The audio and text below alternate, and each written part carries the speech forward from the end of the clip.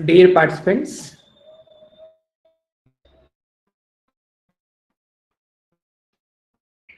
so today is the last day. We are going to conduct the examination today exactly at 6:30 p.m. because I have uploaded the question paper in the ATAL portal.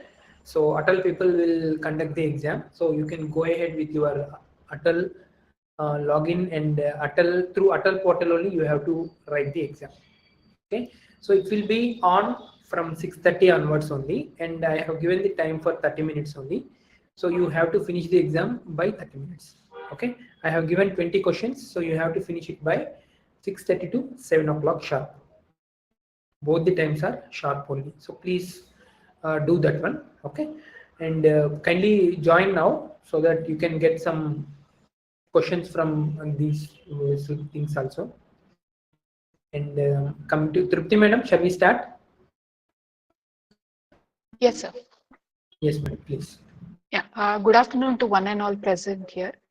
I welcome all the participants for the day 6 sessions.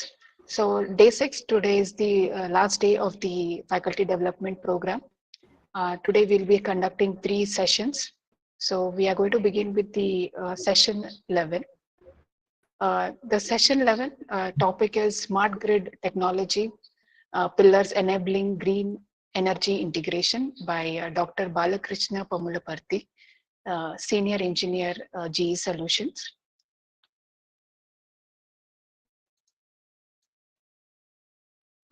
Dr. Balakrishna Pamulaparthi, PhD, is born in Hyderabad, India. He received his MTech and PhD degrees in electrical engineering from Indian Institute of Technology, Madras, in the year 2008 and 2016, respectively.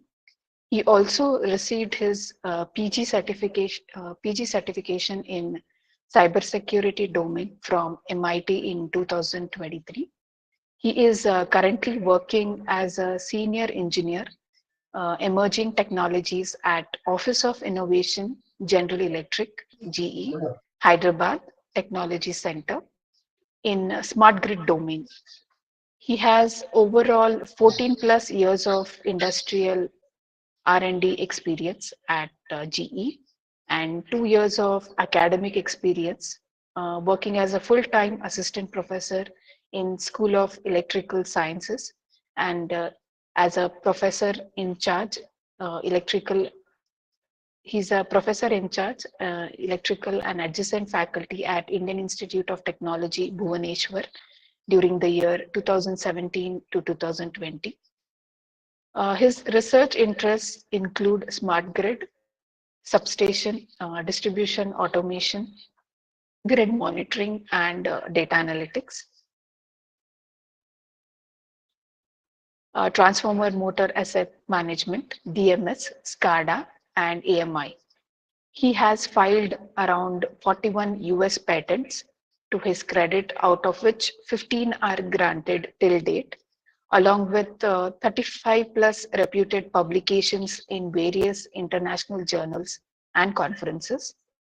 He is the recipient of several global awards, which includes GE Inventor of the Year in 2010, GE Silver Award for 10 plus patents, prestigious Ramanujan Young Achiever Award in 2011, GE Imagination and Courage Award in 2012, Energy Management Innovation Excellence Award in 2014, GE Empower and Inspire Global Award in 2015, Veera Young Scientist Award in 2019, GE Innovation Excellence Award in 2020, GE ITC Tech Yoda Award in 2021, Grid Innovation Challenge Winner Award in 2022 and 23, Encore Impact Award for Deliver with Focus in 2023, and Grid Solutions Priority Patent Award in 2024. He has delivered several guest lectures on smart grid related topics to the students, researchers, and faculty in various short-term courses organized by IITs, NITs, IEEE, and universities. He is currently a BOS member at Department of Electrical Engineering, NIT Warangal, MITS Madanpalli, BVRIT Hyderabad, and the industry leader in charge for MOU with IIT Roorkee and IIT Hyderabad. This is a brief introduction about Dr. Balakrishna sir. Uh, Now I request Balakrishna sir to take over this session. Yeah. Thank you, ma'am, for the introduction. Good afternoon, everyone. Ma'am, can you confirm you are able to see my screen, right? Yes, sir, we are able to see the screen. Yeah. So, welcome to this final day first session. So today I will be discussing about some of the smart grid technology pillars that are enabling the green energy transition. Especially, I will talk more from the industrial point of view and what what is happening in the industry front. That will be the main focus of this particular presentation.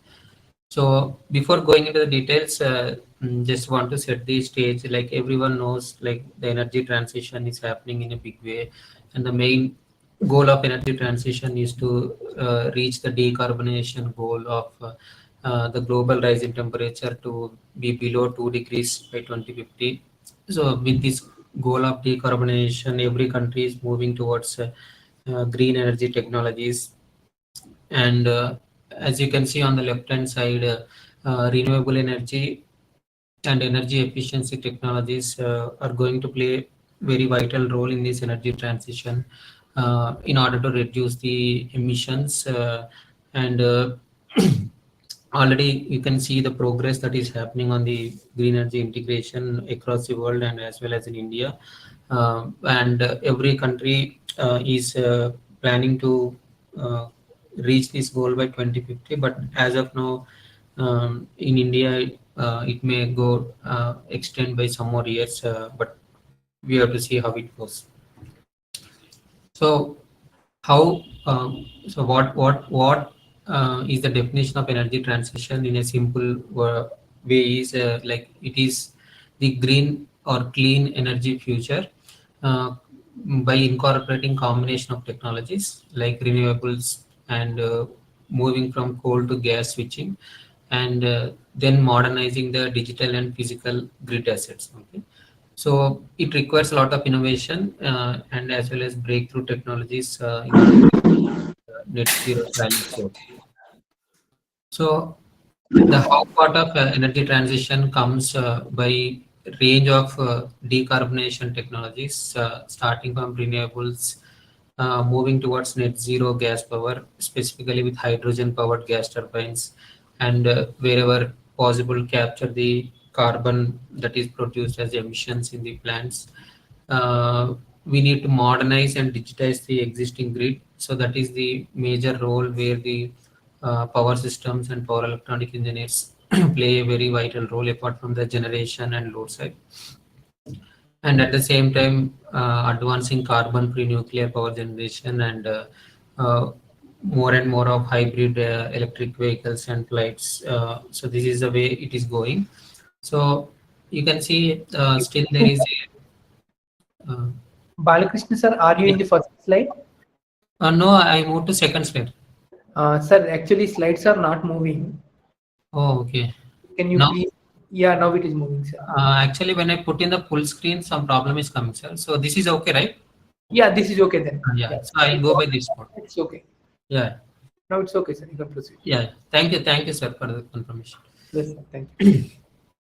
So in the second statement in the below, how part of energy transition, you can still see that there is a some need of gas power technology and there is a some of nuclear power technology, because industry feels that operating grid by pure 100% renewable sources will pose severe challenges, and still we may need to depend on gas power and as well as nuclear power to some extent. And that's why in both gas and nuclear case also the carbon free technologies are being evolved on how to generate the power. Okay, so that will help in uh, uh, having a broader mix of technologies, and at the same time meeting the fluctuations that are caused by renewable energy sources. Okay, so that is one important thing we need to keep in mind. Still, maybe 25% of power may come through these kind of resources. So agenda for today's discussion is we'll discuss about the 5 important technology pillars that are driving the energy transition. Or the first one is grid modernization, second one is grid integration, third one is grid management, and fourth one grid digitalization, and fifth one is grid resiliency. Okay, so these are the 5 important pillars that we are going to discuss today. So again, these pillars are from our perspective, and it may vary when you see in some other perspective. So before going to these 5 pillars, first let us understand like why these 5 pillars are required and what are the some of the grid challenges that are occurring. Okay, so grid challenges, as everyone know, in this transition phase from conventional generation to renewable generation, from conventional loads to different type of dynamic loads, and bringing more and more of privatization and deregulation and restructuring of the power systems. All these things are leading to drastic changes in the grid structure as well as the topology and as well as how the grid operates, and that is why there are a lot of challenges that are posed. Okay, so just to recap some of the challenges, so the first challenge is the grid itself. Okay, so the modern grid brings so much of diverse technologies, and the way of operation of the grid itself is changing dynamically.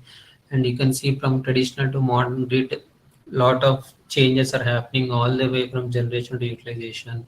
And tackling these changes from the operation point of view is the first foremost complexity that needs to be handled. Okay?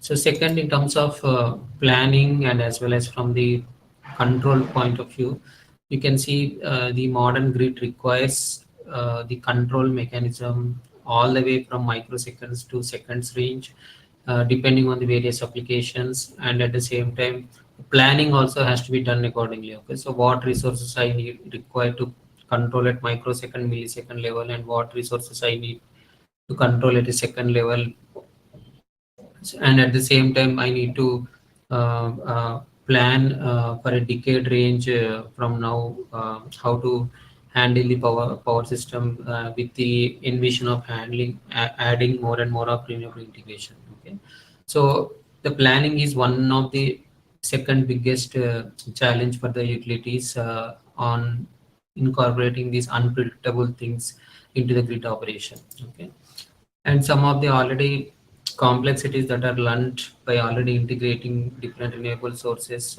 You can see in this picture one of the case of wind generation, how it is fluctuating from the baseline or the midpoint. You can see the 1 hour megawatt change is fluctuating, and these kind of fluctuations poses tremendous stress on the grid, and needs to be smoothened by incorporating various technologies into the grid and maintain the inertia and as well as the frequency.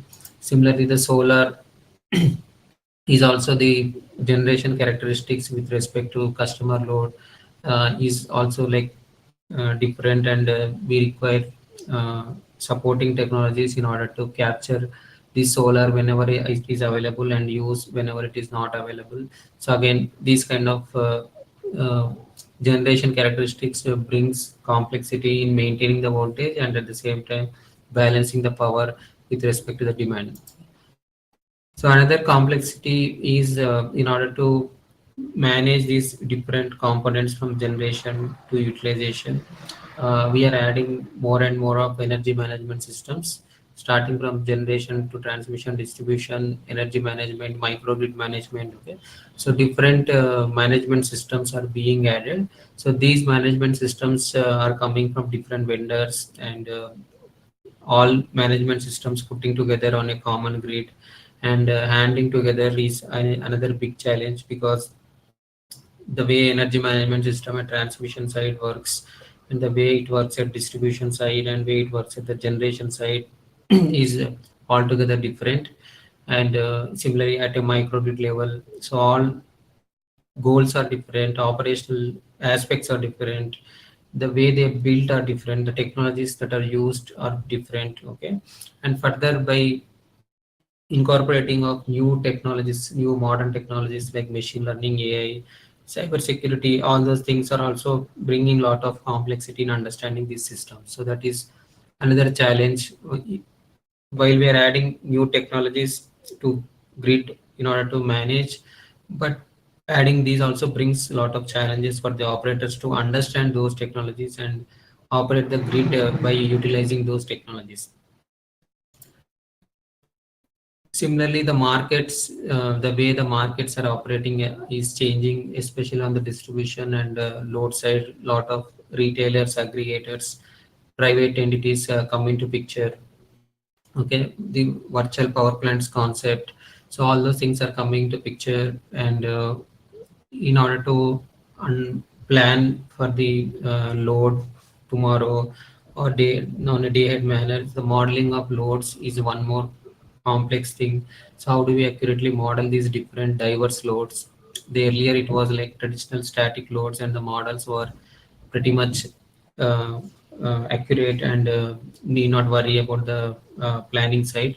But with these kind of dynamic loads, modeling that loads itself is difficult, and then planning look ahead market with respect to these loads is another challenge.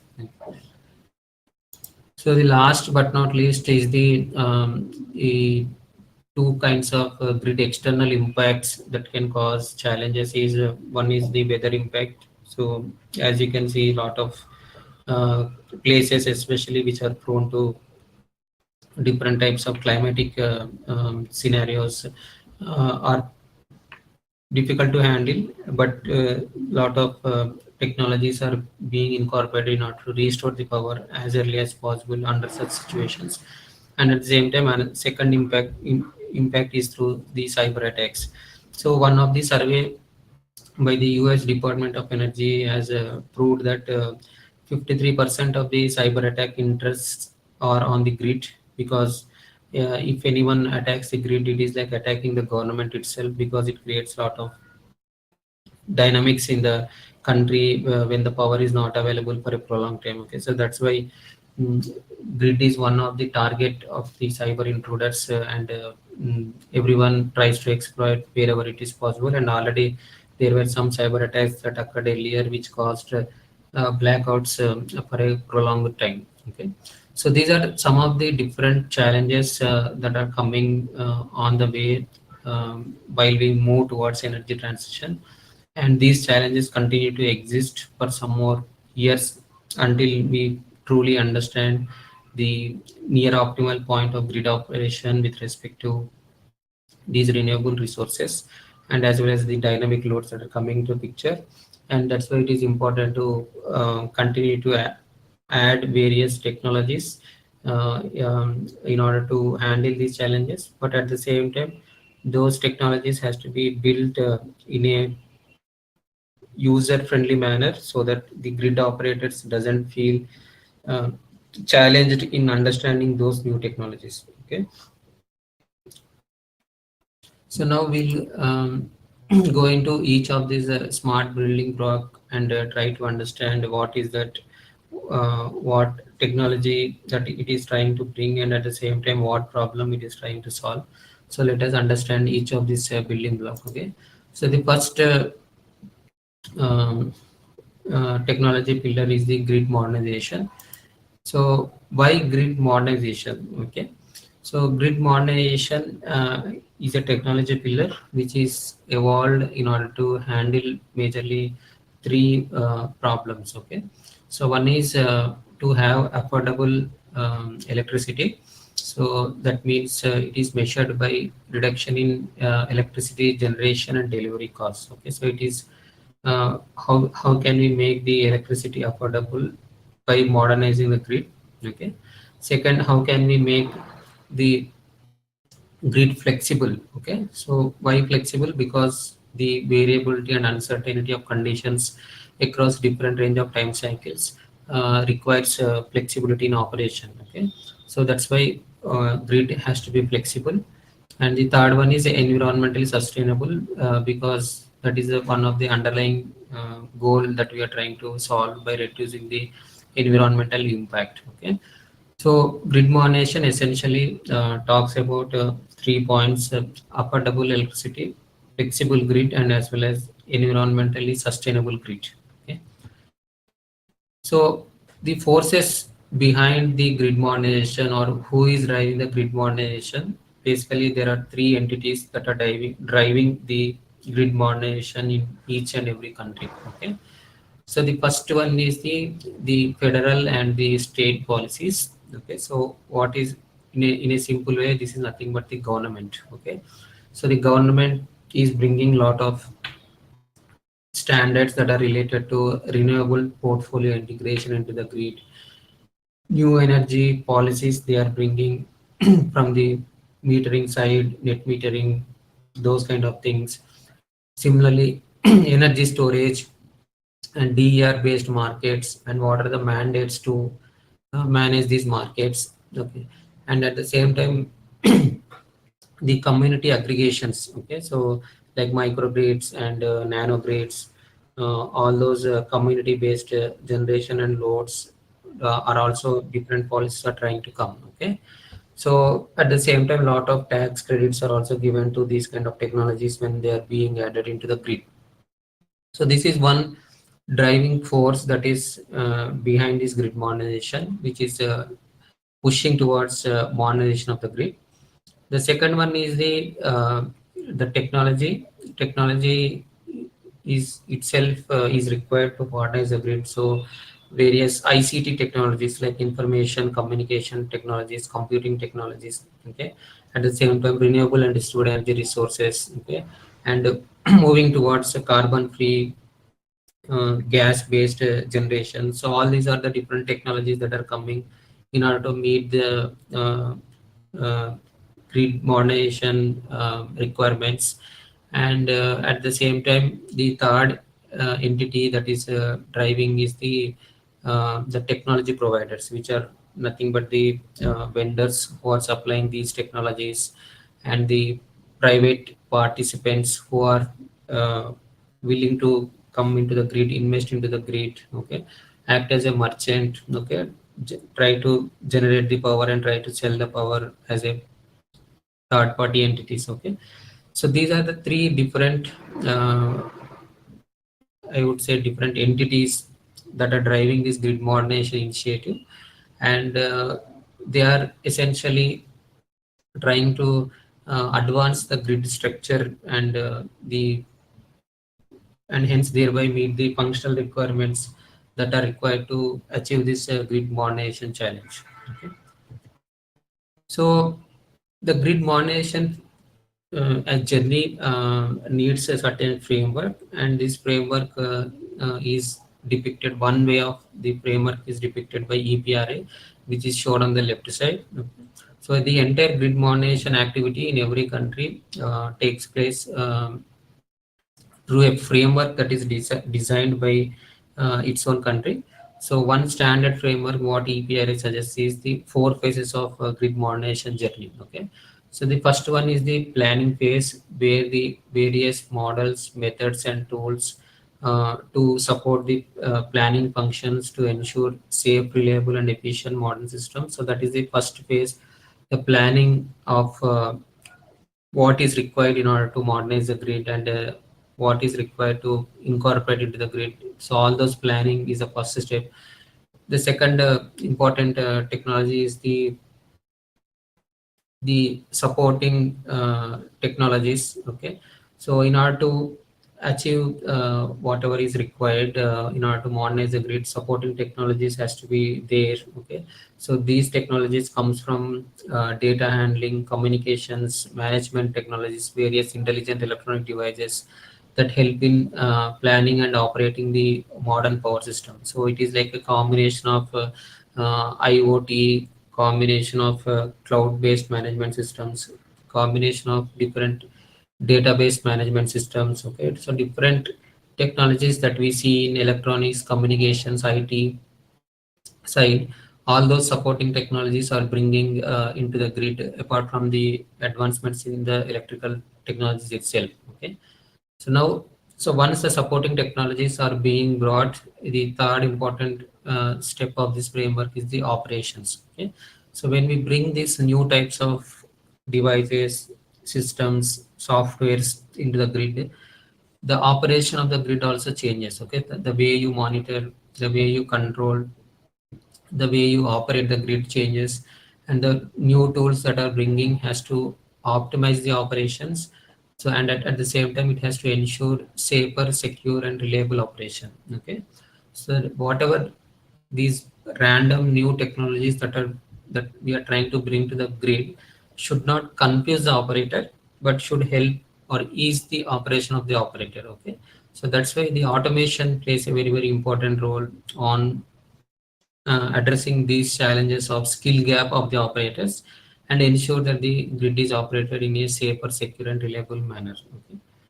And the fourth important aspect of this framework is the physical infrastructure itself. Okay, so when you want to plan the grid modernization, and we know that the grid modernization comes by supporting technologies from different domains apart from the electrical domain, and we want to ease the operations of the grid by bringing in the supporting technologies, but at the same time your physical infrastructure has to be strong. Okay, so what is this physical infrastructure? This is nothing but the existing, the core electrical structure of generation, transmission, distribution together, which was built since 100 years and operating successfully.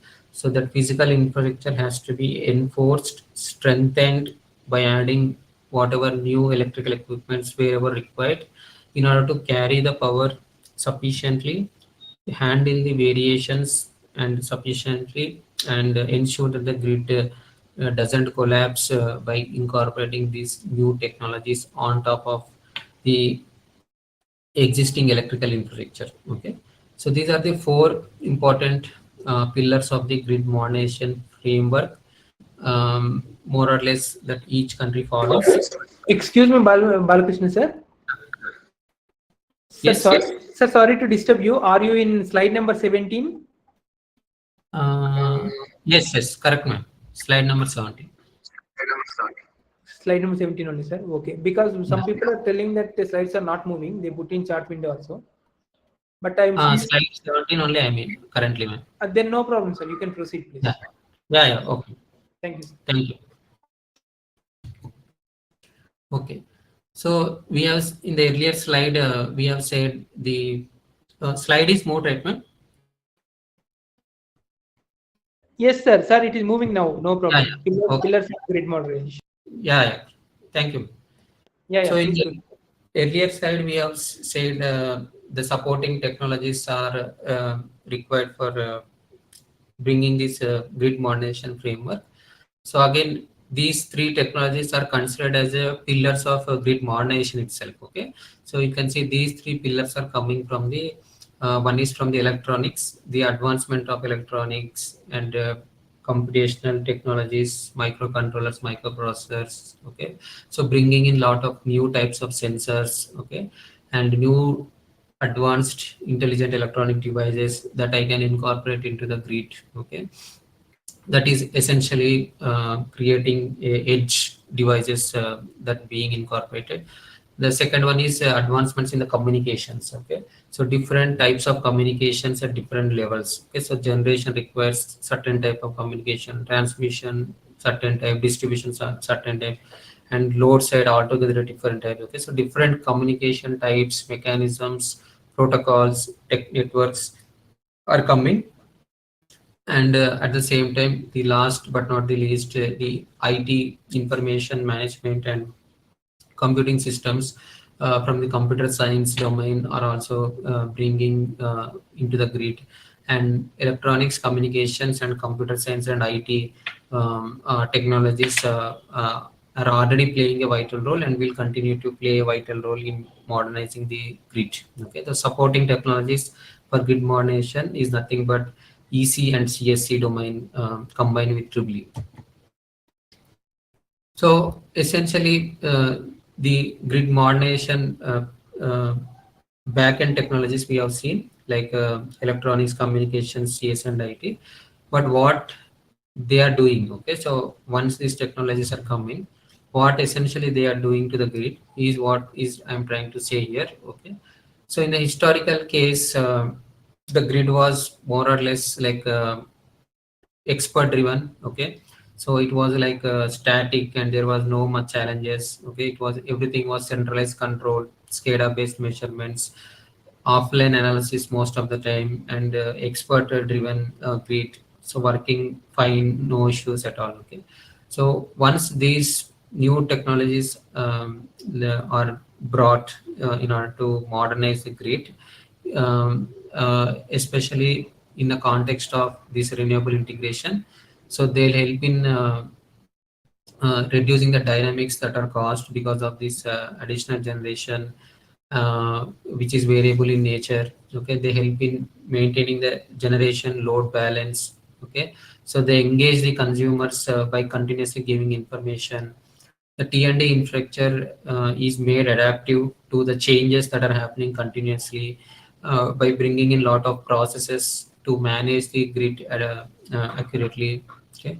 More agile and precise control technologies are being built for distributed generation. So when you have this distributed generation spread across different locations, precise control technologies are being brought, and at the same time the more efficient, reliable and resilient electricity power system is built by bringing these kind of additional supporting technologies, okay. So these supporting technologies helps in uh, data acquisition at a faster rate, doing some real-time analysis, incorporate some advanced algorithms based on AI or machine learning or whatever it may be, helps in more precise control, able to operate the grid in a flexible and resilient manner with multi-level coordination of different participants that are operating the grid, and at the same time PMU kind of measurements are also now advanced because of the hardware that is able to capture the phasor data at a very faster rate and able to send the data at a high speed communication to a central location where the national load dispatch center is present, okay. So from a historical to emerging grid point of view, already these supporting technologies are bringing in lot of advanced technologies which can help in operating the grid uh, to handle the challenges that are coming on its way. Okay. So now we have understood what is energy transition, what are the challenges that are brought in by the energy transition, and we have said that we will go through the 5 technology pillars or the building blocks that are driving the energy transition.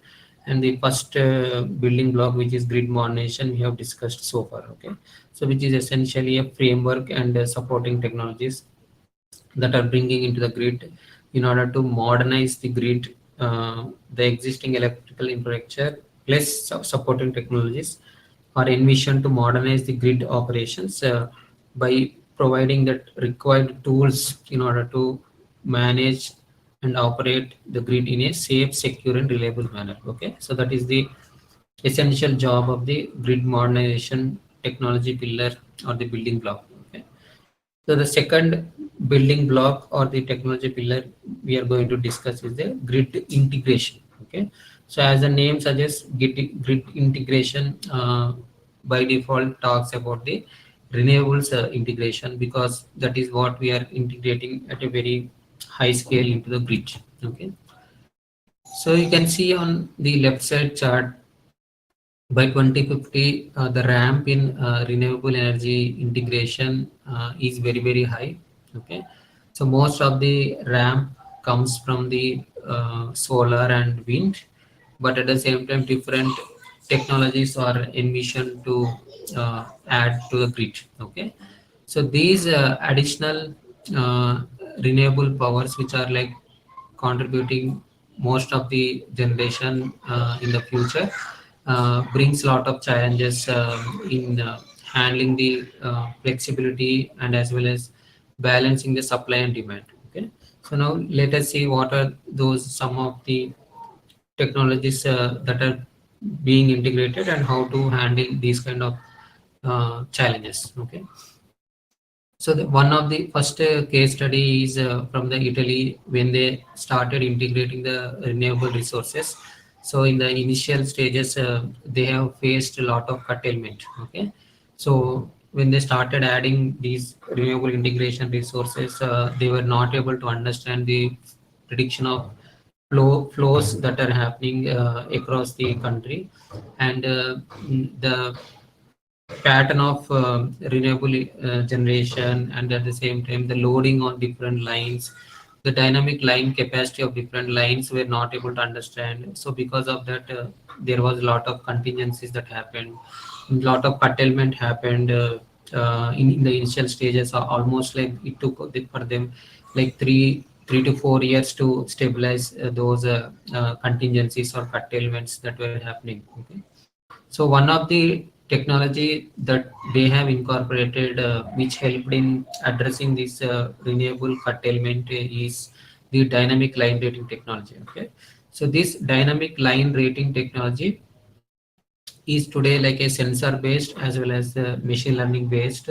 So it provides the accurate capacity of each of the line with respect to the line characteristics, with respect to the transformer that is connected to this line that is feeding power. Okay, and it accurately tells the what is the loading capability of that line. Okay, rather than going by a static way of saying that this line capacity is like, let's say, certain megawatt. Okay, so this accurate modeling and as well as measurement of dynamic line rating with respect to the temperature of the line. Okay, so that means you are considering the atmospheric conditions of the line as well in calculating this dynamic line rating. So this technology helped them to reduce the curtailment level to almost like 1 to 2% in a very short period of time once it is incorporated. Okay, so this is one technology that is continuing to drive the grid integration and will continue to drive the grid integration. And already this technology is now much more advanced, powerful, non-sensor based dynamic line rating, or the machine learning based dynamic line rating is the direction to which it is moving towards. Okay, so without dependence on any sensor putting on the line, we want to estimate the dynamic line rating capacity. Okay, so that is the direction it is moving towards. Similarly, on the second case study on the China case, so they also started this renewable integration way back in a very challenging and prestigious manner. So they started integrating a lot of renewables into the grid, and they also like started uh, understanding the difficulties of integration. So one of the main output from their study is the inflexibility of the coal power plants. Okay, so when you have the existing coal power plants and when you bring in a lot of renewable integration, uh, the coal power plants has to adjust their generation with respect to renewables, and they have to like go up and down and maintain that variability. Okay, so that was the big challenge from there for them. The coal plants were inflexible and they were not supporting the renewable integration. Either you shut down, and once you shut down, bring back them is a difficult task. Okay, so they have to continue generation, they cannot generate at a lower level. Okay, so it will not be efficient. So all those things were the biggest challenge China has faced in order to manage the coal existing coal based generation with the renewable based generation. Okay, so that's why they took a very strategic decision to retrofit all these coal-based power plants with the advancements that are happening in order to run these coal plants at a reduced minimum load level. Okay, because when you have that reduced minimum level, you can, when the renewable is picking up, you can reduce the coal, and then when renewable is not there, you can bring back the coal very easily without disconnecting the coal power plant from the grid, and at the same time maintaining the grid code guidelines. Okay, so they have established a national level real-time balancing and power trading center, okay, and at the same time, each provincial level or a region level, and they have added a lot of reserve sharing mechanisms to handle these curtailments or intermittencies caused by renewable generation. And at the same time, they have also created a heat map. Okay, so what is the meaning of heat map is, so you can see on the map, okay, so they have identified like which areas are good for renewable integration, which areas are like not so good or medium impact with renewable integration, and which areas are like no, these areas we should not integrate any renewable integration. So that was another important point of study they have come up with, like where if we integrate renewable integration will make the grid smooth in terms of operation. Okay, so that is one more important outcome of their grid integration study. Okay, so if you saw both of the earlier case studies from Italy and China, okay, so in both the cases, renewable integration caused a lot of challenges. Okay, although I have mentioned few, there may be even more. Okay, and like that in every country, there are different challenges that they have faced in order to tackle the renewable integration initially, and at the same time they have identified various integration technologies that helps in smoothing those problems. Okay, so essentially what they have trying to do is to unlock the flexibility from the grid. Okay, so grid was not so flexible in the traditional cases. Okay, and unlocking this flexibility requires lot of new technologies to be added, as I mentioned, like dynamic line rating technology, retrofitting coal-based power plants. Like that, we need few more cases.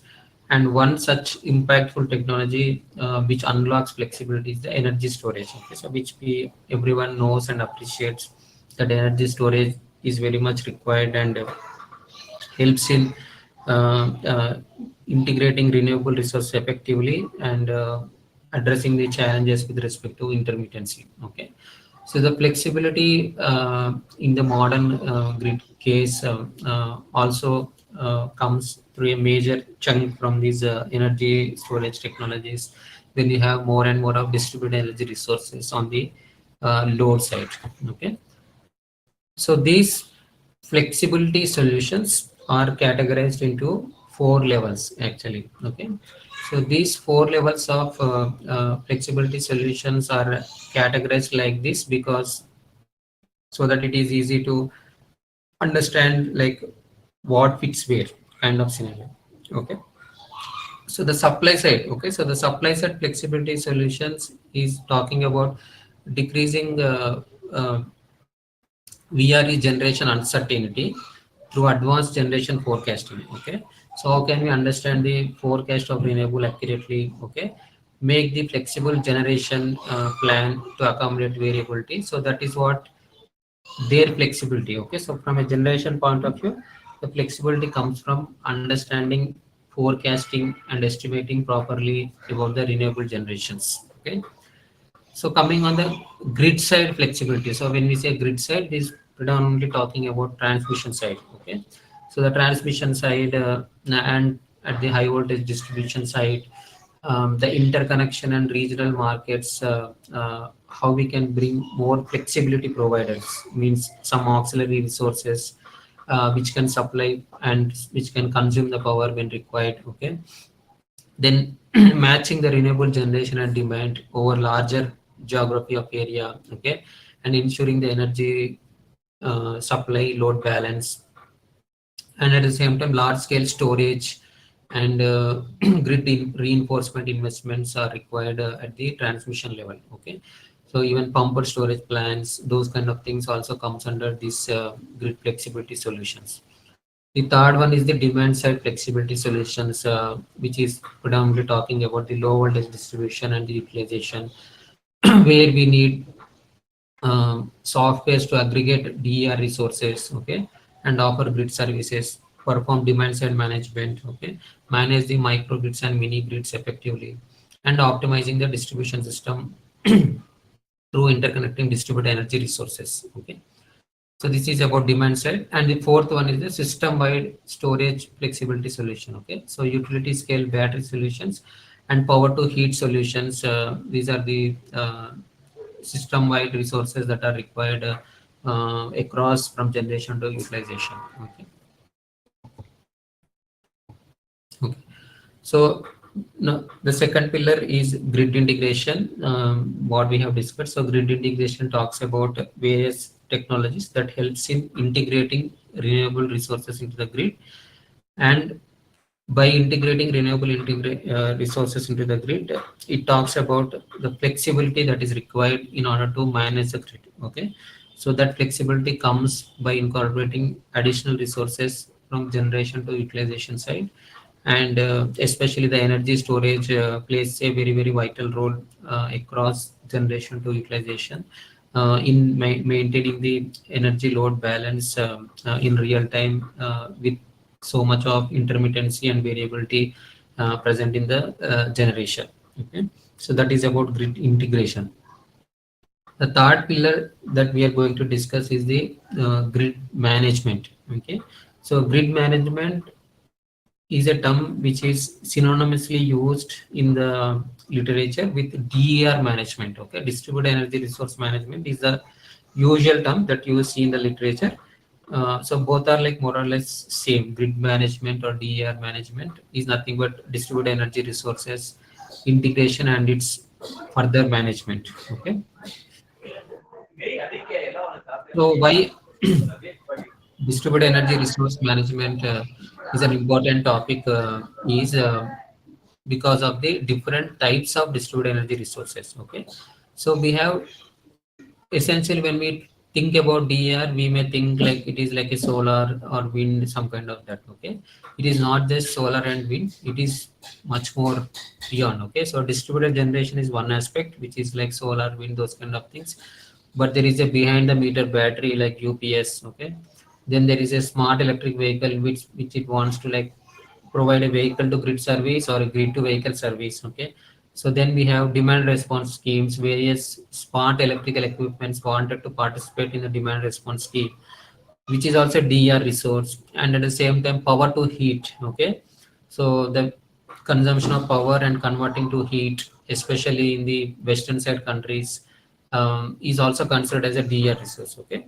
so distributed energy resources are not just solar and wind, but wherever there is a power generation or a power consumption that is happening, when there is a need, so all those comes under DER management. Okay, so electric vehicles, meet behind the meter batteries. Okay, solar photovoltaics. Okay, PV rooftops, all those things comes under distributed energy resources. And since these are like in hundreds, thousands and beyond, and they are scattered, and some of them are like we will be able to track them, some of them will not be able to track them, some of them we can communicate, some of them we cannot because of the reach. Okay, all those things brings a lot of challenges in the distributed energy resource management, and that's why this is itself is a separate topic in the whole grid transition journey. Okay, so why,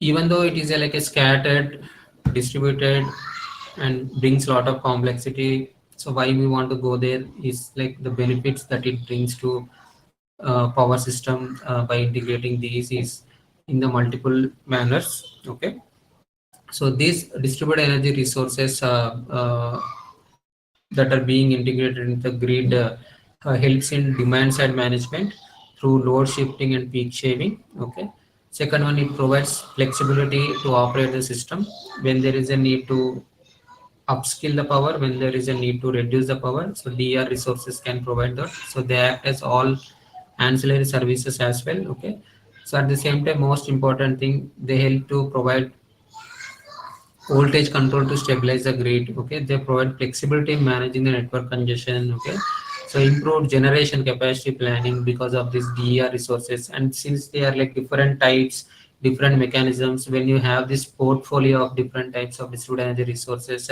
the advantages of one will be compensated by disadvantage of other. So it will, the combination of different distributed energy resources is a powerful combination in maintaining the grid balance overall.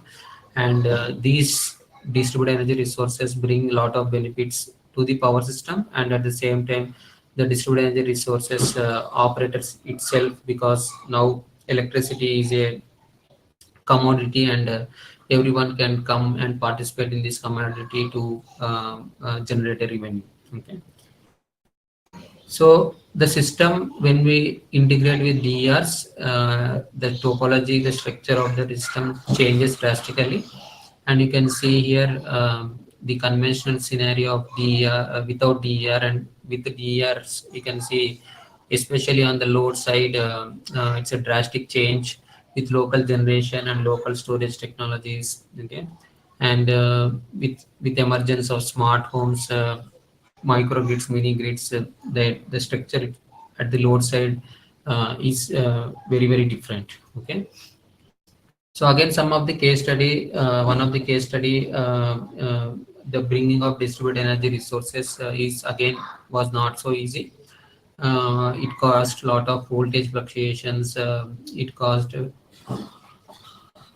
variations at the load side drastically, and you can see on the left side, um, the uh, the capacity of DR rise has been very high, and at the same time the fluctuations are also very high in one of the case study that is presented by the Hawaii Public Utility Commission. Okay, so that's why in order to handle these hundreds, thousands, and beyond distributed energy resources that are scattered across the grid, so each country is now coming up with policies that needs to be in place in order to connect, operate, and produce power from these distributed energy resources. Okay, so one is the technical requirements. So these technical requirements comes from the hardware, software, and communication point of view. Okay, so these distributed energy resources are located in a scattered locations.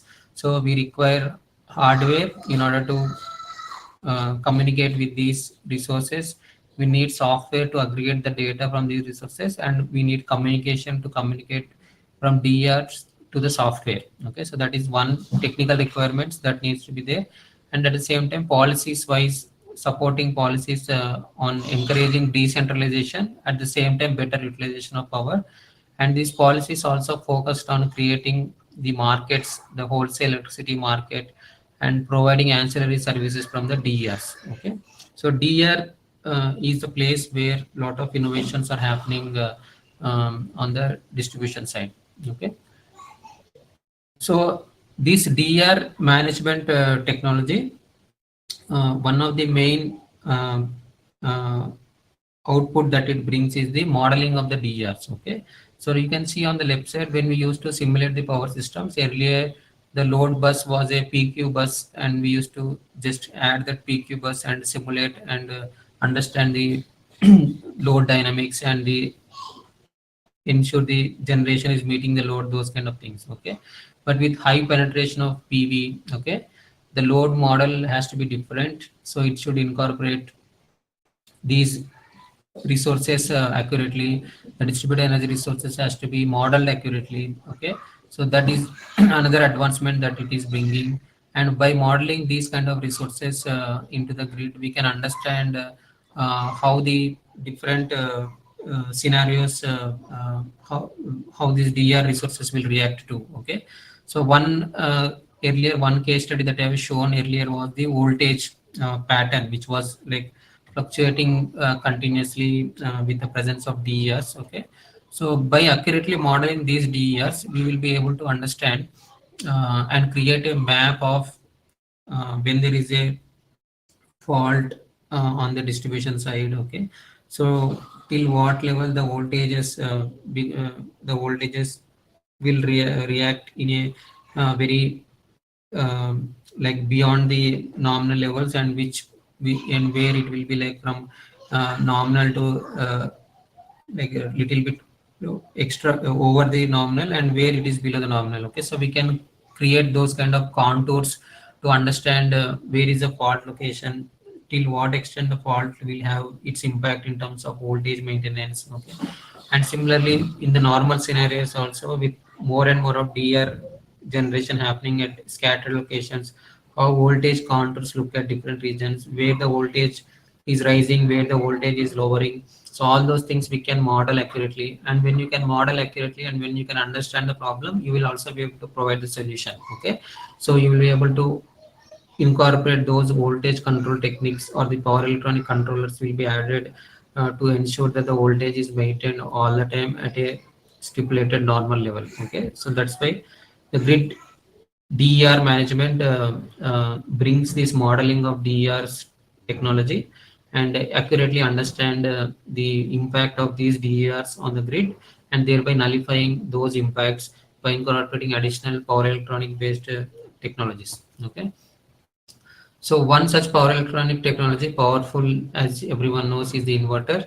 So inverter is equipped with various control and monitoring mechanisms, like low voltage right through.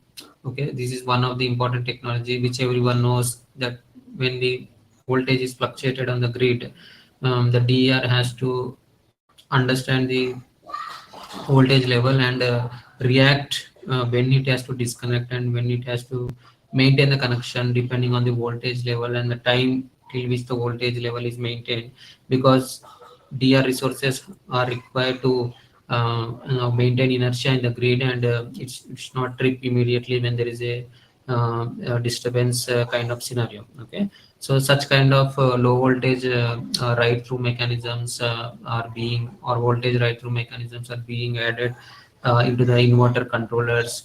Similarly, frequency ride through technologies are incorporated into the inverter controllers to help the inverter to decide when to connect, when to disconnect, and when to maintain the connection even though there is a disturbance in terms of frequency. By incorporating these frequency ranges and based on the clearing times, they need to support the grid in maintaining the inertia. Okay, so these are the additional powerful technologies that are being added to the inverter controllers in order to handle these distributed energy resources. Okay, so in future power system, the role of distribution system operator is much more powerful, because most of the changes that are happening on the grid side is happening at the distribution side. Okay, so that's why the future role of distribution system operator especially is going to be much more critical, important, and it is important to ensure that the DSO operators are equipped with all the intelligence on the new technologies that are being added into the grid. Okay, the second important aspect from the management point of view especially is, since you know that there is a transmission and then there is a distribution, and the transmission and distribution goals are different, the objectives are different. Okay, the TSO DSO coordination is also very very important. Okay, so you are adding renewables at the transmission side, you are adding renewables on the distribution side in terms of DER resources. At the same time, the distribution side, the dynamics of loads is changing a lot. Okay, so the transmission side, you are adding more and more of power electronic devices in order to maintain the voltage and handle the congestions and all those things. Okay, so a control on a transmission, what kind of impact it will have on the distribution. Okay, so addition of multiple number of DER resources, and if there are some reverse power flows at some places, what kind of impact it will have on the transmission side. And especially when you have a mix and match of different types of generating resources on the transmission and distribution side, so it is going to create a lot of challenges in the operation of the grid.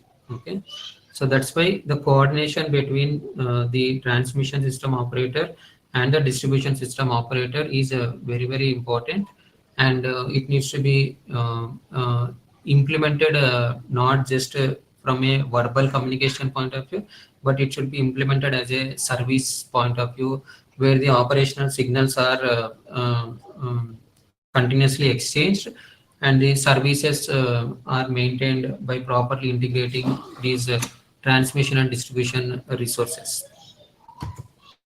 Okay, so that's why one of the innovation in the future where people are trying to work is to develop a coordination platform. Okay, so transmission and distribution requires a coordination platform, and this coordination platform is nothing but a data exchange platform where different generation, load, forecasting profiles all from the transmission and distribution side comes into picture.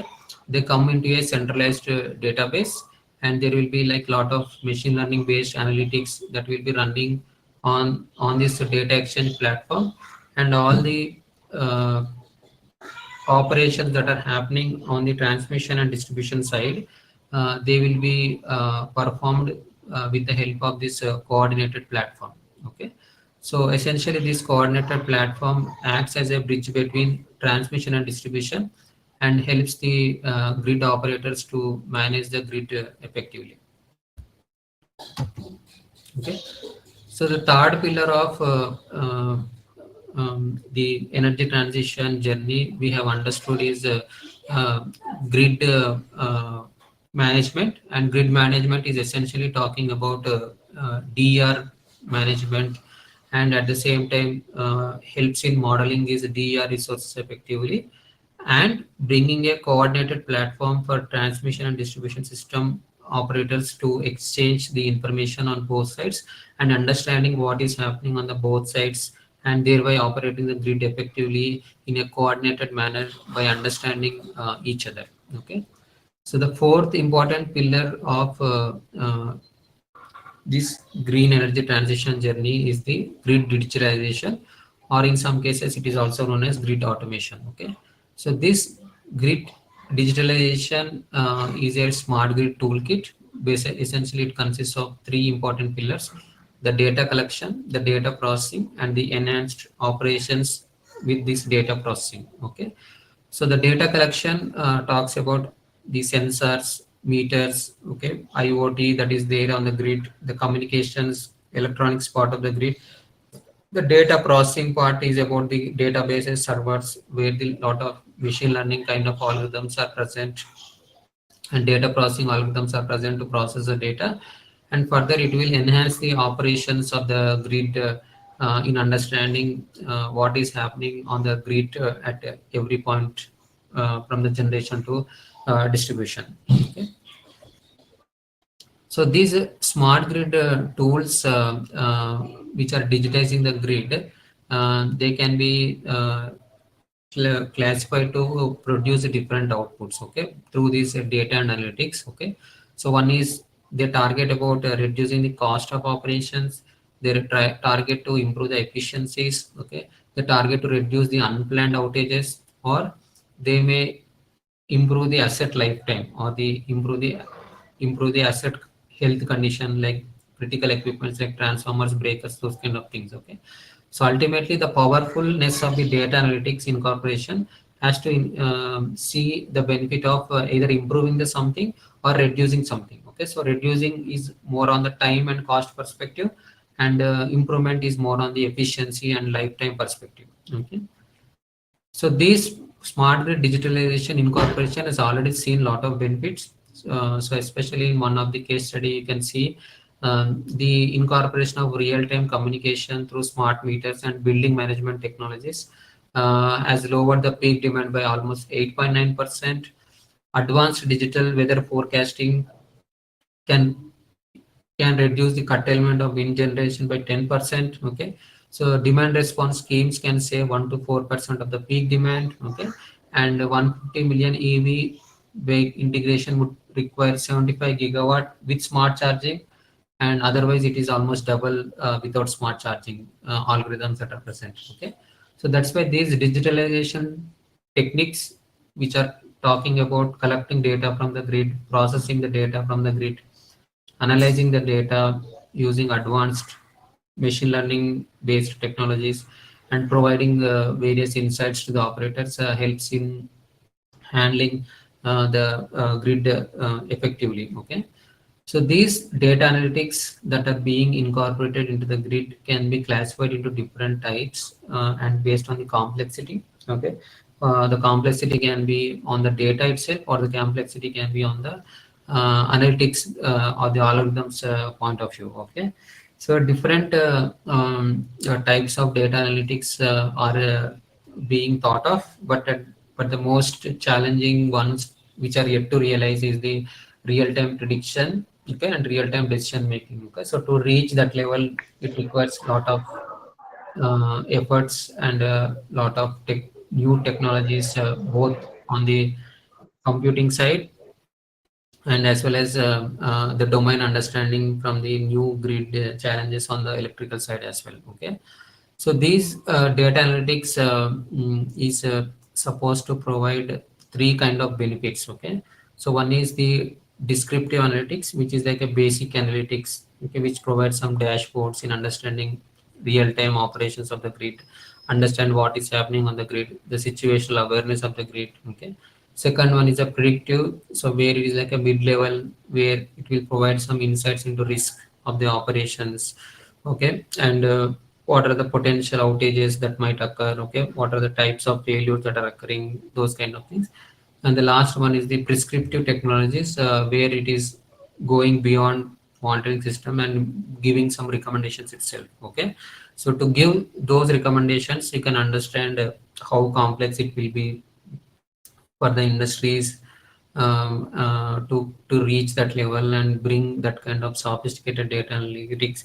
And what if the recommendation goes wrong? Okay, so if the recommendation says to disconnect a power to some area, and if the prescription goes wrong, okay, so the kind of impact that creates on the system is very, very huge. Okay, so that's why the red part, the real-time analytics and decision making is something that is very, very futuristic at this point of time from the industry point of view, and very, very complex to achieve as well in this whole journey. Okay, so these digitalization technologies or data plus processing plus analytics based technologies can be added at different levels. Okay, so it can be at a substation level, it can be at a home level, it can be at a building level, it can be at a microgrid level, it can be at a distribution feeder level, it can be at a substation level, it can be at a whole distribution grid and transmission level, generation level. Okay, so different types of algorithms can be developed at different locations based on the data that is available at that location. Okay, so one example I gave earlier was now we are looking at how we can estimate the dynamic line rating without dependency on the sensor. Okay, or without having any sensor, how can we say the dynamic line rating of a particular line? Okay, so how can we predict the flows on a particular line? Okay, so all those things are the different applications that are coming out of this digitalization, and it is going to contribute heavily to maintain power system efficiency, resiliency, and flexibility. Okay, so this digitalization cannot happen without having a powerful next generation of communications. Okay, and this next generation of communications requires different levels of bandwidth, different levels of latency requirements at a different levels. Okay, so generation, transmission, distribution, utilization, all are like different levels of operation. The number of nodes that are present are different. The amount of data that is has to be collected is different. Okay, the amount of data storage, handling, processing, all these are different, and analytics that are going to build are different. Okay, so that's why the communication has to be tuned to that particular location of the grid, and ensure that the communication is robust, allocate sufficient bandwidth, maintain required latency, and especially in the distribution, low voltage distribution, especially the 5G based upcoming communications are going to play an important role. Okay, already on the transmission and distribution side, the fiber optic based communications are already playing a vital role, and today even in India also, if you see, the power grid is dependent on the advanced Ethernet based communications in order to transfer the data from PMUs at different locations across the country, all the way up to National Road Dispatch Center within the required latency of milliseconds of time. Okay, so low voltage side is a challenge in terms of communication, and that's where the upcoming 5G and will play an important role. Okay, so essentially the digitalization is nothing but bringing in data from the sensors, performing analytics by depending on robust communications, and thereby automating various logics in order to provide various insights to the operator. And those insights are nothing but the outcomes in terms of either providing descriptive analytics, predictive analytics, or prescriptive analytics. And this is how the digitalization pillar is going to play a vital role, especially playing on the data part. Okay, so it is majorly on talking about the data and the analytics part. Okay, so the last pillar for today's discussion is the grid resiliency. Okay, so grid resiliency majorly talks about two segments. Okay, one is the security from the weather impact, and another is from the cyber attack. Okay, so there are four major things that are talked in the grid security or resiliency point of view. The extreme weather events or the natural disaster events, that is one thing. Okay, so how do we recover from these incidents, and how do we plan to withstand these incidents? Because now we are able to forecast something is going to come, so how do you plan for it, and once it is done, how do you recover from it? Okay, that is the important technology that is being talked about, this one. The second one is physical attacks, okay, which is terrorists, these kind of things, but it is not in all places, maybe in some places. Third one is cyber attacks, which is there everywhere because of the earlier grid digitalization pillar. You are bringing in a lot of communications, you are bringing a lot of sensors, you are dependent heavily on the data in order to do something. And what if cyber intruder comes and manipulates the data, changes the data, attacks on the system, tries to do some malfunction? Okay, so it will create a lot of impact on the grid operation. Okay, so last one, earthquakes, these kind of things is like again very much dependent and beyond the control, but grid resiliency tries to address what minimum planning and what recovery has to be done in such kind of instances. Okay, so especially the cyber attacks and planning for post operative maintenance of weather events is something is very much comes under the grid resiliency domain. Okay, so how do you say your grid is resilient? Okay, so to make grid resilient, you should first understand what is your grid resiliency today. Okay, so in order to understand that, there are some performance metrics that are defined. Okay, so these performance metrics are like direct and indirect, and depending on the consequence that will happen in any such incident. So based on that, they define these resiliency metrics. Okay, so essentially these resiliency metrics talks about majorly two things. Okay, either it is with respect to time or whether it is with respect to cost. Okay, on or it may be with respect to service. Okay, so these resiliency metrics helps in understanding how our grid is today with respect to these performance metrics, and help to evaluate, okay, what is my resiliency metric today and what I need to achieve tomorrow, and how I can achieve tomorrow in order to improve my resiliency metric. Okay, so that is the intention of coming up with such kind of performance metrics in order to evaluate the resiliency. Okay, so the major focus of any grid resiliency program will be to offer these 5 steps. Okay, so one is protection. Okay, so one is protecting from these unintended events. Okay, second, where possible, prevent the events to happen, especially like cyber attacks can be prevented. Okay, so those kind of things, how can we prevent? Third one is mitigation. Okay, so if it happens, how can I mitigate the risk of that particular event? Fourth one is response. How do I respond if the event occurred, and reduce the consequences of those incident, and reduce the impact or nullify it to a local level? And final phase is recovery from that kind of incident, and bring back the grid to the normal operation. Okay, so these are the 5 steps on which all the grid resiliency programs will be built on in order to maintain. Okay.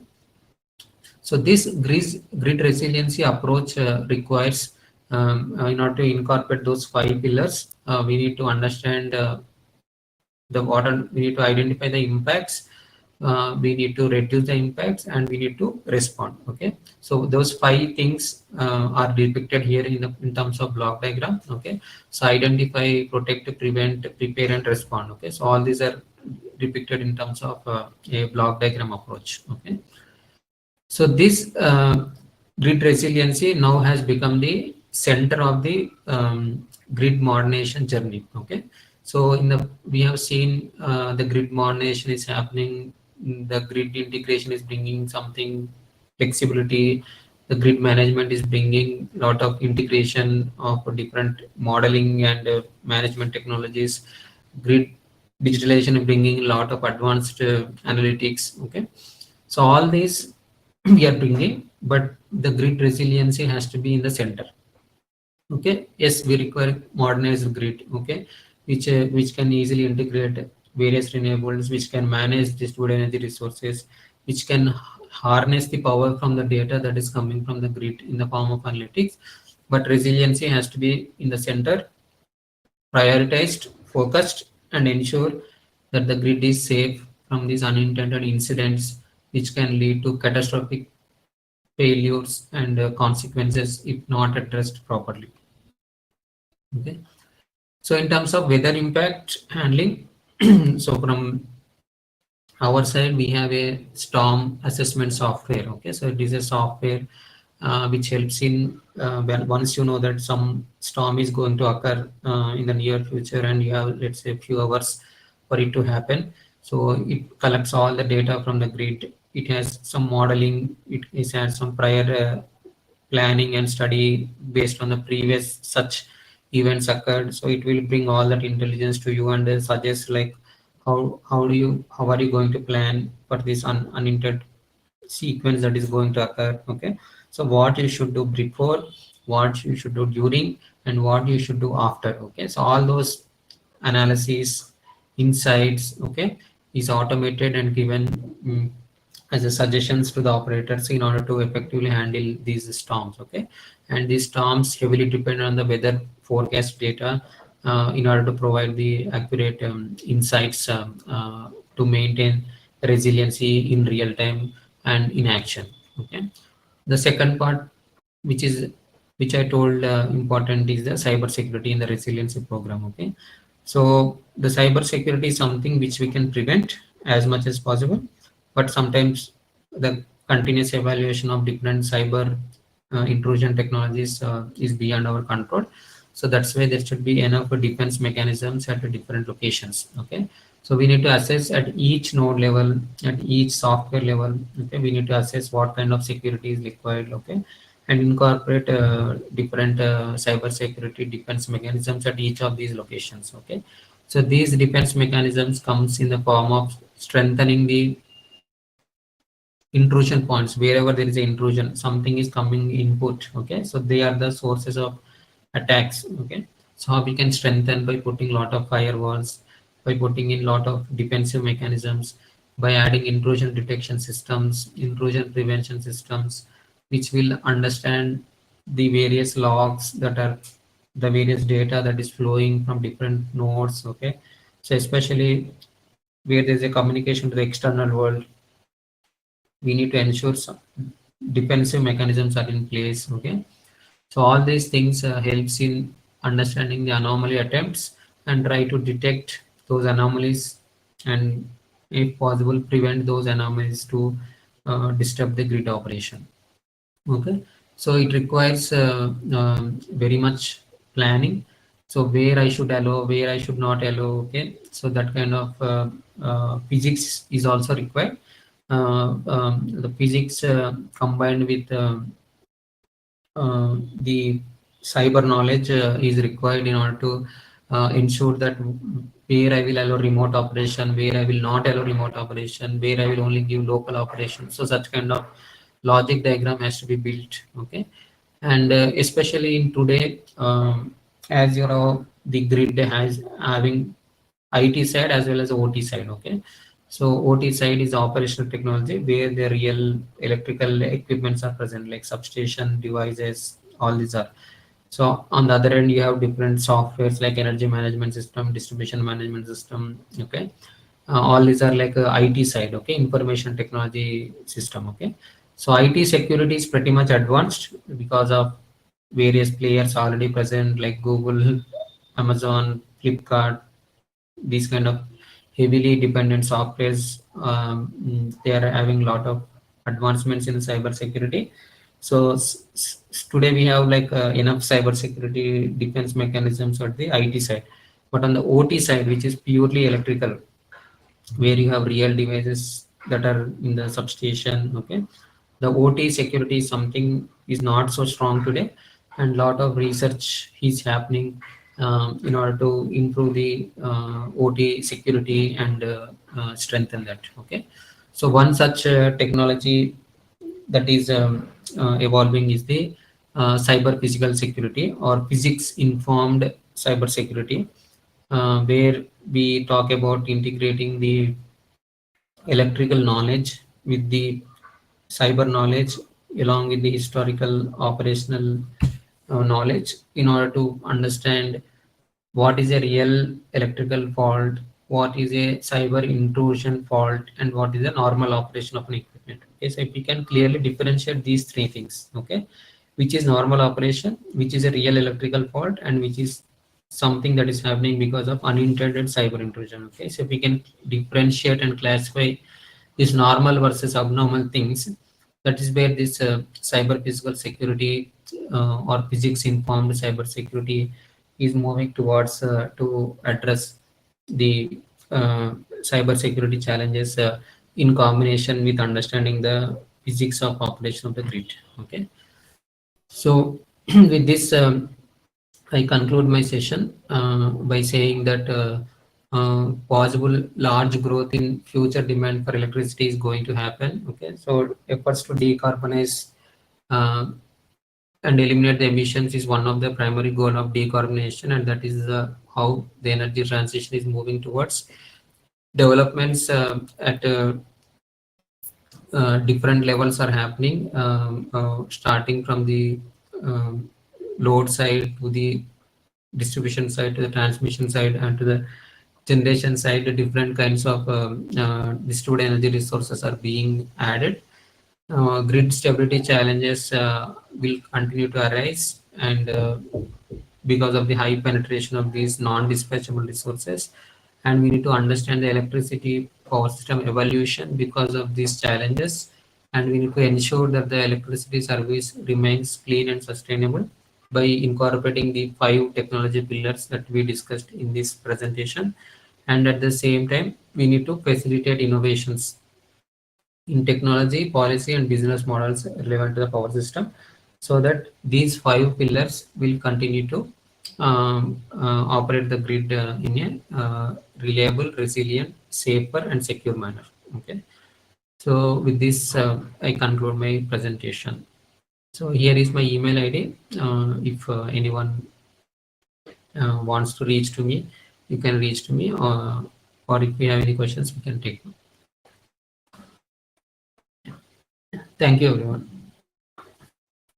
Thank you, sir, for your wonderful session. I request all the participants to raise their questions. They can unmute themselves and ask questions.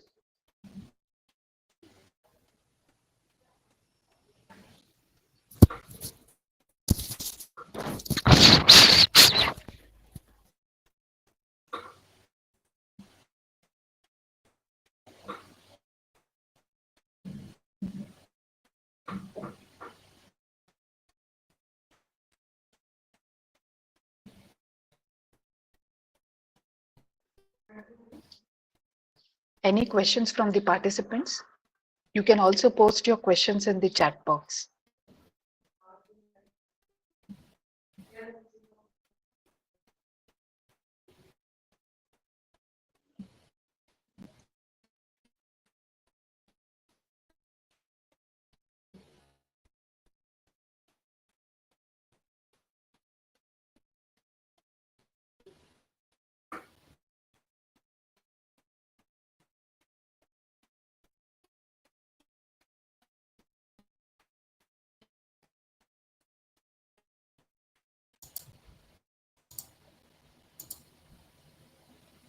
Kishore, sir?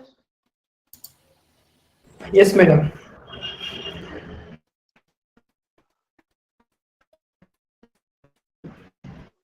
Sir, I think we can take photos now. Yes, madam. Sir Balakrishna, sir, please open your camera, sir. Let's have a photo. And all the participants, please open your cameras. We will go ahead with the photo session.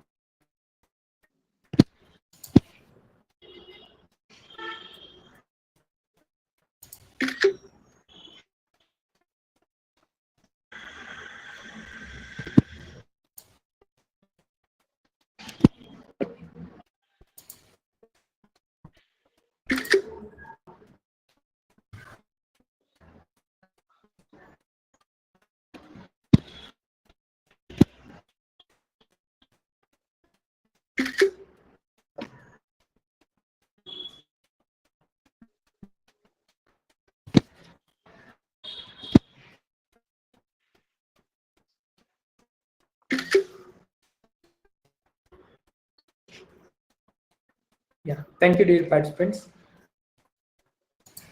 Yes, Balakrishna sir is here only, so I request any participant wants to ask any questions, you can ask. Otherwise, you can put it in the chat window.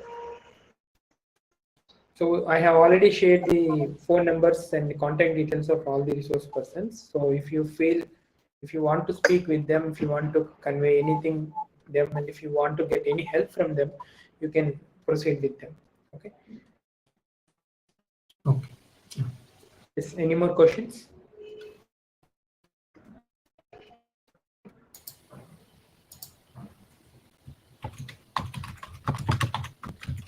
Okay.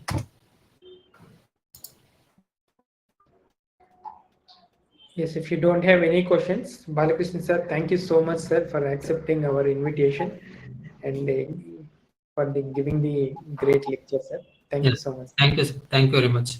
Yeah. Yes. Yeah. Bye, everyone. Thank you, sir. Thank you very much. Thank you. Dear participants, there is an announcement. So today by 6:30, I have already uploaded the question paper in the ATAL portal. By 6:30, it will be open. Okay, but just now I came to know from one of my friends, such that if I don't give the things, I mean, if I don't do the attendance, so it may not be open. Okay, so for making me to get the attendance, I would like to tell you, kindly fill the form immediately. Okay, so Google form has been shared just now, so kindly fill the form immediately, so that we can I will go ahead with the attendance for formalities, and it will be immediately opened by 6:30. Sure. Okay, Trupti madam has already shared the link here in the chart window, so kindly fill it immediately. So please fill it immediately, and I will give you maybe 2 minutes time. Then we will go for the next session, please. Okay, so please may fill it immediately, and even I will post in the WhatsApp group also, only for today, for session 11, because we need immediate responses now, so that I can peacefully go ahead with the attendance part.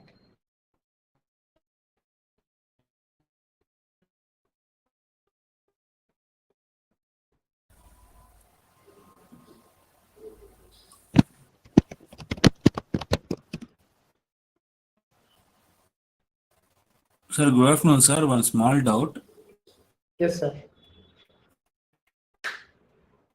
Sir, after logging into the Altal's website, so where we have to write the answers, exam, sir? It will be available there only, sir. Exam, something will be there. You just check once. Okay. Okay. Sir, there Right is now, an actually, it is not. assessment option, sir. Assessment. Assessment Assessment. option. Okay, ma'am. Okay, ma'am. Assessment option. Right. Sir, if you have any doubt, we'll be online from 6:30 itself, sir.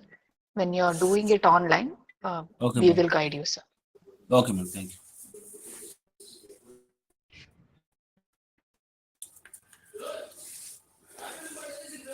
Hey, Gunilera.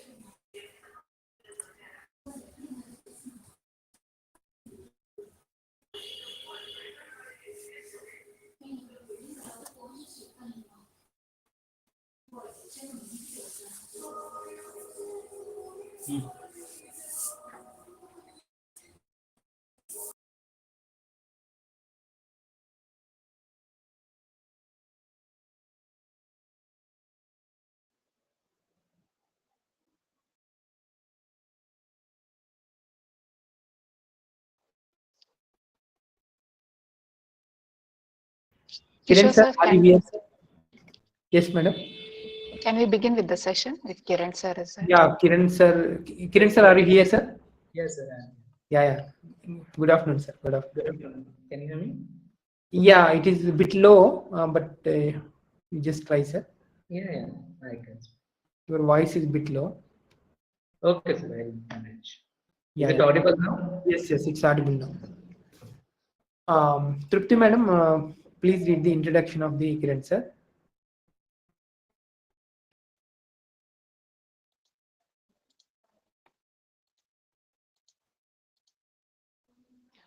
Uh, Good afternoon once again to all the participants. Good afternoon, Kiran sir. Uh, Now we are going to begin with the session number 12.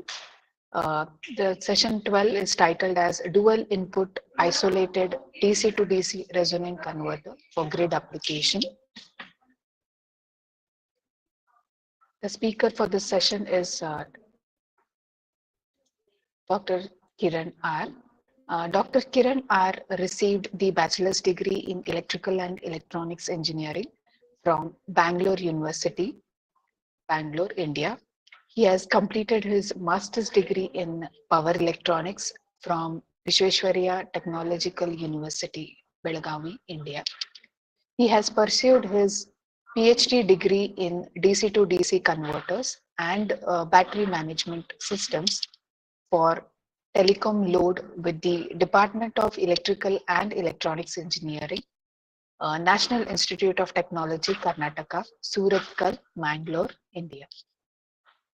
His research interests include control applications in power electronics, DC to DC converters, energy storage systems, and renewable energy applications. Presently, Dr. Kiran is working as a lead power electronics engineer at BUY NYEM Technologies Private Limited. Presently, he is working with Nash Tech Labs, Bengaluru as lead power electronics. He has a specialization in DC to DC converter and battery management system. Dr. Kiran R is also the member of IEEE. We welcome you, sir, for the session 12. I hand over this session for you. Sir, you can start with the session. Thank you, ma'am.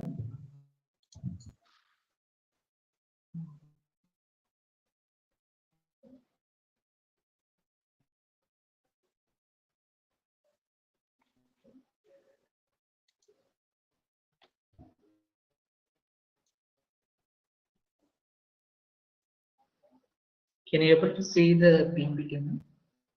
Yes, sir.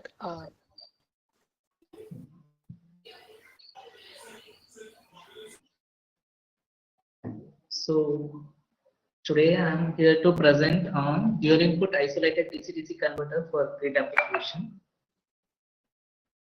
Coming to the overview of the presentation, we are going to look into introduction, a dual input DC-DC step-up converter, its design, analysis, and we are going to look into simulation and experimental. Coming to the introduction, like India is facing a tough challenge to ensure uninterrupted and regular power supply for rural areas, especially for grid basis concern. Because of high cost and finite availability and excess depletion of fossil fuels and environmental interest with non-renewable energy sources, adding with advancement in power electronics, renewable energy sources are attracting greater attention in the present days. As per the data, it says that more than 20 to 30% of it rated low in grid in rural areas, diesel generators are utilized. So we had proposed a dual input DC-DC converter for utilizing renewable energy sources to feed the telecom load as well as a grid application. This is the renewable energy sources available as per the data provided from Government of India. 49% of wind energy is available, 13% of solar, 7% of small hydro, and 31% of solar is available in India. In the rural areas specifically, we can make use of biomass power, which is 13%, and we can make use of solar combination so that it can be, the energy can be supplied to grid as well as whenever load is required, we can provide the supply. So there are many researchers who have worked on development of multi-input converter topologies. There are, it can be divided into isolated topologies, non-isolated topologies, and semi-isolated topologies.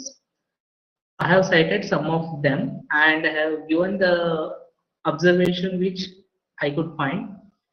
Lin in 2011 proposed neural network based MPPT control of standalone hybrid power generation system, which he speaks about MPPT, how in a standalone system, how efficiently he has achieved the MPPT. And in 2012, he has proposed a standalone hybrid wind solar power generation system. Here, the research is concentrated more on standalone systems, which make use of only renewable energy sources. And basically, we need to know like when there are renewable energy sources and when I have to feed to grid, there plays a power electronics converter very important role. And we have developed a new converter topology which eradicated many of the issues which were present in the multi-input converter topologies. In 2015, CW JAIN has developed a modeling and control design of semi-isolated multi-input converter for hybrid PV for wind power charger station. Here, the problem is like, as per the researcher, it says like PV and wind we cannot place on the same platform because of its geographical nature. Say if wind is available, PV, there will be a shading for PV, so the proper output will not be achieved. So he had designed a modeling for placement of PV and wind and a controller design for by using a isolated, semi-isolated multi-input converter topologies. In 2004, Gordon has explained a PV-fed inverter-assisted wind-driven induction generators. It's for grid application. From this literature, we could observe that there are very few configurations made to optimize the circuit configuration with reliable and high efficient loads. And the controllers which they have used is very complex. Coming to the literature review on non-isolated multi-input converter topology, ATAL has explained about a non-isolated 3-port DC-DC converter. It is a boost converter which is fed to take source from PV as well as battery power system. Lee et al. Has explained a synthesis of multi-input DC-DC converter. It is a review paper in which he has explained how multiple non-isolated topologies can be derived and how it can be effectively used. Non-isolated topology again has an issue with when there is a source and load, we need to provide isolation to protect the load and the source. So it has a disadvantage of that. Rahman in 2015 has proposed a multi-input DC-DC converter for renewable energy applications. And similarly, Bene has proposed a non-isolated multi-input single output DC-DC converter or photovoltaic power generation system. We could observe that non-isolated topology has an advantage of less number of components and structure is very compact. But the disadvantage of the system is there is no isolation between the source and load, and we cannot achieve the voltage gain which we want from the solar. Say if it is a 48 to 280 or 400 volts, it's very difficult to achieve non-isolation topologies. Coming to the isolated multi-input converter topology, in 2009, Levy had explained a systematic approach for synthesizing multi-input DC-DC converter. Like he has explained very nicely, like how step by step we can derive the isolated topologies for multi-input applications. Chin et al. Has in 2012 explained a small signal modeling and analysis of interleaved active clamp forward converter with parallel input and series parallel output. Normally, this is for grid application only. And Reddy et al. In 2018 has explained about an isolated multi-input ZCS, like zero current source based DC-DC front-end converter based multi-level inverter for grid application. Mangu from IIT Bombay has explained about a multi-input bidirectional DC-DC converter for grid as well as battery applications. We could observe that high magnetic losses for high current application were found from the literature. More number of switches has been used in those topologies which they have used, and more power losses for high voltage applications. There is a complex control strategy and complex workflow management has been identified from these research papers. So in order to eradicate all those, we made a small comparison between the conventional multi-input converter and integrated multi-input converter. Which one will be better? Like when we go for conventional multi-input converters, the number of power users will be more. Whereas we go for integrated multi-input converter, it will be very less. Control scheme is concerned, when we have conventional multi-input converter, we need a separate controller for both. When we go for integrated multi-input converter, it's a centralized controller which makes simple control strategy. And conversion stages, there will be more conversion stages in conventional multi-input converter, and in integrated multi-input converter, it will be very less. With reference to complexity is concerned, structural complexity will be more in multi-input converter, whereas control complexity will be high in integrated. Efficiency, integrated has high efficiency, so we move forward with the high efficiency converter. This is a block diagram of proposed research work. We make use of biomass and PV. We are concentrating on multi-input converter, which is fed to battery as well as to the load, and it can be fed to grid also. This is the proposed dual input converter topology, which has two inputs, V in 1 and V in 2, two sources, which is fed to two full bridge converters, and there is two high frequency transformer in between, and the secondary of the transformers are connected in parallel structure such that the number of secondary rectifier diode can be eliminated, and there is a semi-active full bridge rectifier.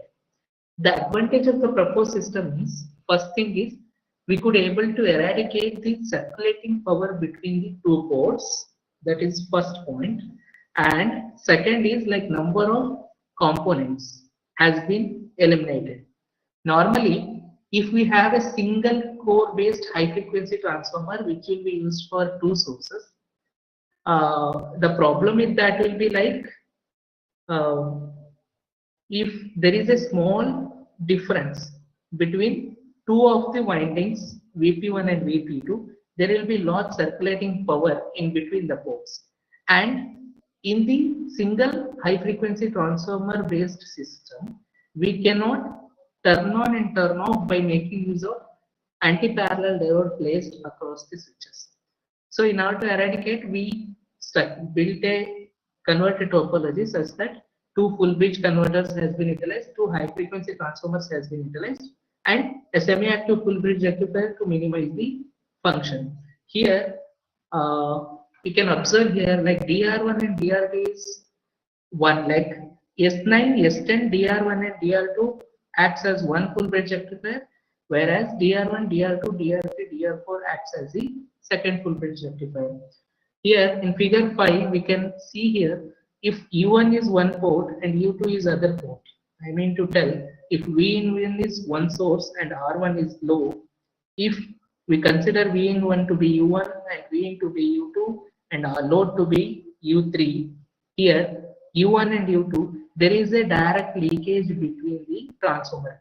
If there is a phase difference between U1 and U2, there is a chance that circulating power will be more and circulating current will be very low. Whereas in the proposed structure, there is no direct link between the inductance point. So the circulating power between the ports U1 and U2 or U1 and U3 is eliminated. By eliminating that circulating current and circulating power between the ports, the efficiency of the system has increased. So this is the steady state waveform of the proposed system. Here we have made sure that like all the switches turn on and turn off at 50% duty cycle, and we have derived the condition that at a time S9, DR2 and DR1 will conduct, and S10, DR1 and DR4 will conduct. This is during period from T0 to T1. We can observe like S2 and S3 are turned off, and before starting of S1 and S4, the S6 and S7 are already turning on from the pulse, and during the transition, the polarity like VS1 will switch from negative to positive polarity. The input current IP1 changes from S to S3 to D1 and D4. D1 and D4 are anti-parallel diode placed across the switches, correspondingly in natural way. During the instant S1 and S4 are given, they will turn on at Z1 point. This is the Z1 point during zero current transition. Here we can observe VAB is the output voltage across the port between S9 between the first bridge, and VS2 is the second source output, second high frequency transformer output voltage. During the transition of T1 to T2, we can observe like S1 and S4 are on, S9 is on, and S5 and S8 are on. So this is the steady state waveform. Current IS1 and IS2 are symmetrical, and IS is the total current of IS1 and IS2. This is the equivalent circuit depicting closed loop. You can observe here S1 and S4 are conducting at a time, and S6 and S7 are conducting in during transition from T0 to T1. Discussing about one mode. During that, S1 and S4 is conducting, the flow of current will be from IP1 this direction, and S7 and S7 are conducting. During S1 and S4 is conducting, the conduction in the secondary will be S9 switch, DR2 and DR3, such that DR2 shares the current between both the loads, like from Vin2 as well as Vin1 source also. And this is the equation of secondary current. It has been expressed like N Vin1 plus V0, where N is the turns ratio, LR1 is the leakage inductance. During the transition T minus T0. T0 is the initial condition where we will consider it as IS1 will be 0 during initial transition, whereas IS2 of current T with reference to T minus N Vin2 plus V0 by LR2 into T minus T0 plus IS2 of T0. Here we can observe here with the waveforms during VS1, the output voltage across the secondary waveform will be N times the V input, and whereas VS2 it will be N times V2. Here we can observe D13 times the TS will play a vital role. Means D13 is one duty ratio between 1 and 3, and D23 is the duty ratio between 2 and 3. So by playing proper D13 and D23, we can achieve the proper output voltage. Here we can observe the voltage waveform across VLR1 and VLR2. VLR1 is given by N into V1 plus V0. This is the output voltage which we receive across voltage across LR1. That is n times V1 plus what is my output voltage I am supposed to achieve. And VLR2 is given by V2 plus V0. Similarly, during other conductions also, it is explained like how the output voltage is achieved on the inductance part, as well as how the switches are conducted during the transition. This is the T0, T1 to T2 transition, during which S1 and S4 and S5 and S8 are conducting. Similarly, S9, DR2 and DR3 are conducting. So DR2 is able to share the load between both the sources. Here we can observe that the stresses on the DR2 and DR1 will be very high. So the when selection of the devices, we need to have higher current diodes at DR2 and DR1. We can go for MOSFET also during the conduction, so the losses can be minimized. This is the power and voltage relation. I had explained the equation of IS1 and IS2. How we derive this equation is explained in this section. Like, let us consider Vs to be my one output, LR is my inductance, this point, and V0 of S is the output section. This is the equivalent circuit diagram. By using Volt second principle, it can be written as LR dir by dt is equal by Vs minus V0 of S. The average current can be derived like I average is given by 1 by 2fs LR into D of 1 minus D into V0, where D is the duty ratio of the system. V0 is the output voltage, Fs is the switching frequency, and LR is the leakage inductance. So by using this equation, we can easily achieve what average current will be coming to that particular point and which sort of inductance need to be designed.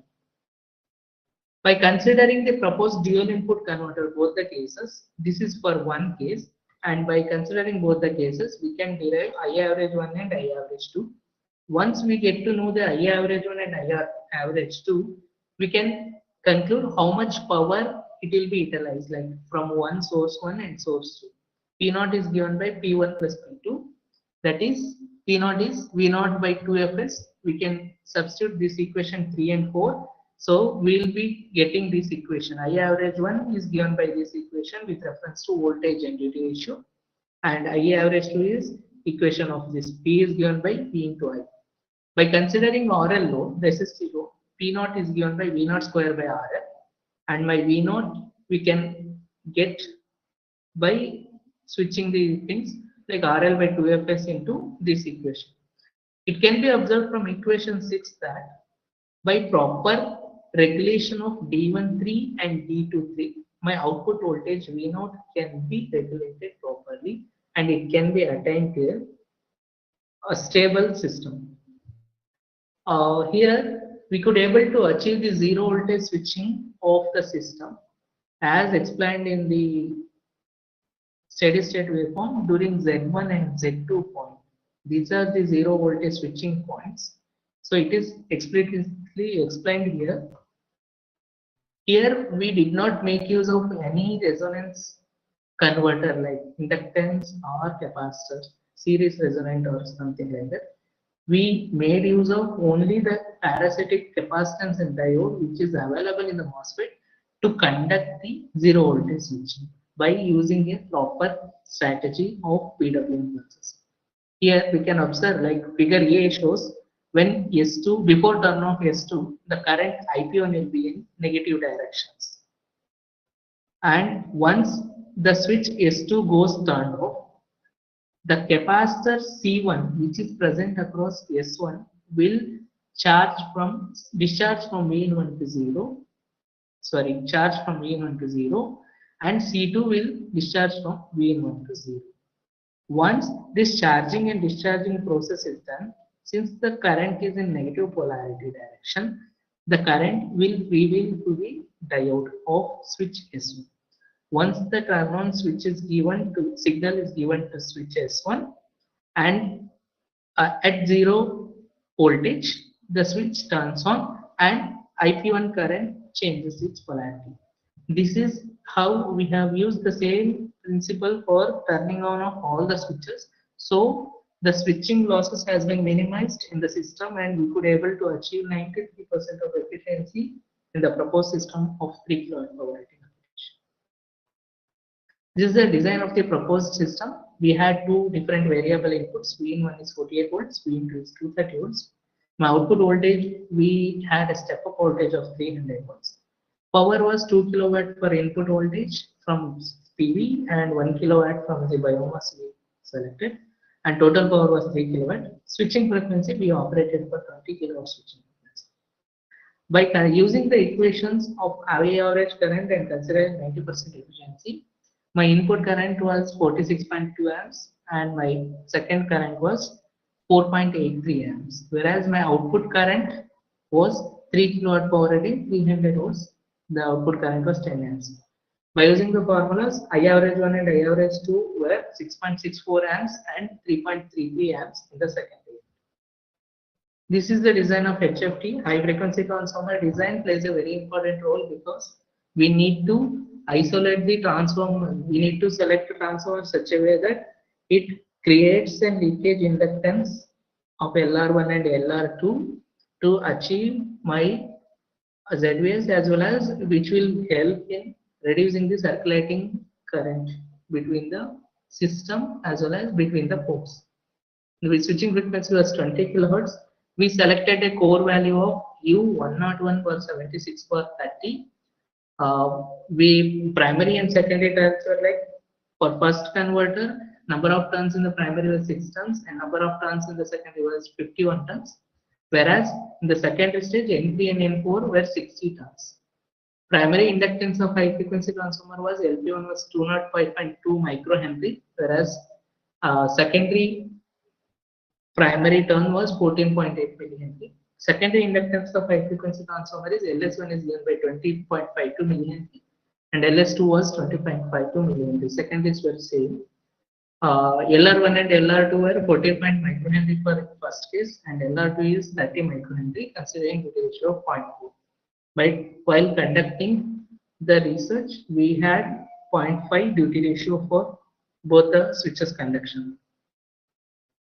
So from the equation 6, we could able to see that proper voltage regulation D13 and D23 is expected. So the control strategy, we made use of FPGA board to generate the PWM, and we took current as a reference, primary current IP1 and IP2 as a reference, and secondary voltage V0 was considered.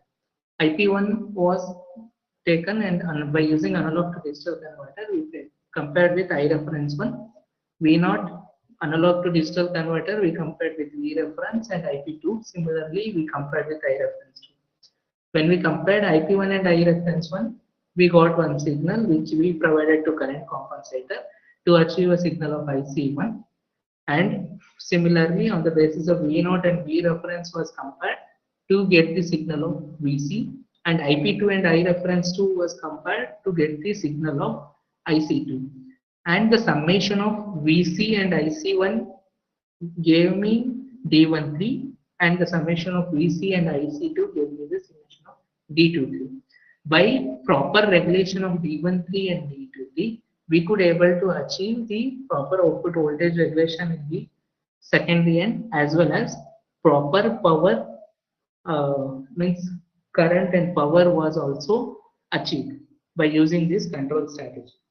Digital based control strategy was utilized for the proposed system and simulation and hardware system. These are some of the simulation results. VP1 and VP2, like we can observe here, VP1 is 48 volts and VP2 is stepped up to 300 volts. VP2 is 230 volts. And VS1 and VS2, we can observe here, the output voltage is stepped up to 300 volts. IP1 and IS1 are in the same phase. The current, primary current is 46 amps and the secondary current was 6 amps. This is zero voltage switching. You can observe here when the voltage gate signal VGS1 is raised to 0, then the voltage across means it is during that condition it is conducting, and ZVSA has been achieved during that stage.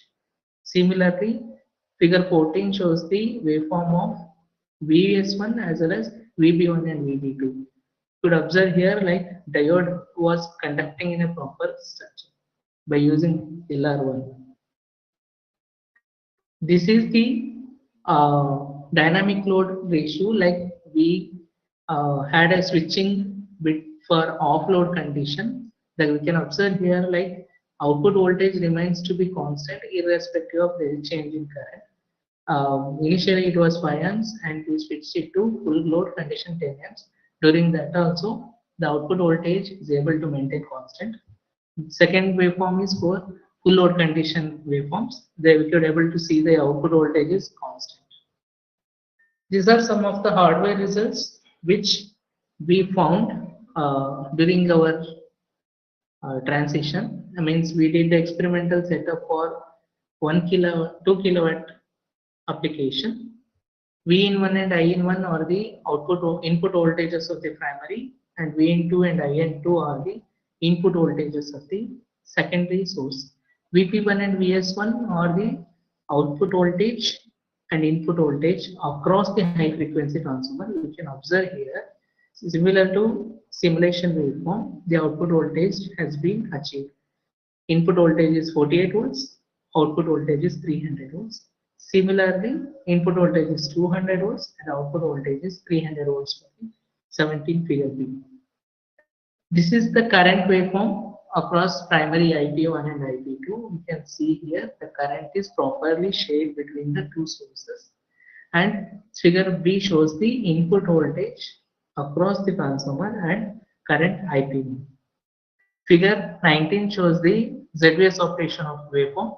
Here we can observe here pink is gate signal across one switch S1, and green is across PWM signal for switch S2. During the transition, we can observe here when the green signal is turned off, before the turn on of pink signal, it has been ZVS has been achieved. So this is the stage, and this is for S2 signal. You can see here when the switch S1 is turned on, after certain time it has got turned. VDS2 is on. Similarly, you can observe here IP1 current was 0 during turning on of the switch. That is, when the voltage is 0 across the primary source, it means the switch is conducting, and when it is high, it is not conducting. This is the ZVS operation for S3 and S4. Similar way, we can see here when the switch is turned off, the S3 is turned on, whereas when S4 is turned on, we can observe that the voltage is turning on before the switch has turned off. Similar way, we can see the current waveform also with reference to S4 switch. Figure 21 shows the ZVS operation for switch S5 and S7 module. Secondary side also we could able to achieve. This is the voltage and current waveform across the primary and secondary voltage and secondary current. We can observe here that the current is properly shared between both the sources, and this is some of the experimental waveform. We could see here the output voltage remains to be constant irrespective of there is a load change, and second figure 23B shows output voltage remains to be constant irrespective of there is an input voltage regulation, input current change, that is we done with load regulation as well as line regulation. This is the experimental setup which we made use of system. Semi-active full bridge rectifier has been used. This is the FPGA board which we made use of for generating the PWMs, and this is the optocoupler circuit and gate driver circuit to trigger the switches. These are semicron based modules which we used it for turning on the switches. This is full bridge module 1 and full bridge module 2. These are the waveforms, and these are the high frequency transformers which we made use. And this is the semi-active full bridge rectifier. Again, we made use of semicron modules because we are working for high power rating application. and we had a dummy load. We could able to achieve the voltage regulation as well as output voltage regulation properly.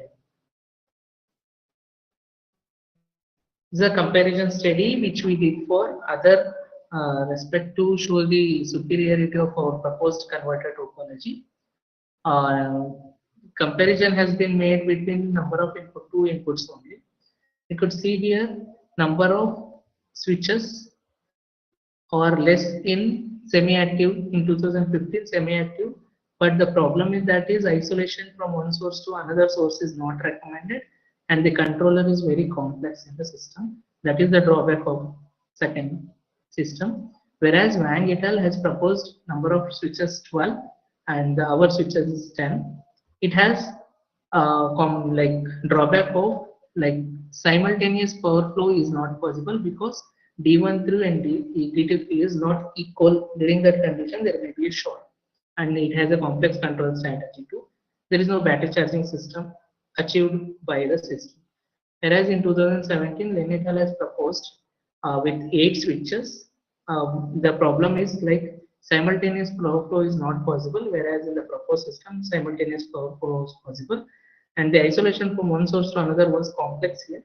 It's very simple.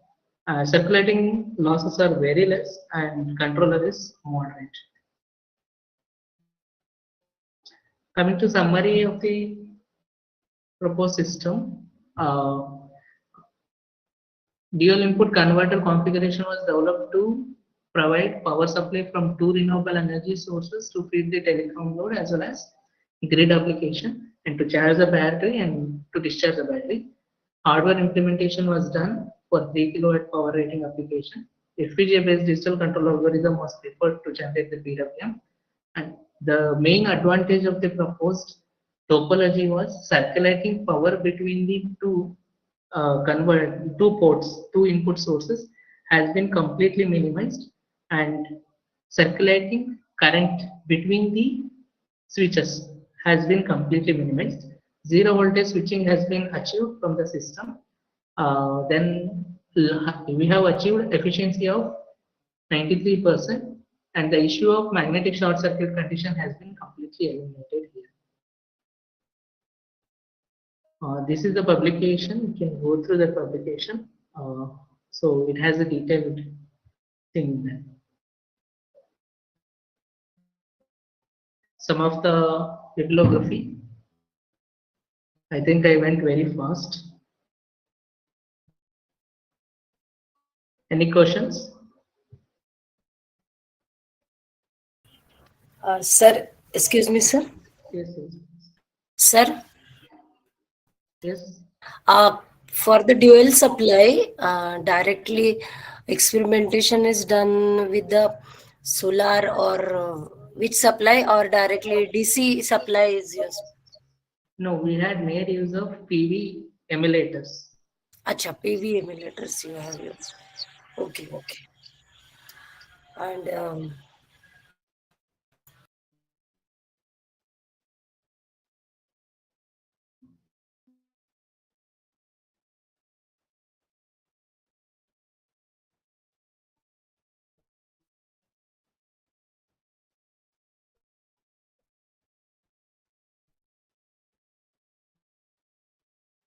Hello.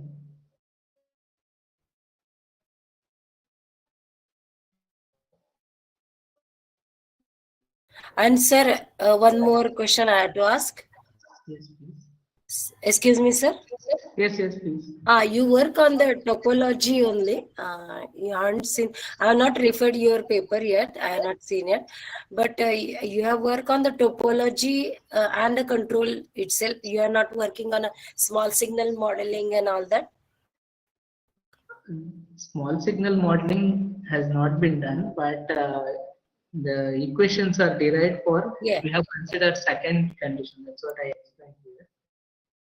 No, it's okay. Hardware result and simulation. That means you work on a topology, sir. It is okay, sir. It's good, sir. No. We have worked on equations also.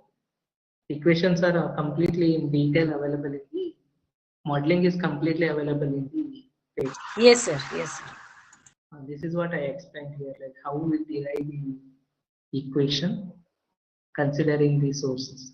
We could able to concentrate on one part, not on the complete part, where it was actually I wanted, like we made use of LR inductance in such a way that the current from both the sources are shared properly and GVS is achieved. Yes, sir. Very good. Any other questions, please? Sir, good evening, sir. Good evening. What is the gain of your converter, sir? How much step up or step down it provides under the operation? 48 to 300 volts. 48 to 300 volts. 300. While discharging, sir, Pardon? so you are saying charging and discharging is possible. Yes, it's possible. Hmm. So, okay, so what is the how it is discharged, sir? Discharge through means Discharge. secondary end. Okay. No, it's an unidirectional flow. We use Okay. that. Hmm. It's an unidirectional flow. If you make use of That means whether presenting, you are saying charging and discharging. That's why I'm asking. charging and discharging can be done if you make use of like MOSFETs there. That also has Hmm. been proposed Okay. in the other publication.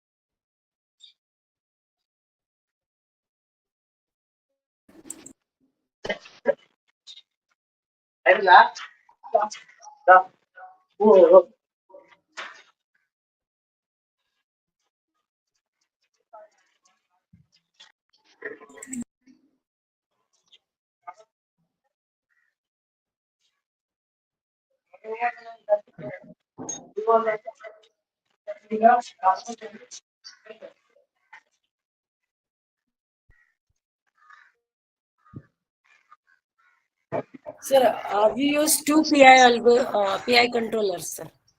No, single.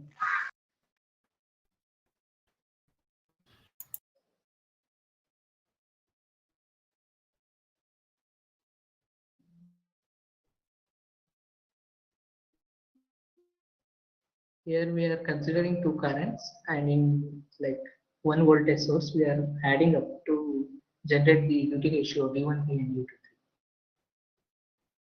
Single PI.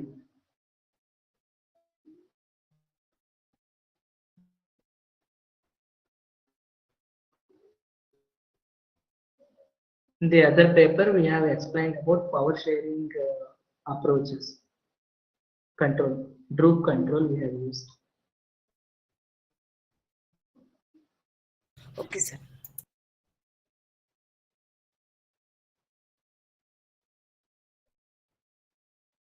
Any other question, please?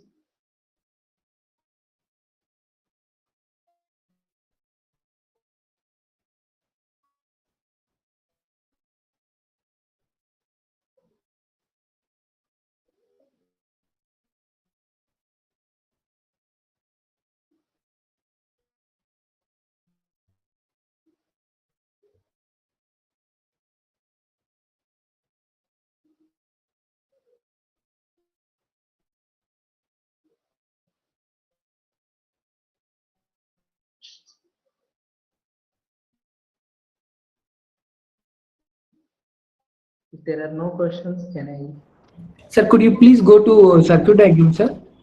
Say? Okay.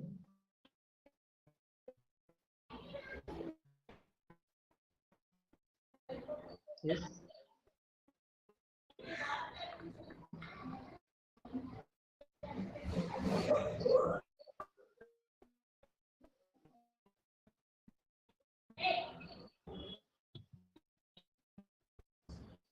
So why dual input is required, sir?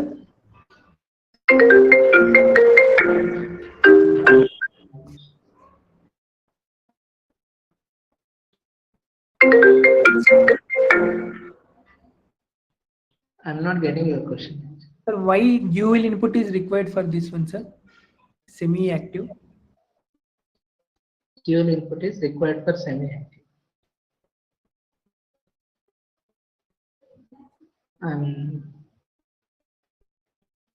Question is, do you mean why I have used two sources? Yes, sir. See, if we go like, if we place one full bridge converter, we have four switches in the secondary current. If a full bridge converter, if we go, primary four switches will be there, and secondary, if I use full bridge rectifier, secondary four switches will be there. Hello. Tell me, sir. Tell me. Please proceed, sir. So secondary also 4 and 4 will be there, and secondary connection of parallel will be very difficult. So when we use two sources in the input, that one bridge, one leg can be eliminated by making use of this approach. This was the like novelty in the work. One leg was completely eliminated, and this only one leg was made use for making both the bridges functioning. You can use multiple sources also in the input side, and all the sources can be connected in the similar structure.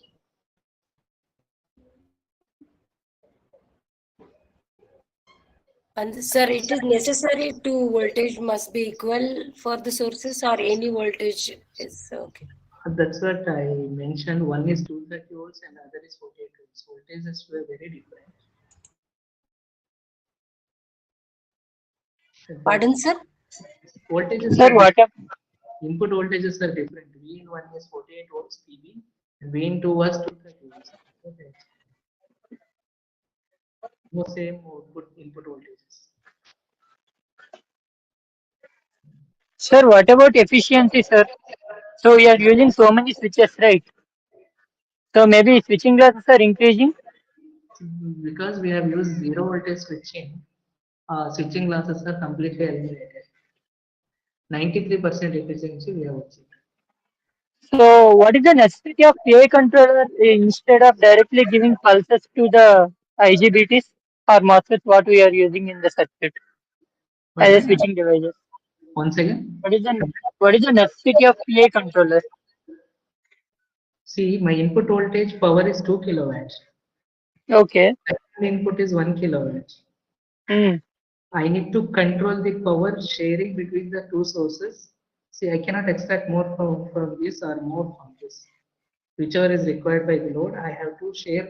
Power sharing has to be done properly, and output voltage has to be regulated properly. So that's why controller is required. Sir, any mathematical modeling is performed on the converter, sir? Yes, that's what I told. It is in the publication. You can go through that. So it's available. Mathematical modeling is available. So that means what my question is, how you are selecting modes of operation for the each and every switch? You are using PI controller, right? So for That's defining modes, we are directly using switching pulses, switching sequences. That's why I'm asking why you no. are using PI controller. Here I clearly mentioned this equation. I need to control D13 and D23. D13 and D23 regulation is done by control strategy. So the Okay, is done properly and output voltage. If you go through the paper, it is very clearly each and every step has been explained. The mathematical modeling also explained. okay. That's why it's not PI control actually, it's the power sharing control. What is the maximum duty ratio you have That's go? what I explained. Like 50% duty ratio was used for both the cases. All the switches are turning on at 50%. Okay, sir. Fine.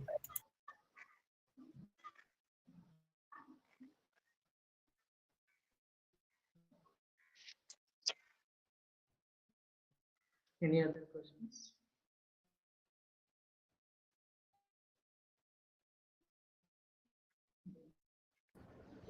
So do you have mathematical modeling for this? That's what I said, sir. Mathematical modeling is available. You can go through the paper I have mentioned here. Oh, okay. We have two papers on this same publications. Two publications are available. One is IEEE Transaction and Industry Application. It's in detail. IEEE Canadian Journal of Electrical Computer Engineering. It's also detailed. One paper describes about mathematical modeling and hardware results. Second paper describes about complete design of the system. You can go through both the papers.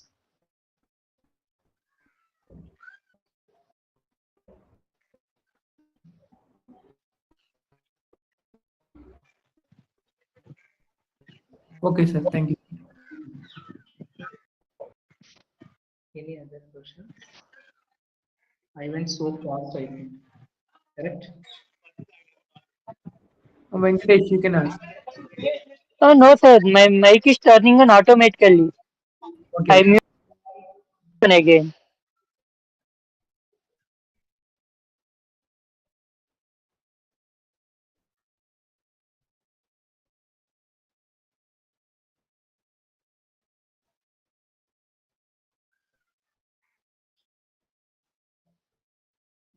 So shall we?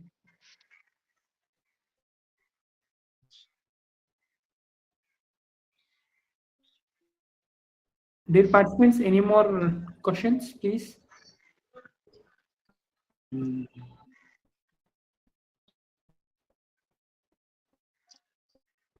Tripti madam, are you here?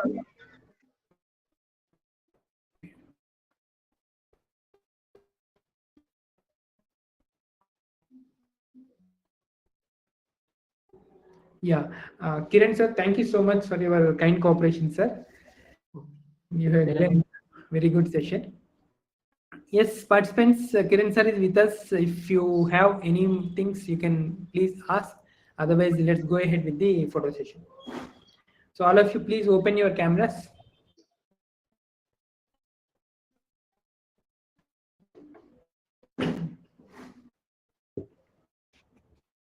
Kiran sir, please open your camera, sir. We will take a photo. Yes.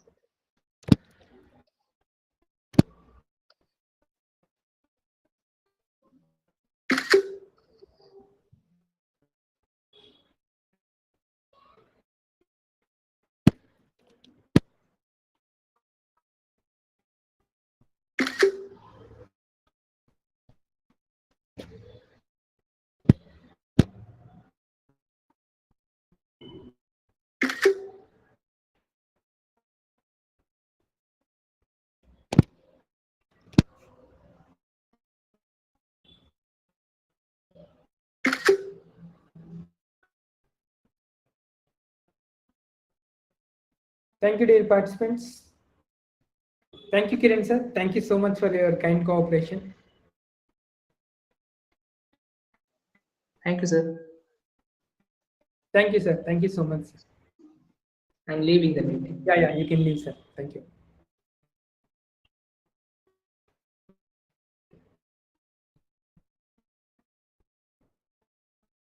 Yes, dear participants, today the count is very less. It's 91 only.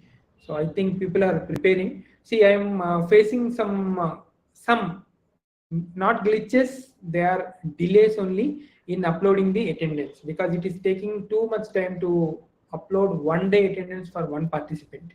Okay, if this is the case, the examination may not be conducted properly, but you don't need to worry. We will communicate with the AICTE and we will take it forward and we'll make it done. Nothing to worry, because I have already got the information such that in other FDP also they have also tried in the similar fashion. But the thing is, there is a problem in like this only, maybe in attendance. I thought I can finish it, but even half an hour time is there, so I need to cover something. And so I would like to cover LaTeX only, if you, with your kind permission. Are you interested? Shall we go? Yes, sir. Yes, madam. Thank you. So I'm sharing my screen. Let me show you entire screen.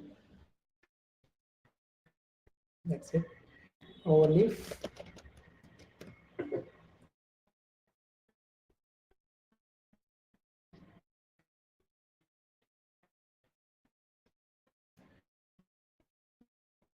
Yeah. So yesterday we are in this one, power electronics things. Otherwise, I can show you one more thing. I can show you direct presentation of mine. What this?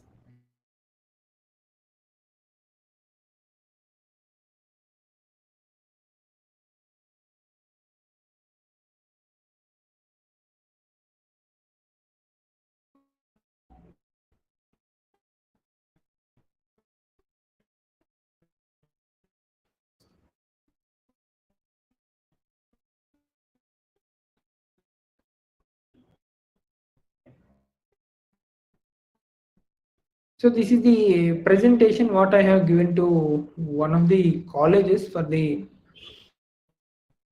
purpose. So I want to download this and I like to show you this. This is the presentation. So you can make it into present. Yeah, is the screen visible? Yes, sir. Yeah, thank you. Yes, sir. It's not visible? It's visible, sir. Yeah, thank you. So this is the thing actually, in that particular event, the learning outcomes are frames, that means maybe slides. This part is only for the LaTeX Beamer class. Okay, I have explained only Beamer class, in that particular class. So here for what we have to discuss is frames. We have to discuss frame means just like our slides in our MS PPT, and the title, author, institution that can be given, and theme we have discussed yesterday also. Theme means this type of thing. Okay, see, this is one color, this is another color, and this is the second color. Whatever second color you are choosing, you have chosen, same color will come here. And this is the body of the slide, and this is one, this is another one, this is another one. Of course it contains, this is called a running author, and this is called, maybe we can give some of your details here, and here date will be given, and this is the page number.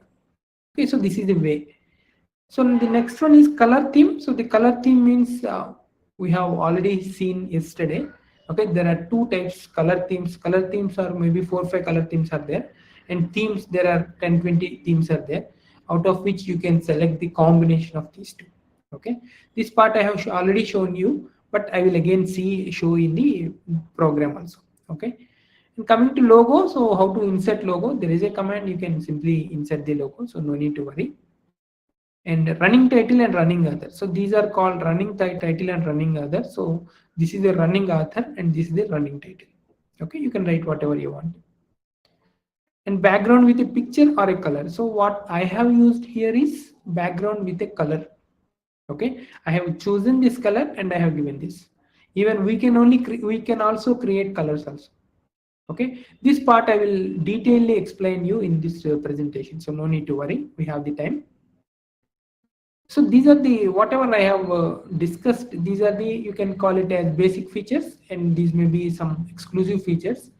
Bullets and numbers, so these are quite common for the PPT. So what I have done here, 1 2 3 4 5 6 7, so these are called bullets, sorry, these are called numbers, correct? Similarly, bullets are also there, dot may be there, square bullet can be there, some other things, anything can happen, anything can be taken. Okay, any special character can be taken, dollar can be taken, star can be taken, anything can be taken, at the rate can be taken. Okay, I will explain you everything, no need to worry. Next, insert a figure. So how to insert a figure? This part we have already covered yesterday. Insert a table. So how to insert a table? This part also we have covered yesterday. Insert an equation. This part also we have covered yesterday. And text color. Okay. So whatever I am showing here is the text color only. So these things are 1 to 7 are in blue color and 1 to 5 are in red color. So this is the difference. So how to get this color? Animation. So whatever I am doing now is the animation only. I am simply pressing the down arrow so that one by one they are coming. Okay, it's a simple animation. Maybe some sophisticated animations may also be there. I don't know that one. Okay, I never tried them. Okay, but this is the simple animation what I am showing with you. columns. So how to separate them into columns? See, I have separated this entire data. So I have 14 points. If I run 14 points one below the another, so the page will not be sufficient. So the size of the name will be less. So the font size should be, I should maintain the font size very less, and this entire data should come at center only, so it doesn't look good and also clear. So if I do like this, it will be looking clear. So that's why I have used columns. Okay, so this is also very important. Web links, I can install some web links also here, so that if you click on that, you can directly go to the concerned web links. So these are called hyperlinks also. Okay, maybe hyperlink concept may be there in our PPT also. Maybe it will be there in our MS Word also. Okay, so same thing they have brought here also. So this is the insertion of example of a figure. Okay, as I am from electrical and electronics engineering, so I have taken this type of figure. This is a simple sine wave, as you know, and this is the sinusoidal voltage, and I want to emphasize different voltages here. This may be RMS voltage, this may be average voltage, this may be peak voltage, and whatever we are showing, whatever you are seeing here dots, so these are the instantaneous values of voltage wave. So this is the diagram. I mean, if you know how to insert a figure, so figure doesn't matter. So whatever the figure you are uploading and you are giving the proper command, the figure will be inserted like this. And this is the table. And this is the equation where you will get numbers. So these are the different references as I shown you. Okay, so these are the different references. I haven't made them hyperlinked. Okay, that's why they are visible like that. Okay, you can go back. Yeah, see, hyperlinks will be available here. You can check. People are asking how to get the things from anything may be there. Yes, you can go ahead with Overleaf online editor. You can click on this, so you can directly come here. So this is the I'm telling you Beamer. So these are the things for Beamer. You can slowly nurture yourself to go ahead with this Beamer slowly. Okay, you can take these things into your Overleaf account and keep trying. They are simple things only. Okay, and even you can have, see, frame table of contents will be there, and the table of frame table of contents, and this one will be there. I never tried this. Okay, let me take the opportunity to try this. Copy. Okay, so here I have so many things, no, learning. So I should have a table of contents. So it should be learning outcomes should be one, and maybe the next one may be example of a figure, example of a table, and example of an equation. So these are the things I should get in the table of contents. Okay, let me, I think this may be my first slide. Let me go ahead with this. Where it is hyperlinks and many things are here. Yeah, let me immediately after the make title. So let me go ahead with this table of contents and frames. Let me check whether it is coming or not. Fantastic. But nothing has come. Why? Okay, nothing has come. I don't know why, what happened.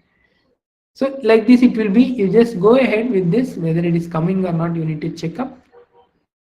Okay, maybe something may be there. Okay, it should come actually, but it didn't come. I never tried, as I told you, I never tried this. So begin itemize. No. Begin item. Begin itemizer. Actually, it should come. Oh, okay, let me explain the remaining things. Later we will see this one. Okay, so for time being, let me remove this. Yes. Maybe let me try here if it comes. Should not be like that. Maybe it will, yeah, it will go like that. No, correct. It's okay, it's fine. No, not an issue. We will try in another moment.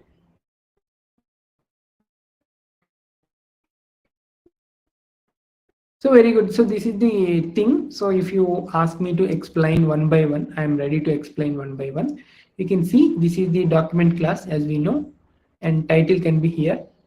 Okay, and as we have already discussed, what is there in the curl braces, that is the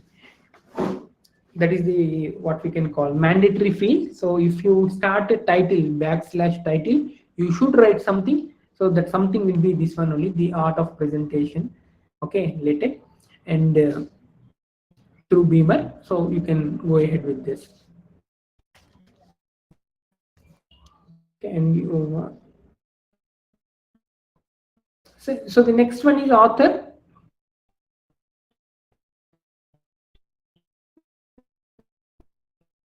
So the next one is author. You can see how we can go ahead with the author.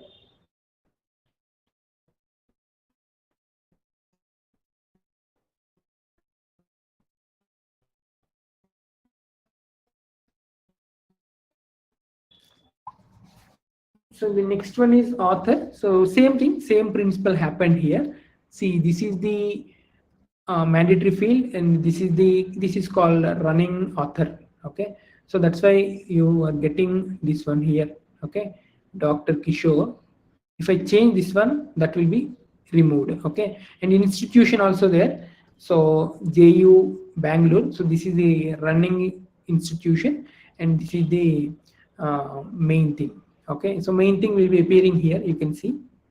If you want, I can change you. For example, let me change the title. Let me change the title to. Let me remove my phone number. Only email ID is available. You can check. It will be resembling here.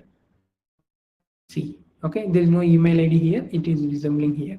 It will be like that. So you can go ahead with here also. Maybe let me take doctor here. Here. So only Kishore will come. Check. Yes, only Kishore, simple Kishore will come. And even institution also we can change. So like this, we have title, author, institution. So out of these three, whatever you are writing in curl braces, so that will be appearing here. And whatever you are writing in the here, so that will be appearing in the downward side. Okay.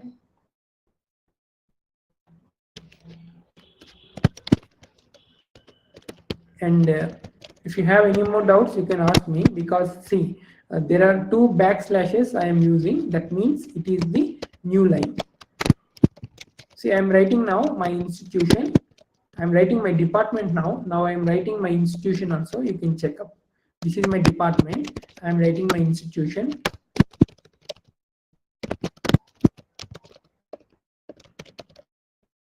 So this is my institution. Now I have written my department and institution together, okay, without any two backslashes. Okay, just check what will happen. Yeah, so Department of Electrical and Electronics Engineering, Faculty of Engineering and Technology. It has come like this. But I don't want this Faculty of Engineering to be with Department of EEE. So I want to give separation. I mean, one line separation. So if that is the case, you have to type two backslashes. It shows that whatever the data after two lines, that will come into the new line. That's all. So this is the concept. Okay. So this is the concept.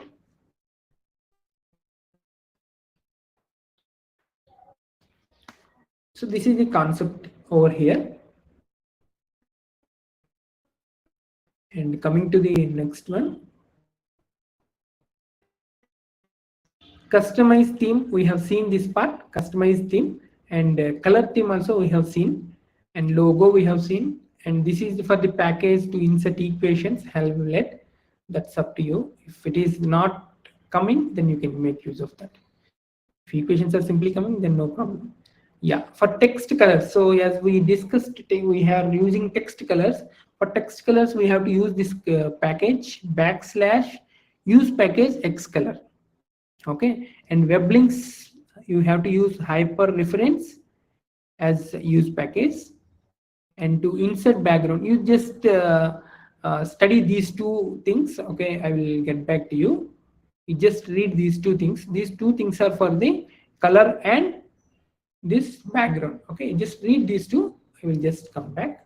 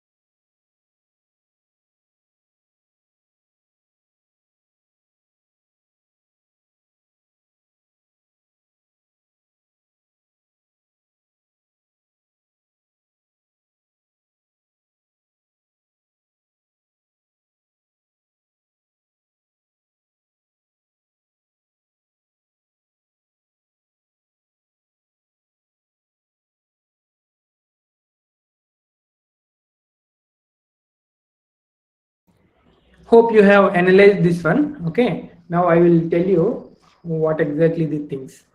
So it is very, sorry. Yeah, it is the two things actually. One is yeah, it is two things. One is how to insert a photograph at the backend. Okay, and the second one is how to insert color. Okay, so the second one is color. As I told you, how to insert the color. You can see this one. The color is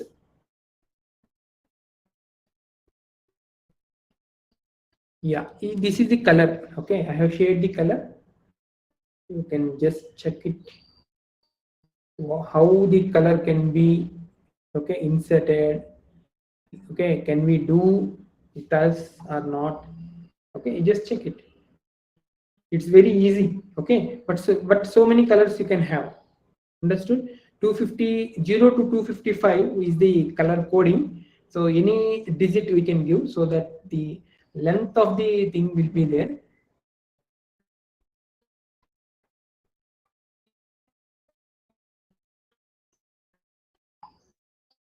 Okay, length will be there. I mean 0 to 255 means what? You know, a red, green, blue. Okay, red color has been given 0. Means this red color can be given from 0 to 255 according to the brightness of the red color or inclusion of the red color from white color, we can say. If I give 0, completely 0, it will be 0 only. That means it will be like a white color only. And if G also 0, it's like a white color only. For example, I want to change this 255 to 0. So what will come? Only green color should come. Okay, let me check. This is, I'm talking about background. Okay, this part, I'm talking about only this part, this color. See, complete blue color has come. So with this you can create magic. Okay, see, whatever you want you can create. So how many colors you can create? For red itself you can create from 0 to 255. That means 256 to 256 into 256. Those many colors you can find out. Understood? So many colors you can find out by yourself only, and you can make it. And what is the command here? You just read it. Set beamer color. So I am setting the beamer color. So it is a normal text you can write, and BG, I means background, is equal to MK. I have given some name. MK is some name only. Okay, and same name I am reflecting here. If for example, if I write something like Kishore, I should write same thing here. Same thing will happen. Just check out. No? Why?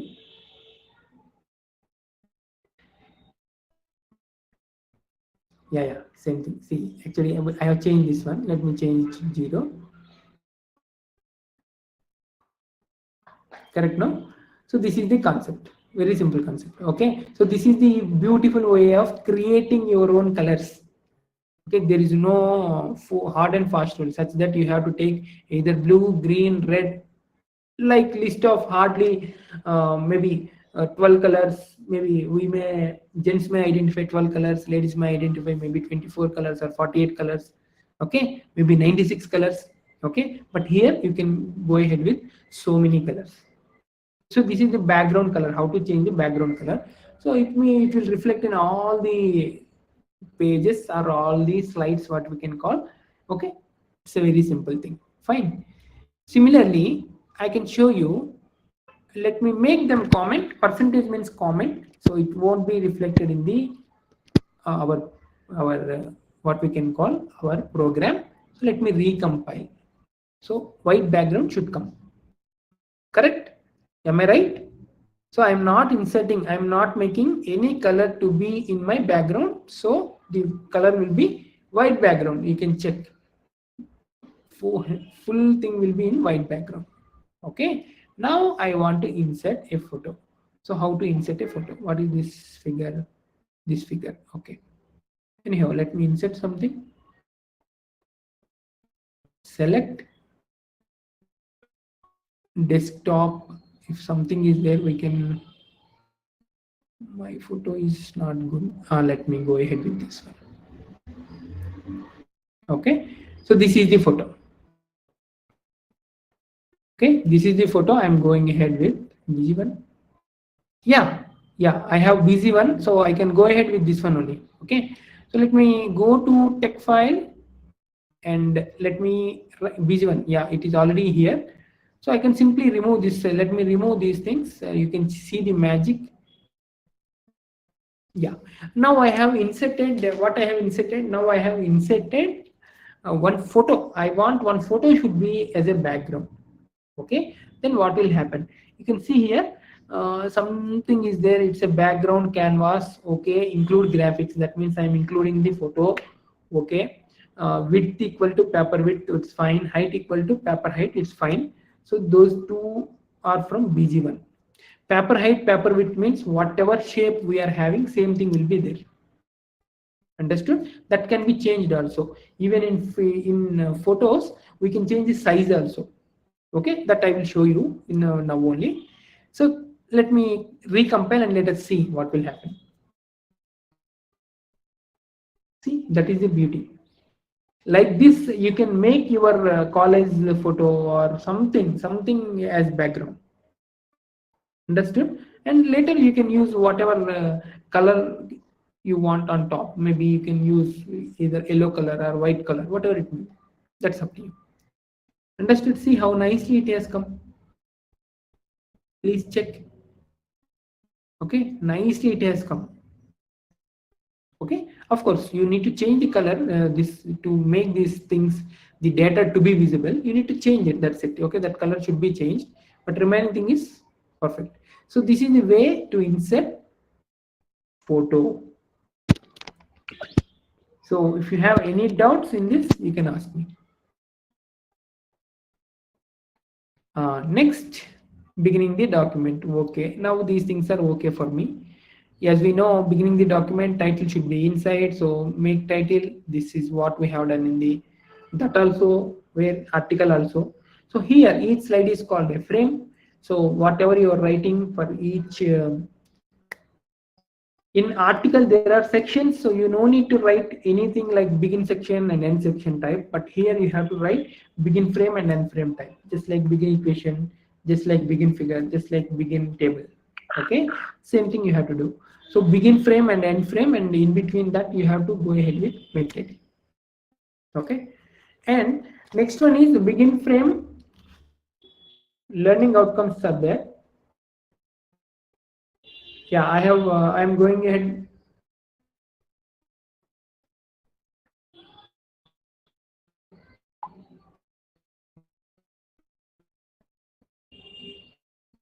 Just a moment.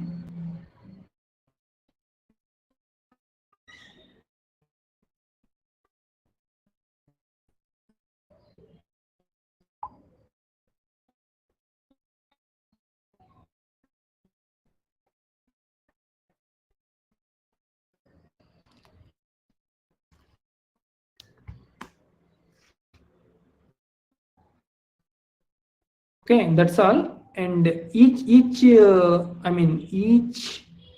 section you can call, each section will be frame here. Okay, whatever there in the article section, here it will be frame. Of course in this also you have the sections, nothing wrong in it. Okay, and I like to explain you columns. So how the columns will be, same story here also. You should have this part, begin column and end column.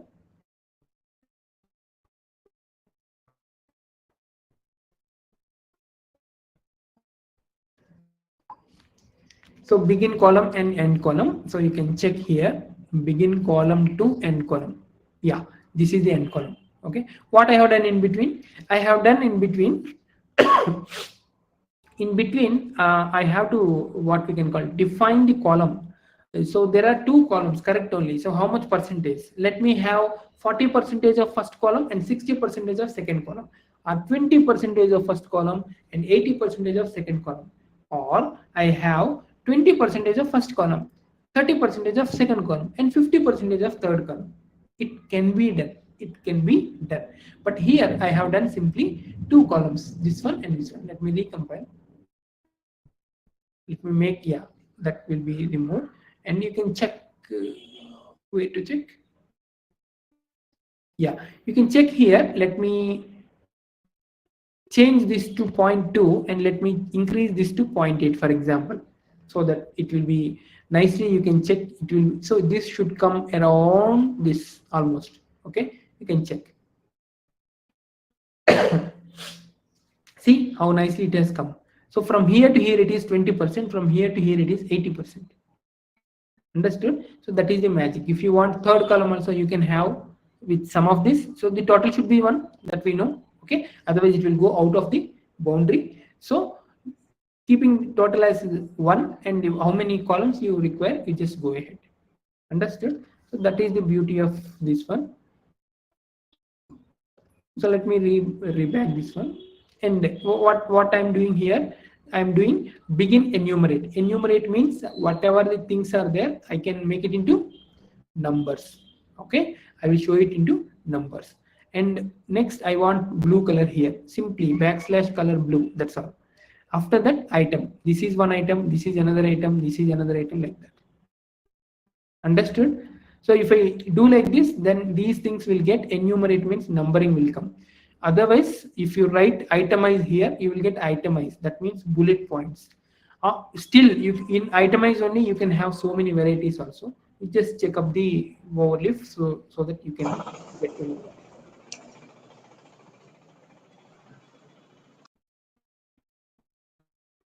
Yes, do you have any doubts?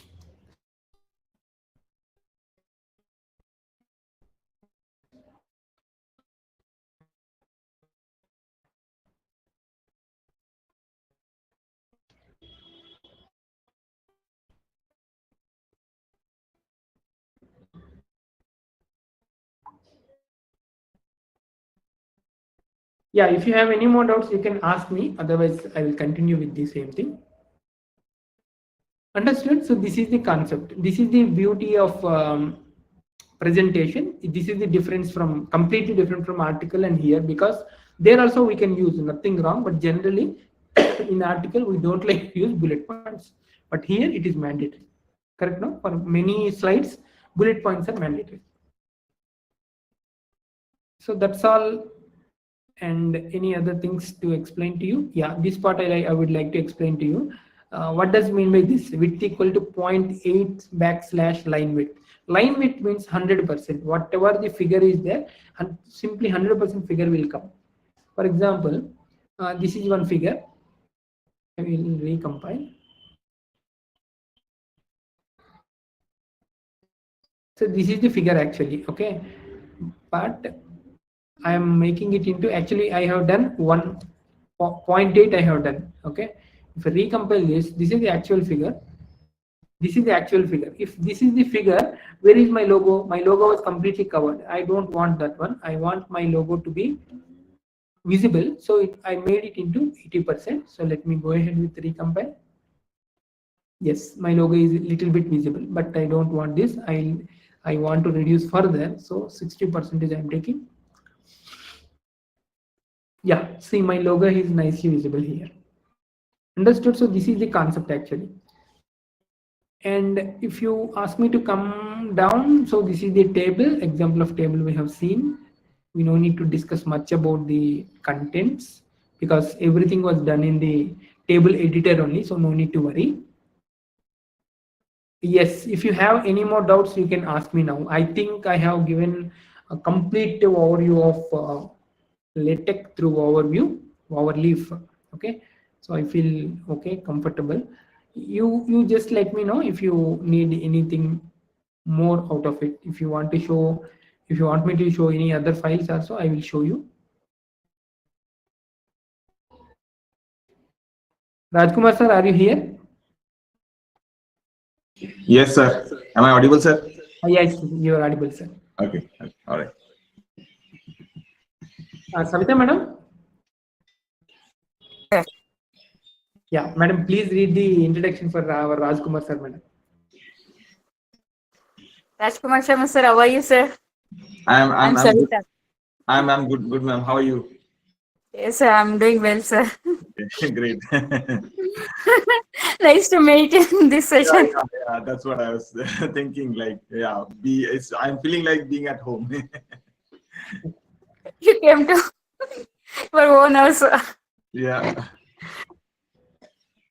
Is Okay, my sir. voice audible, sir? Properly? Yes, sir. Yeah, your voice is very nice. Okay. Teacher, sir, am I audible? Yeah, you're audible, madam. Please read the introduction for the sir Okay, and give the platform to the sir. Dear participants, good evening, one and all. Today's session is 13th session. Topic is power electronics applications in microgrid using AI. And I'll give brief introduction about Dr. Rajkumar Sharma, sir. Dr. Rajkumar Sharma, sir, is a research fellow at LERO, the SFI Research Center for Software at University of Limerick, Ireland, and he has earned his PhD from Lovely Professional University, India, in June 2020. And Dr. Rajkumar Sharma, sir, is currently working on the Auto Circuit project, which uses machine learning to generate digital circuits from user specification. And he is having expertise in analog and digital VLSI design, low power architecture, and FPGA prototyping. And he played a pivotal role in the Research Ireland funded ADC project, achieving the world's first ML generated ASIC fabricated using TSMC 65 nanometer technology, and is proficient in cadence tools like Virtuoso, Genus, and Innovus, and AMD Xilinx Vivado for FPGA prototyping. And Dr. Sharma has published 25 plus research papers and he has authored for 4 books and holds multiple patents, including one for a giant floating point Mac architecture. And he is having a 12 plus years of teaching and research experience. And he has guided numerous students towards successful research and careers in IC design. With, with this note, once again, I welcome you, sir. Thank you, ma'am. Thank you so much. Thank you, sir. Thank you, sir. So, Kishore sir, can I share the screen now? Yes, sir. You can share the screen, sir. You can share the Okay. screen, sir. All right. Just give Thank me a you, sir. second. Yeah, thank you.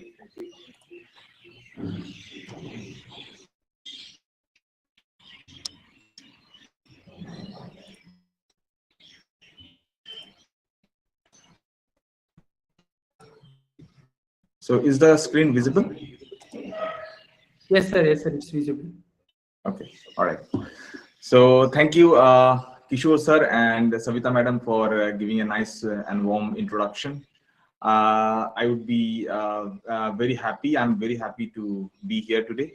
I would like to thank the senior management of JAIN University for giving me this opportunity. In addition to that, special thanks to Director, Faculty of Engineering Technology and HOD of EEE Department, JAIN University for giving me this opportunity. Special thanks to Dr. Kishore because he has invited me, and so that's again very nice because I was working with this university for like around 1.5 years, so it's very nice to be here. So today I'll just talk about VLSI in energy management, which was actually assigned to me which was asked by Dr. Kishore to give a talk on that. So as Savita madam rightly said, I am currently working as a research fellow. I'm Rajkumar and I'm working as a research fellow at BDS Group Lero in CSIS Department, University of Limerick. So a quick overview, what we're going to discuss today about me, that was actually not necessary because Savita madam has given a very nice introduction of me. But in addition to that, we'll also talk about what is VLSI, why is it needed.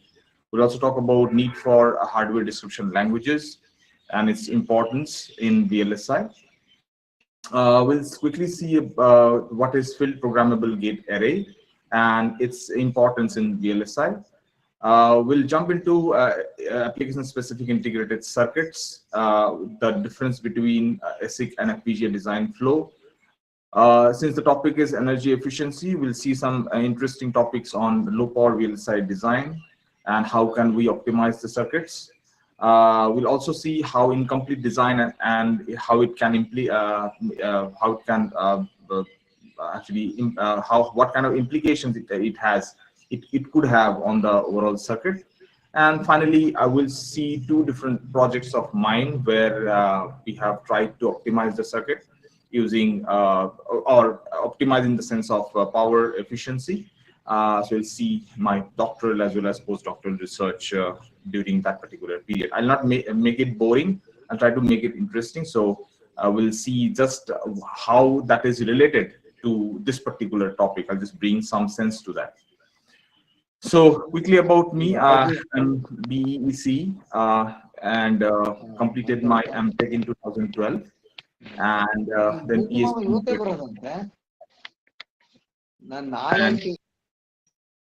I'm sorry, was there any question? No, sir, you can proceed, sir. Oh, okay, all right. So I did my PhD in 2020, and then parallel to that, I started working for Lovely Professional University from 2012 to 2021. In 2021, I moved to JAIN University, and I worked there until I think September 2022. I was working there as assistant professor. In June 2022, I was moved to EEE Department with an additional charge of program head. So in addition to that, in parallel to that, I worked for an academy as a freelance educator. In September 2022, I moved to Ireland for doing my postdoc. And recently, in November 2024, I have got this research fellow position. So my area of interest is FPGA prototyping, low power architecture design, and HDL programming. And my skills are in AMD Xilinx tools and FPGA designs, and along with cadence tools and PCB design. So, okay, so let's quickly jump into what is VLSI. So for understanding VLSI, we firstly understand what is integration. So integration means bringing multiple devices on a single substrate. That means bringing the devices closer to each other. And but the question is, when I talk about VLSI, very large scale integration, how large is very large? That's a very important question. So it all started in early 1960 when we when we initiated this particular term of integration. It was called as small scale integration, where we talked about 1 to 10 transistors. So integration of 1 to 10 transistors, and it was a kind of basic logic gates and basic functions. Now, but it was a very foundation thing because that was necessary. Then it was MSI was proposed, which is medium scale integration, which talks about 10 to 100 of transistors, and which actually dealt with like basic gate adders, multiplexers, and flip-flops, which again started in mid of 1960. Then it started with LSI, large scale integration. So large scale integration technology allowed for creation of more complex circuits, such as microprocessor and memory chips. But that was even not sufficient, not self-sufficient. So they moved for VLSI, which started at late 1970 or early 1980. And it was something, the count of the transistor was more than 10,000, up to a limit of maybe 10 lakh transistors. So, or 1 million transistors. So the VLSI technology revolutionized the electronic industry by enabling the development of highly complex systems, which includes microcomputers on a single chip. So which is actually the basic foundation of today's technology. Then, of course, from late 1980 onward, we keep on evolving, and that particular technology is called ultra large scale integration, or in short, ULSI. Now it is providing us highly sophisticated and powerful chips used in advanced computing, telecommunication, and consumer electronics.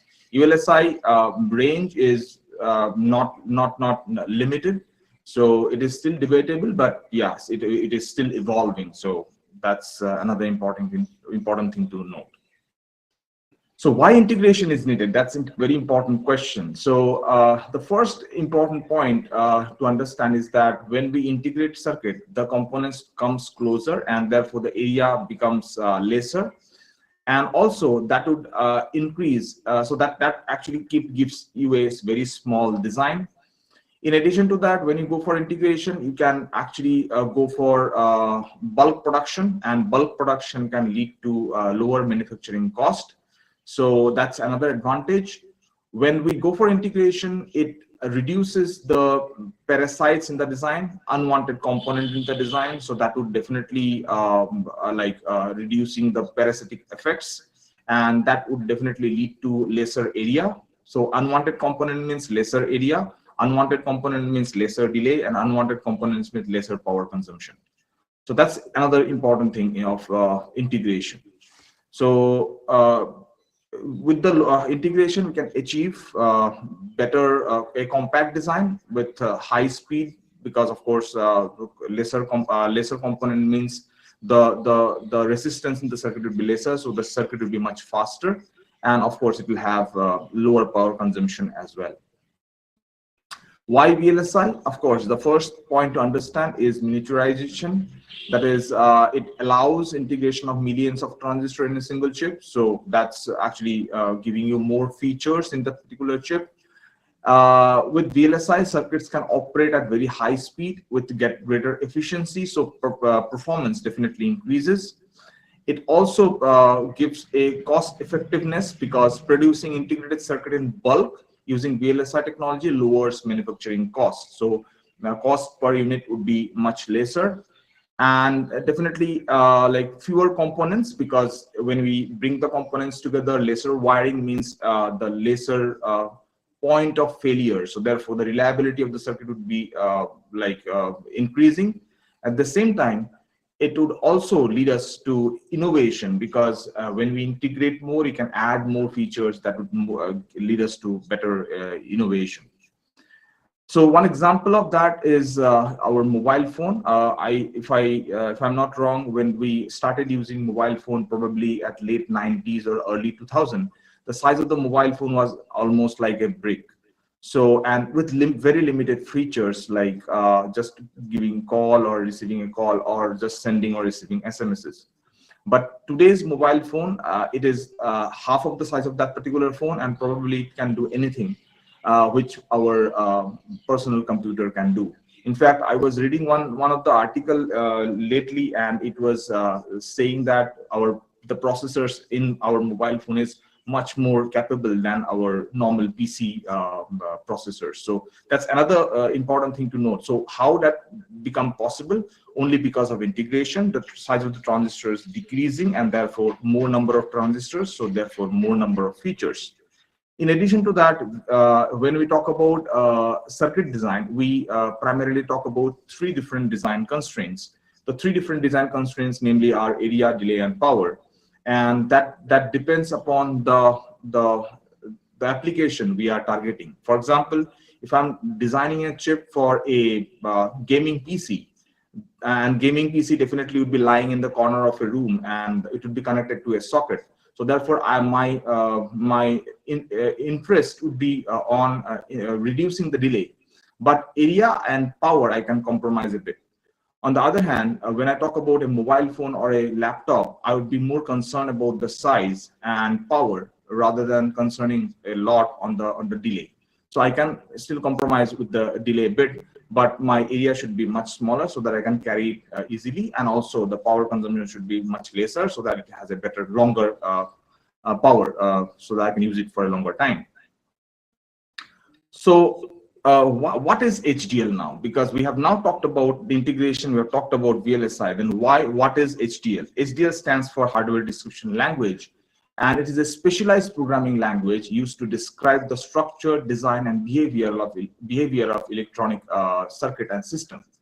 So the behavior, that means the functional behavior, can be described by HDL. We can describe the hierarchy in the design, and also we can structurize the requirement, maybe the circuit design or maybe system design. We can do it to that. In addition to that, we can simulate the circuit. So for testing and verification, also HDL can be used. At the same time, we can use HDL to translate the high-level constructs into gate-level netlist. So that process, we call it as logic synthesis. So for physical implementation also, we can definitely go with the HDL.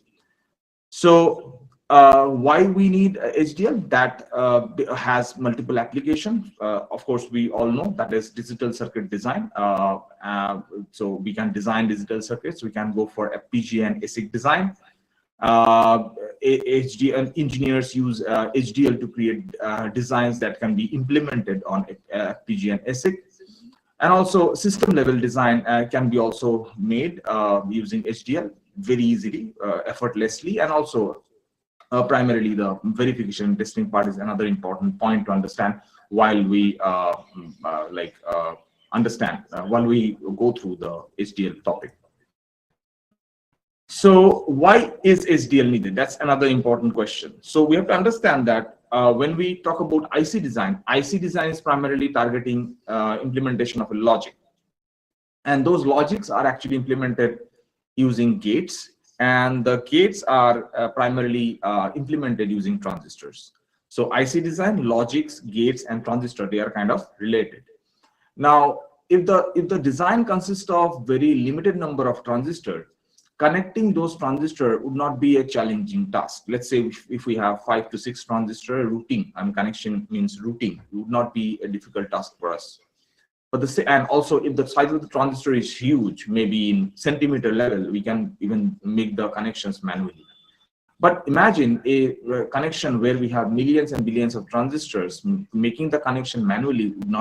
would be impossible. So therefore, the HDL comes very handy in that particular situation. So another example of this scenario, just a simple example, is a full adder design. Now, when you talk about a full adder design, a full adder can be implemented using 2 half adders and 1 OR gate. And for implementing a half adder, we need 1 XOR gate and 1 AND gate. Now, if I go with basic CMOS technique for implementing XOR gate and AND gate, the XOR gate would take at least 12 transistors, because if you can see here, this this particular circuit here, it is taking 8 transistors for implementation of this particular equation, A B bar plus A bar B. And also for implementing A bar and B bar, we need 4 more transistors, because we need 2 different inverters. So that's 8 plus 4, that's 12.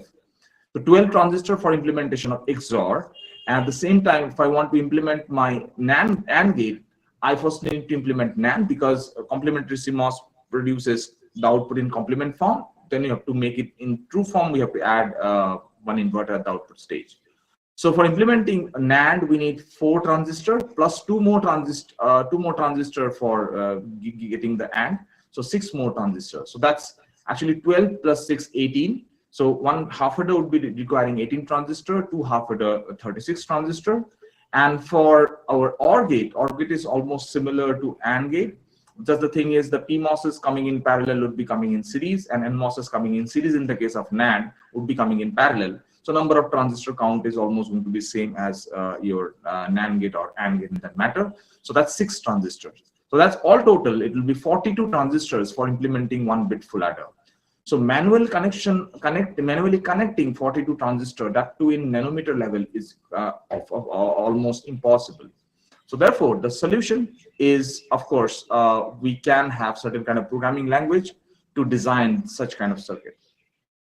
But there are some challenges. HDL programming is not exactly the same as software programming. Software programming like C or C++, they execute sequentially, where HDL runs parallelly. So we need to have lots of expertise working with that. And also we need highly skilled engineers to design such kind of circuits. And also it is a very slow and expensive process, because we have to test the circuit at each and every stages. So hierarchy of logic implementation, quickly understand how the logic is implemented. So there are, when we talk about logic, there can be standard logic and there can be integrated circuits. Standard logics like the basic gates comes under standard logic category, whereas integrated circuit can be further categorized as programmable logic devices, PLDs, semi-custom ICs, and full custom ICs. So I'll come to the PLDs part little later, but semi-custom ICs, the difference between semi-custom IC and full custom IC is that if we design an IC from the scratch, that becomes fully customized. So that means if we design the transistor and then the additional circuitry around it, so that becomes a full custom IC. But semi-custom IC means we take some of the parts of that particular design from the foundry, and then we built the circuit around it. So that's a kind of semi-custom IC. Normally, whatever circuit we design in our research and innovation purposes, that's kind of semi-custom IC, because let's say if we use a TSMC, one particular technology, so that TSMC transistor, we are actually getting it from them, and then we are building the circuit around it. So that's a kind of a semi-custom IC. Now, if I talk about PLDs, they can be further categorized as SPLD, CPLD, and FPGA. SPLD stands for simple programmable logic devices. CPLD stands for complex programmable logic devices, and FPGA stands for field programmable gate array. SPLDs, as the name suggests, they are simple in nature. That means its capability is much limited. Maybe 10 to hundreds of gate can be implemented using SPLD. And 3 different types of SPLDs are PAL, programmable array logic, PLA, programmable logic array, and PROM, programmable read-only memory. CPLD, on the other hand, they are, as the name suggests, they are complex in nature and they have higher capabilities than SPLDs. So we actually use multiple SPLDs inside CPLD and connected using an interconnection network. So it is like, since one of the example of SPLD is PAL, so we use PAL-like blocks inside CPLD. So multiple PAL-like blocks are actually structured inside CPLD, and they are actually connected using interconnection matrix. In addition to that, they are also surrounded by IO ports so that it can communicate with the external world. On the other hand, when I talk about FPGAs are completely different than its like SPLDs and CPLDs. In FPGA, we use a concept of configurable logic block, which are implemented using lookup tables and slices, logic slices. So lookup, so we will discuss about the architecture of FPGA also in the next slide, but the FPGAs, we have multiple CLBs together connected through one interconnection matrix and then surrounded by input-output ports. So as I said, the internal to the CLBs are lookup tables. We'll see its implementation also in the upcoming slides later. So which way to go? Because since we have seen programmable logic devices, so which way to go? Shall I go for SPLD, CPLD, or FPGA? As it has been clearly mentioned in this particular slide, SPLDs are suitable for very simple logic functions, whereas CPLD is ideal for moderate complexity kind of applications. FPGAs are best for complex design circuits and rapid prototyping. So the thing is, if you want to build one IC, you cannot commit for the hardware immediately. We need to test it on certain kind of programmable logic devices. So before going for, if you just go back to this particular site, so before designing the IC, our application specific integrated circuit, we have to test it or prototype it on certain kind of PLDs. Since the capability of SPLD and CPLDs are limited, we definitely go with FPGA for rapid prototyping. And once we are satisfied with the design, then we go for the hardware implementation straightly for application-specific ICs. So that's how it works actually. So for anywhere, we firstly test it and we prototype it. Once we are done with that, then once we are comfortable with that, then we commit for the fabrication of that particular IC. So PLDs, if you look into the overall structure, it is kind of a black box. It has input variables and output logic functions, and so that's how and internally it is getting programmed using programmable switches, using fuses, and also that's the internal structure of PLD. The basic structure of an FPGA looks something like this, where, as you can see, it consisting of multiple logic blocks. So this logic block here is actually configurable logic block.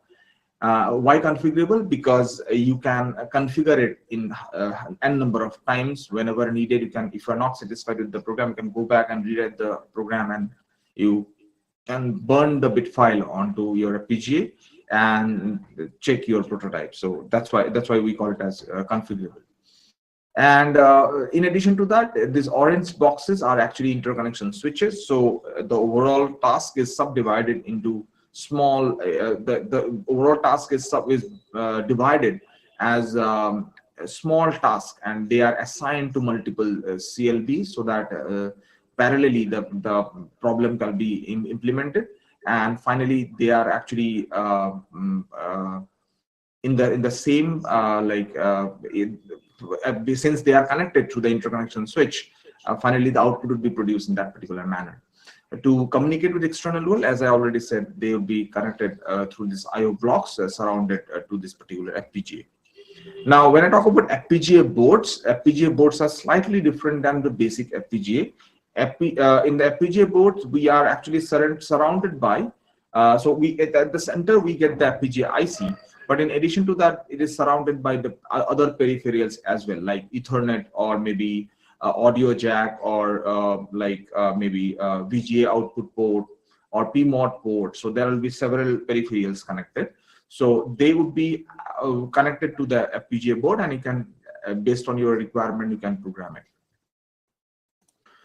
So the lookup table, since I have mentioned about CLB, and internal to the CLB is a lookup table. So the lookup table is actually it consisting of certain storage cells which act for input and output mapping.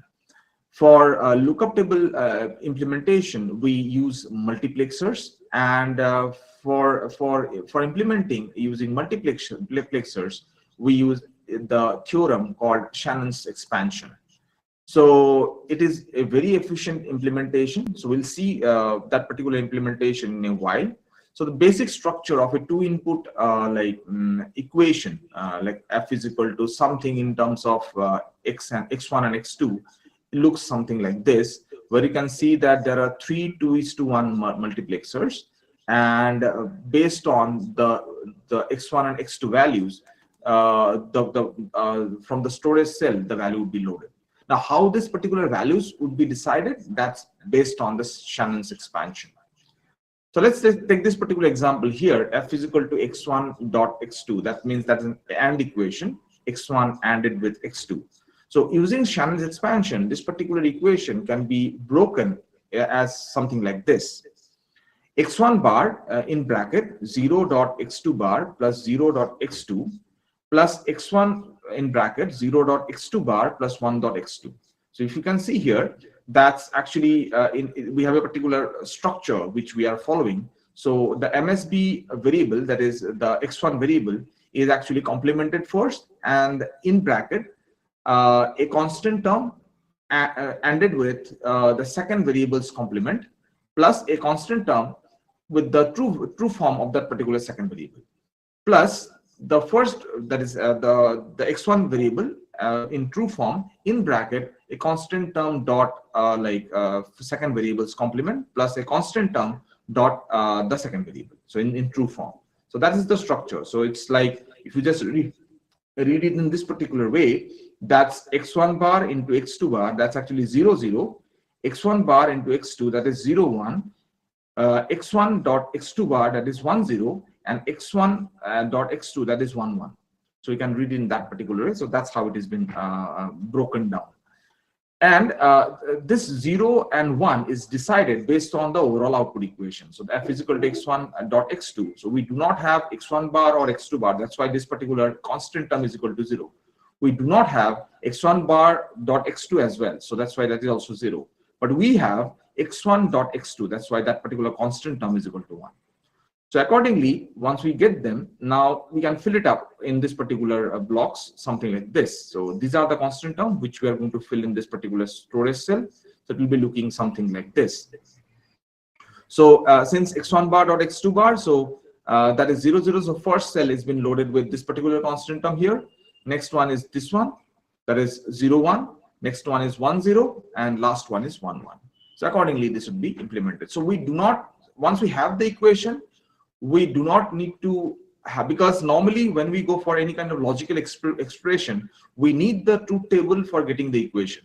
But if we have the equation, how can we actually get the logical value out of it? That is actually been done by this Shannon's expansion, which is very important for FPGA based implementation. So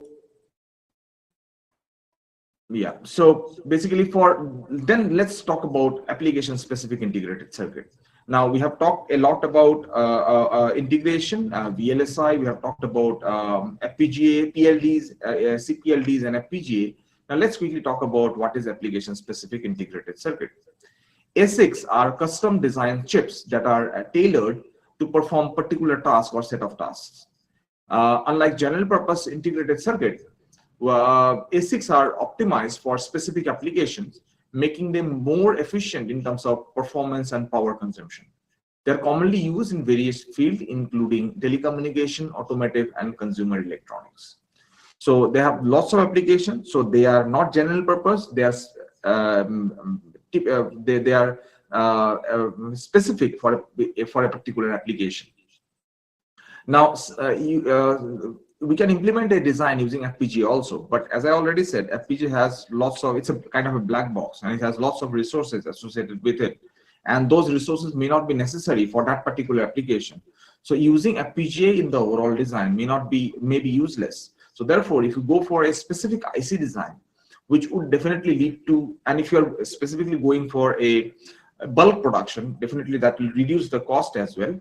You'll have a very optimized circuit, and also it will have a better efficiency. What are the advantages for ASIC? ASIC provides superior performance for specific tasks, often outperforming general purpose processors. They are typically more power efficient, which is crucial for battery operated devices and large scale data centers. ASICs can integrate multiple functions into a single chip, reducing the need for additional component and simplifying the overall design. So that's another key point to take while understanding application specific integrated circuit. Now the design flow, since we have seen that the same hardware description language code is used for ASIC development as well as FPGA development, let us quickly see that how the design flow is different from each other.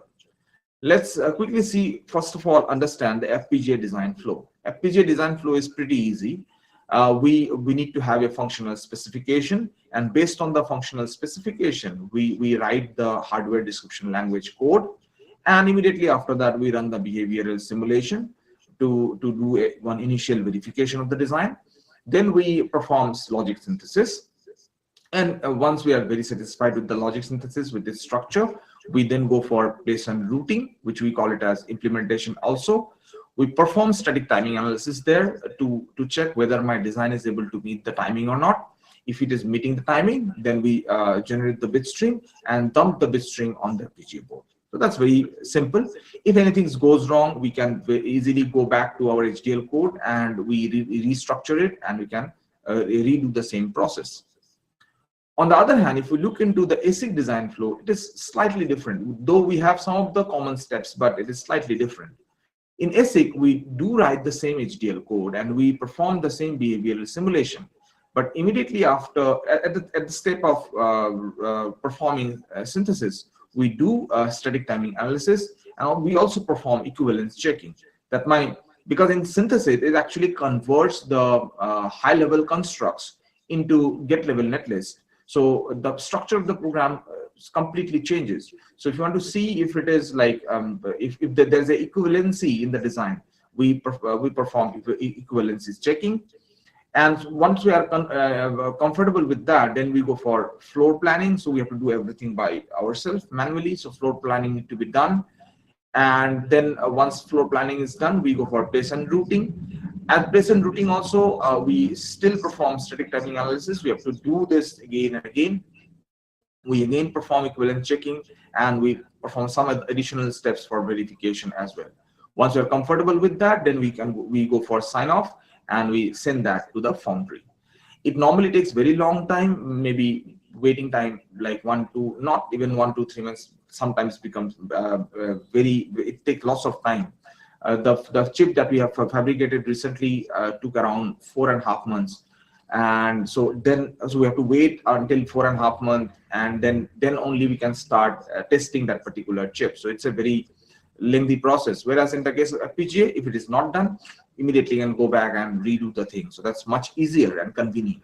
But each, like FPGA and ASIC, they have their own applications. We can so we have to use them accordingly. While the design flow for ASIC and FPGA are different, the requirement for ASIC design and FPGA designs are also different. For FPGA design, the steps are like a subset of the ASIC design flow. So basically, for ASIC design, as I already mentioned, we need a source file. Source file would be consisting of a .v file. The source file would be consisting of a .v file or .sv file or .bsd file. We'll have a test bench file for running the simulation, and we'll have certain design constraint file. Now for ASIC design, we call this particular design constraint file as standard design constraint or synopsis design constraint. So that's the basic thing that we need for ASIC design. On the other hand, for FPGA development, we kind of the steps are common: source files, test bench, and constraint files. Now the constraints files would be different for different FPGAs that you are targeting. Earlier, Xilinx used to have like a format called user constraint file. Now they are using Xilinx design constraint file for defining the constraint. But source file and test bench, more or less, they are similar. XDC syntax is also similar to SDC, but in addition to the normal standard constraints, we in FPGA we need to define about the peripherals also. So that comes into that FPGA constraint file. In addition to that, we need to mention about the lib files, and they are actually the design library, and these files are provided by the foundry. Two primarily lib files required, core lib and IO-lib. Core lib works at low voltage, and these cells are generally of fixed height and variable width, whereas IO-libs work in a little higher voltage, just like if I can remember it correctly, for my design for core IO it was around like 1.2 volt, and for IO-lib it was 2.5 volt. So the voltages are also different. So of course the lib files are also different for that. So this lib file consisting of simulation view in the form of Verilog or Verilog and VHDL, timing model, and layout abstracts. In addition to this, it may have a tape out kits also, like full layout and spice models are also available in lib files. In left files, the next one is the left file. So left file is library exchange format file, and they are a physical library, and it consists of information about process to generate DRC layout. It consists of cell dimensions like pin locations, routing layers, via layers, and etc. For Synopsys tool, they use Milky Way text files instead of left file. Next one is IO assignment file for ASIC development, that is used for the custom arrangement of IO pins and IO pads. It is optional, but it plays very important, crucial role, because if you have a specific requirement in the ASIC design, you can specify that very well using IO assignment file. Next one is multi-mode, multi-corner view definition file, which is a .tcl file, and it is used for analysis configuration. This file must be prepared by the user, and corner text files are also important while drafting the MMC file. MMC file primarily defines the operating condition, corner variation, timing and power analysis, optimization and design verification, and sign-off details inside it. In addition to that, we also need a corner text files, which is also shared by the foundry. So they are used for process and environmental variation in addition to MMC requirements. In addition to this all, we may need a Verilog wrapper to wrap the complete the top modules of the designs all together. So that actually connects the IO cells to the core. So IO cell provides electrostatic protection, and it comes in between IO pads and the IO and the core. So these are the basic requirement while we go for ASIC design. Whereas if you talk about FPGA development, the requirements are very limited. So let's quickly see different low power design techniques and methodologies. So low power designs to make the designs energy efficient, and as the demand for energy efficient system is growing day by day, understanding technique is very crucial for designer aiming to optimize power consumption while maintaining performance. So there are different we can optimize power at different level, like algorithmic level, architecture level, RTL level, register transfer level. RTL stands for that, gate level, and transistor level. Now, based on a study, you can see that at algorithmic level, the power saving percentage is very high. That means your algorithm is very, very optimized. You can have 75% of power saving. Whereas you are optimizing the circuit at the third transistor level, that would lead to 3 to 5% of power saving only. But they have their own importance. Like if you are designing a circuit at the transistor level with a limited number of transistors, your focus would be definitely to optimize that particular circuit in terms of power.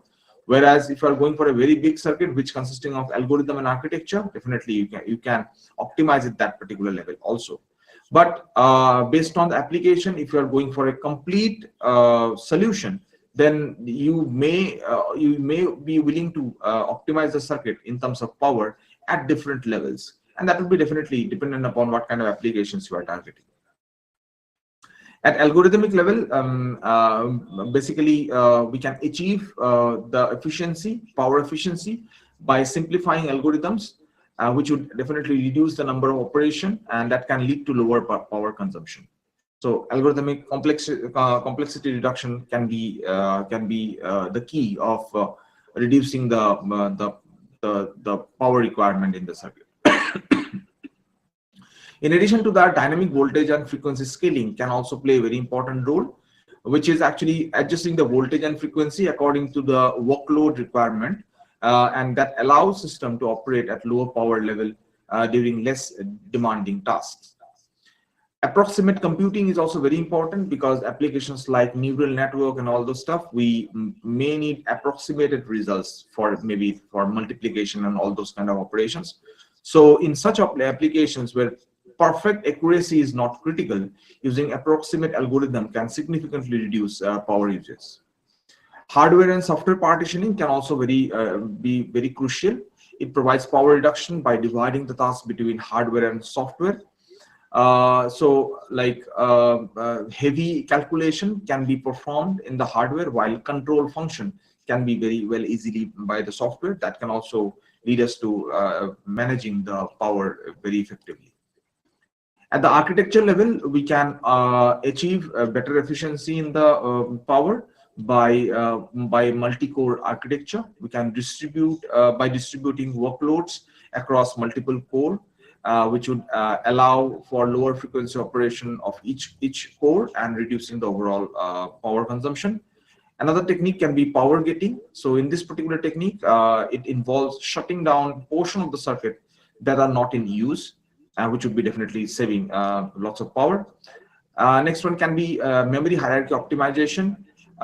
So that is like efficiently using cache and memory can also reduce access time and power consumption.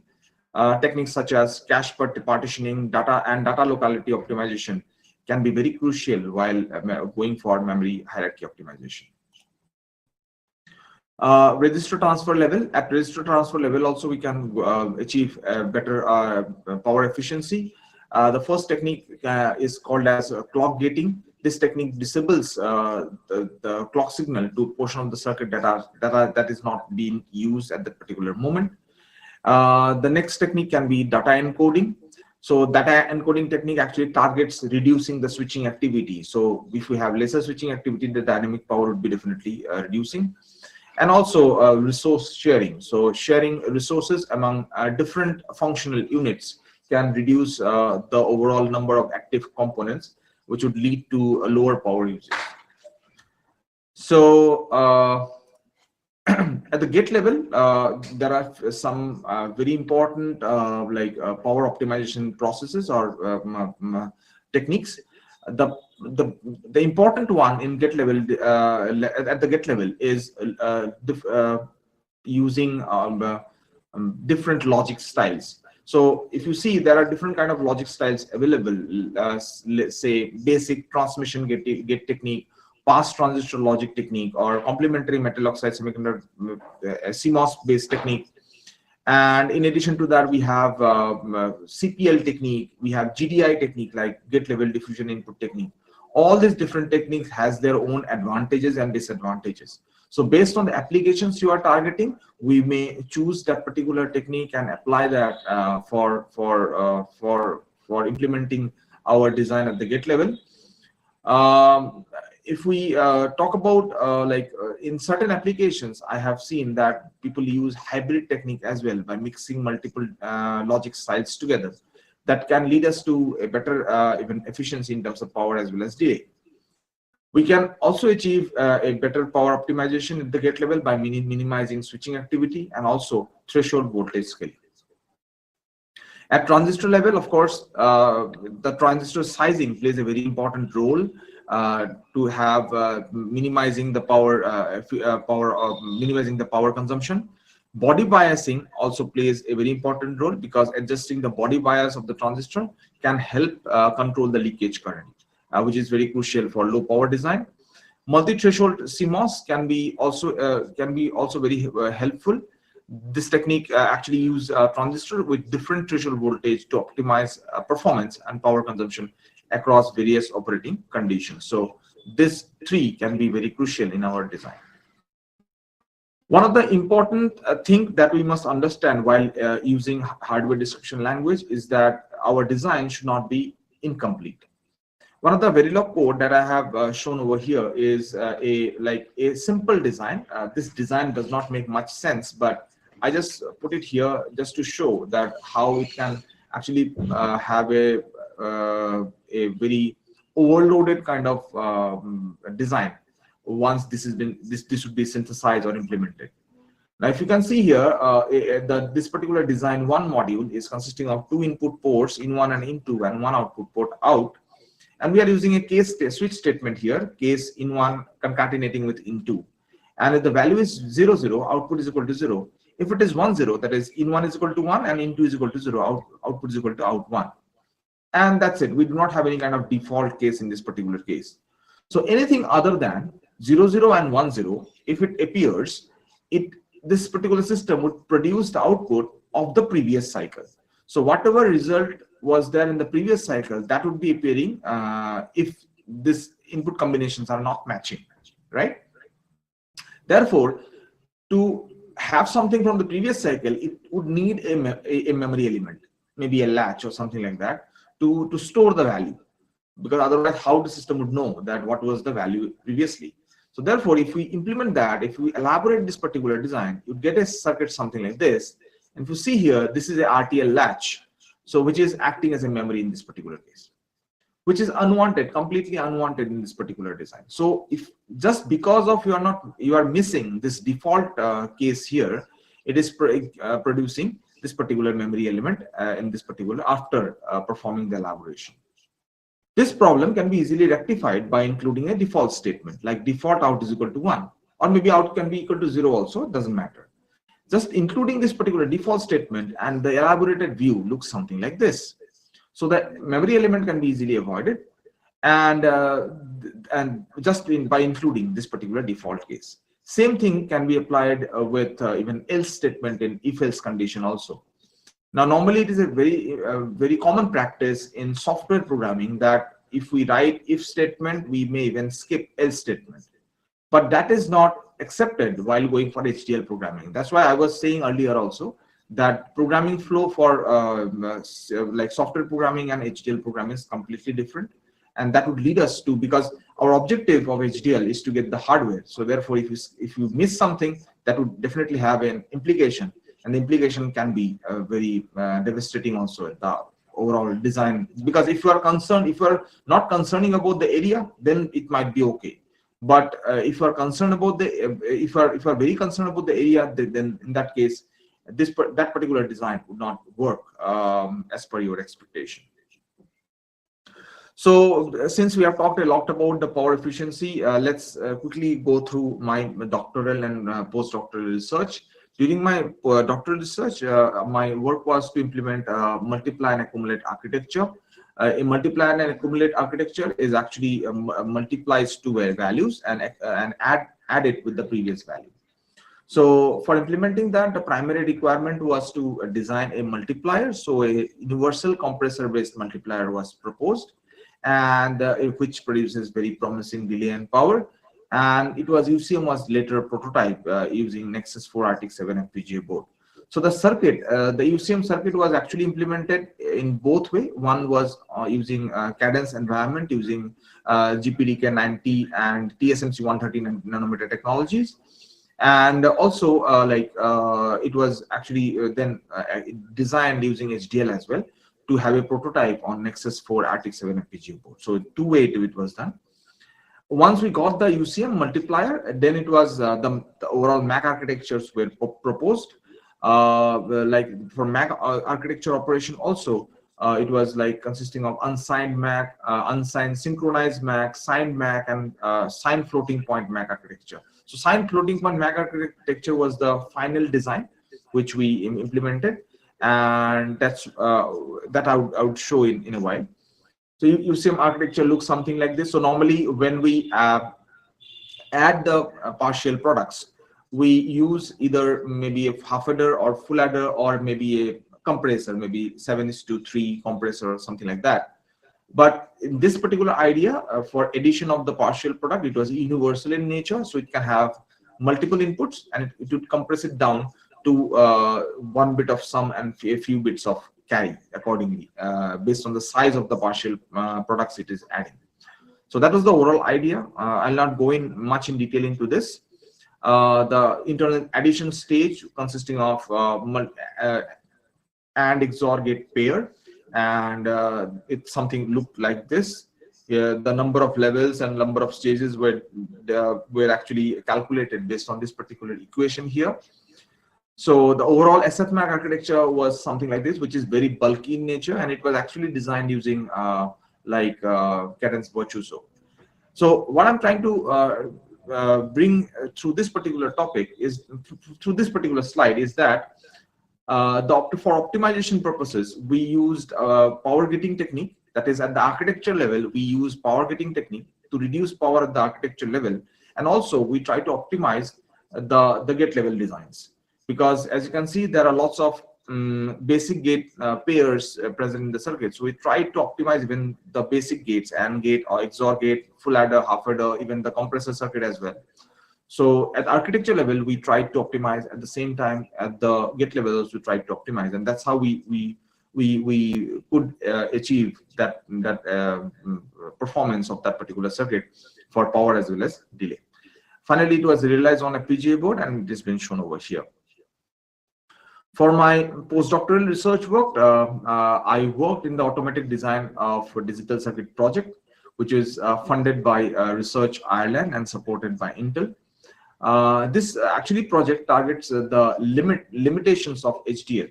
So the limitation of HDL is that since HDL is a programming language, it consisting of lots of constructs which are synthesizable and some are not synthesizable.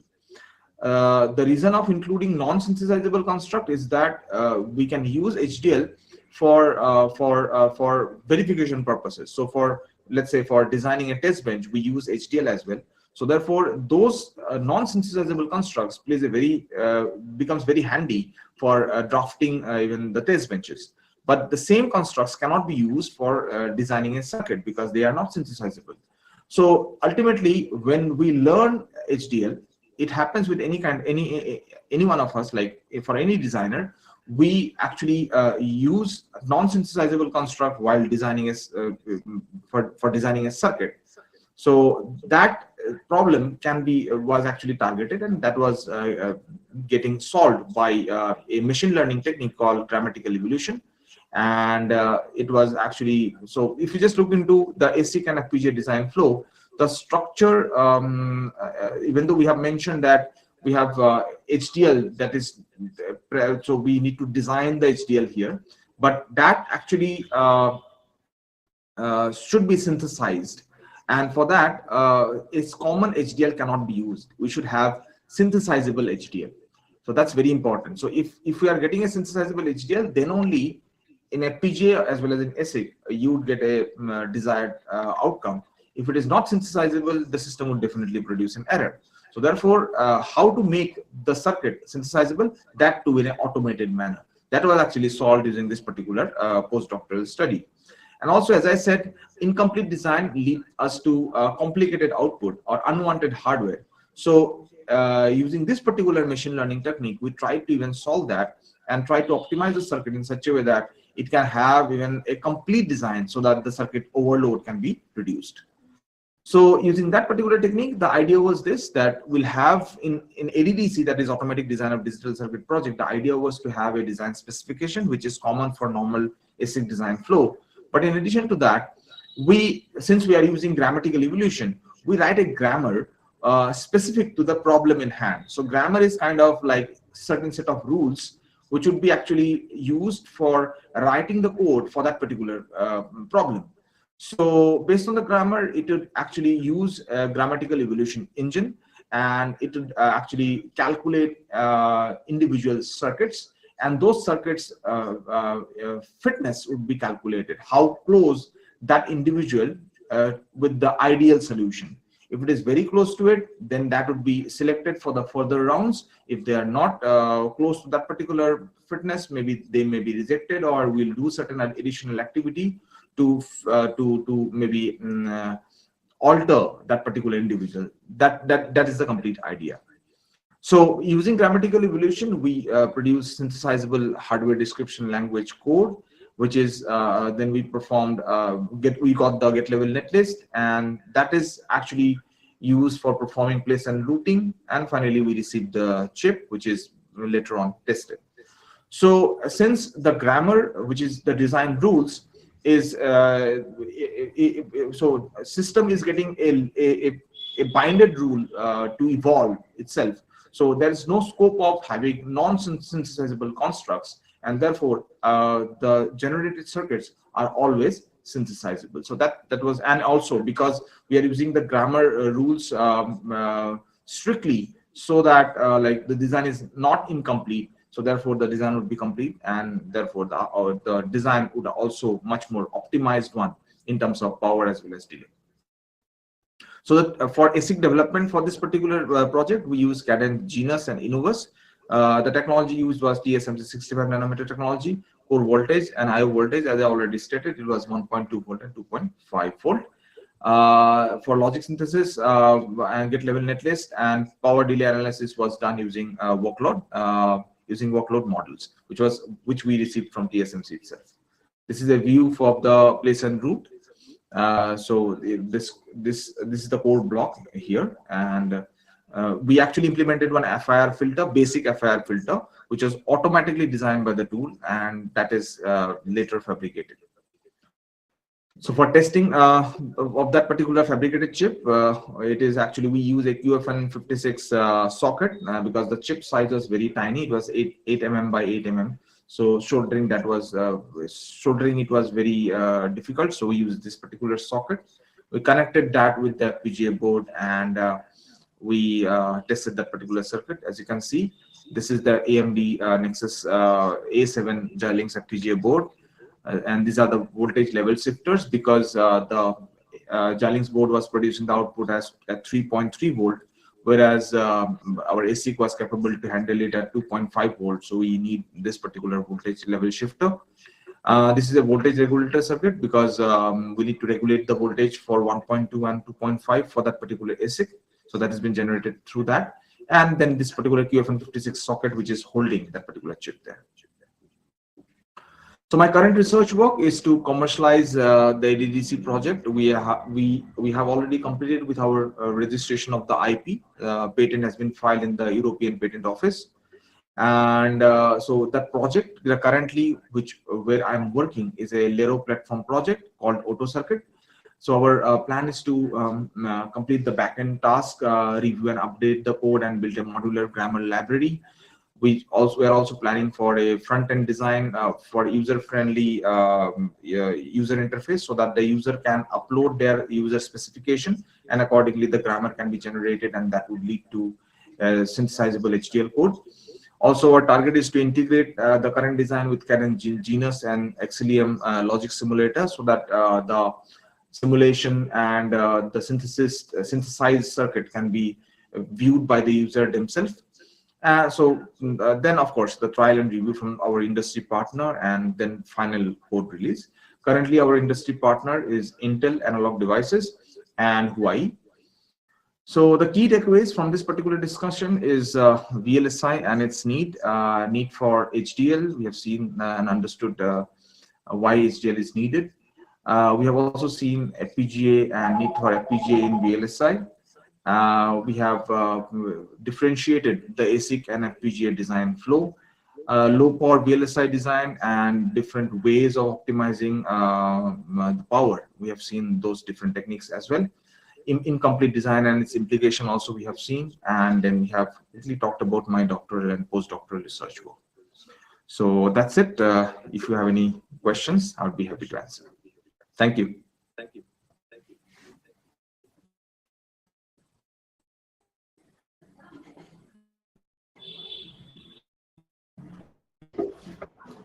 Rajkumar sir. Yes, sir. Thank you for your very great lecture, sir. Thank you, sir. Yeah, I hope you liked it. Yes. I hope you liked it. Yeah, sure. Actually, see, this, as we have already discussed, this is basically microgrid technologies. Microgrid means generally solar and wind, as you know. Okay. Yesterday, only one person has given a talk on wind, so that is a flavor. Okay.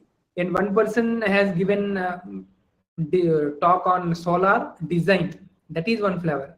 And another person talk on integration, that is another flavor. Like the VLSI is also one of the flavors, because for micro technologies, we should definitely collaborate with VLSI. So you have given very great lecture, sir. And participants, kindly ask if you have any more questions. I'll try my best to answer your questions. Sure. Yes. Anyone is having any questions? Hello, sir. Yes. Yes, sir. Sir, good evening, sir. Rajkumar, Yes, sir. sir. Yes, sir. Sir, that chip design is in nanoscale or in micron scale, sir? In nanoscale, sir. Nanoscale. Yes, Any that is in only in specialized equipment only they can be manufactured, no, sir?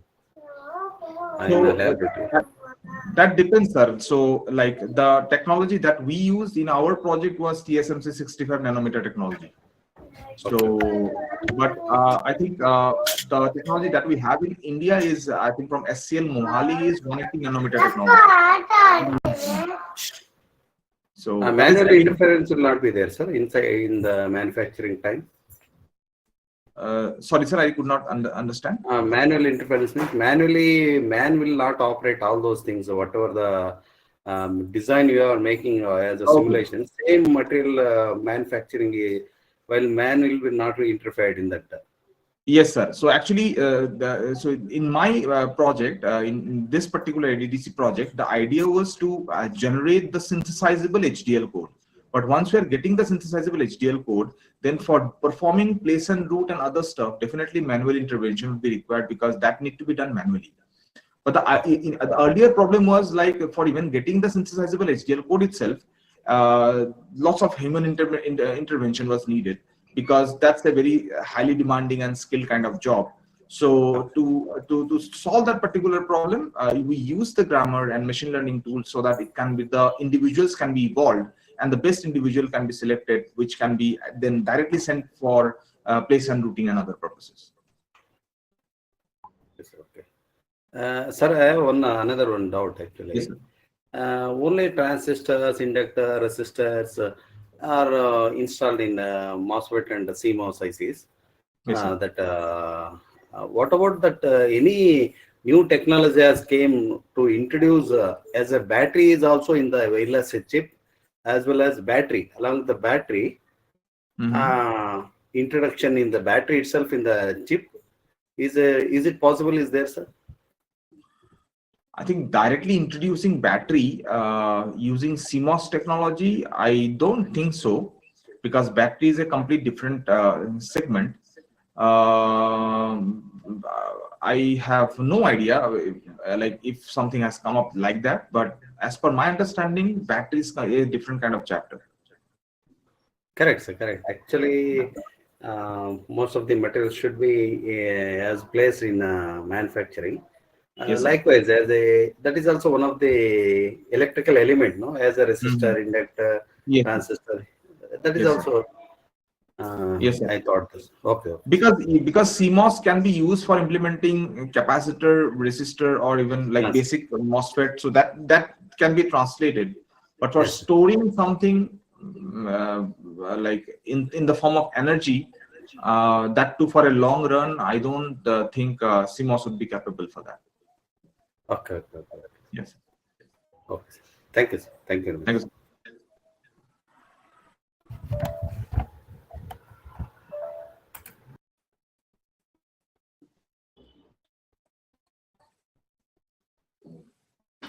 Yes, any more?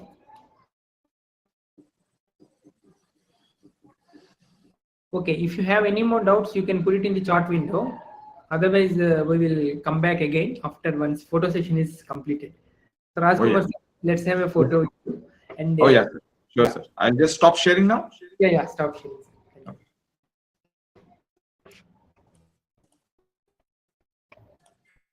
So dear participants, please open your cameras, please.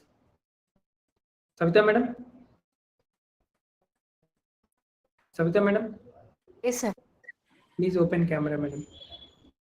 So that we have a photo with Rajkumar, sir. Okay, sir. Jyoti madam, Soni madam, please open your cameras. Shivkumar sir, Madhu madam, Archana madam.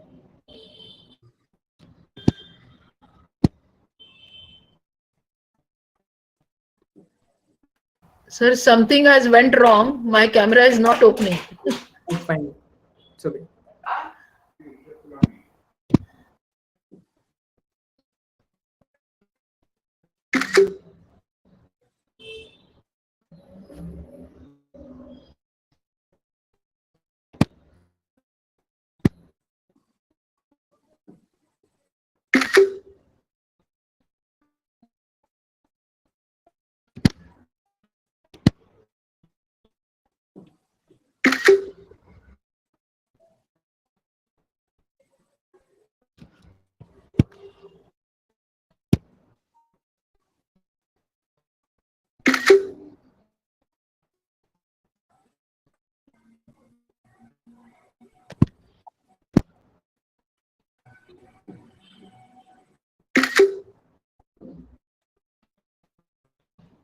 Thank you, dear colleagues. Thank you so much. Thank you, sir. Thank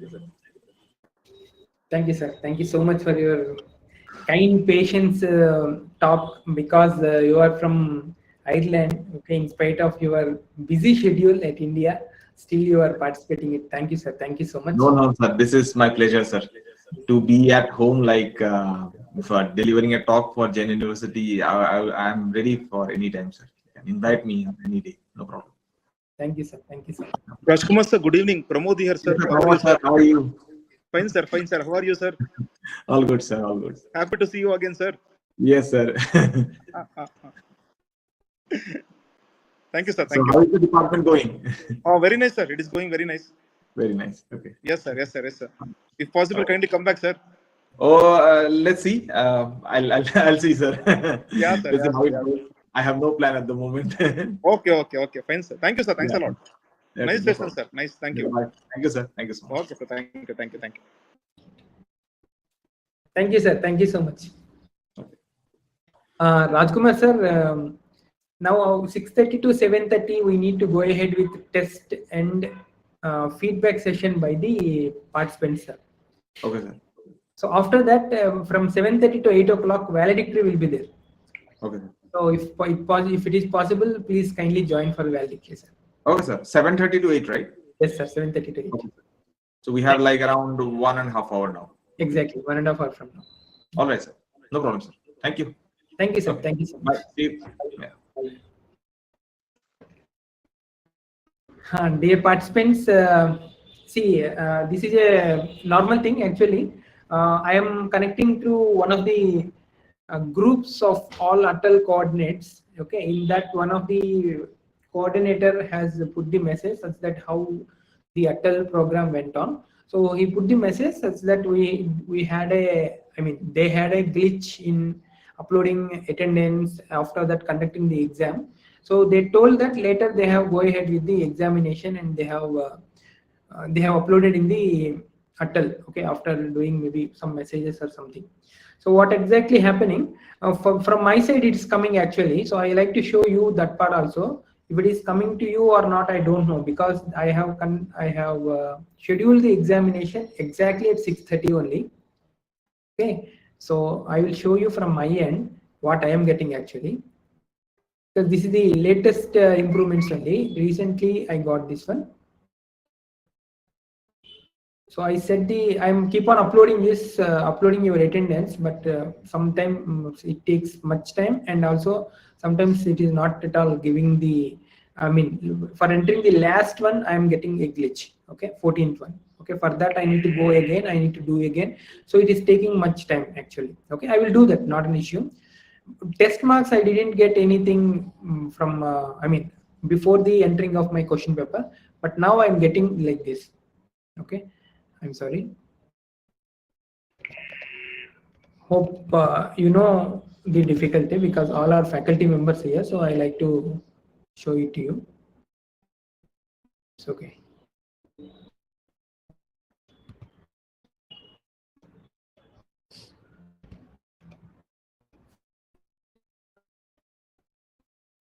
Yeah. So after entering the question paper, okay, I'm getting like this. If I'm pressing here, see, this is the problem. So every time we need to wait like this. I don't know. Just now it has come. I will check again.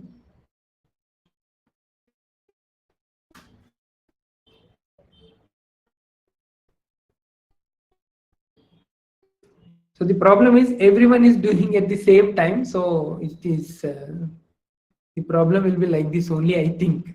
Okay. If it is not like this, it's fine. But what I have done.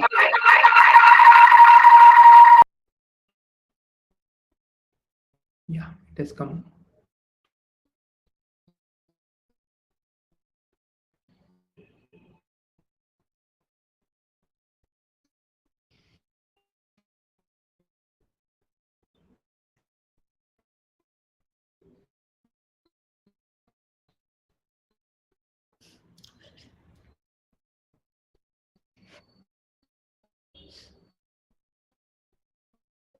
See, this is the problem, because everyone is trying at the same time. Maybe, see, it's not coming only. Okay, but previously I have seen, okay, your names are coming, and what we can say, it is coming with marks. I mean, marks means just it like a gap, NA like that. It is coming. Sir, attendance also not available, sir. Yeah, that's all, sir. How can the attendance will be available before the sessions are completed? Okay, but still, by taking the first session only, from first session onwards, whenever you have finished attendance onwards, I keep on uploading your attendance. But for attendance also, I am taking the clips only. Every time it is coming like this. I think you are seeing this. Okay. Question paper is not seeing, sir. Portal. Question paper is not visible. Yeah, it will be visible at. I think I'm expecting that it will be visible at 6:30, because I have given the time at 6:30 only. So legally it should be visible at 6:30 only for sure. Okay. But what confidence I am giving to you is, previously I am getting like this only, no participants eligible. Now I'm getting your names also previously. Okay, that's what I thought of showing you, but it is not coming. Maybe internet issue, I think, because Sir? Yeah. Sir, in participants dashboard, it is appearing, sir. The test will appear at 6:30. Like that, it is coming. So, Then no problem. yeah. Then you can write the exam. Yeah. Okay. So 6:30 exactly it will open. Then okay. And sir, I am getting that link, but I checked my attendance also. So in all the days, attendance was given already. Okay. So please check that also. Maybe attendance. Once if it is given, then only whether we can get the test link or not, I am not sure. Then it is difficult. See, I request all of you kindly check. Chitra madam has got the test link, because I am keep on updating the attendance also. I have already updated 10 to 15 people only. Okay, after the first session onwards, I am keep on trying, but I got only 10 to 15 people only. So remaining people, kindly check whether you got the test link or not. I mean, It should show that the test will be at 6:30. Is it coming or not? Madhupaleti sir, kindly check it, sir, whether you are getting it or not, because I didn't give you attendance till date.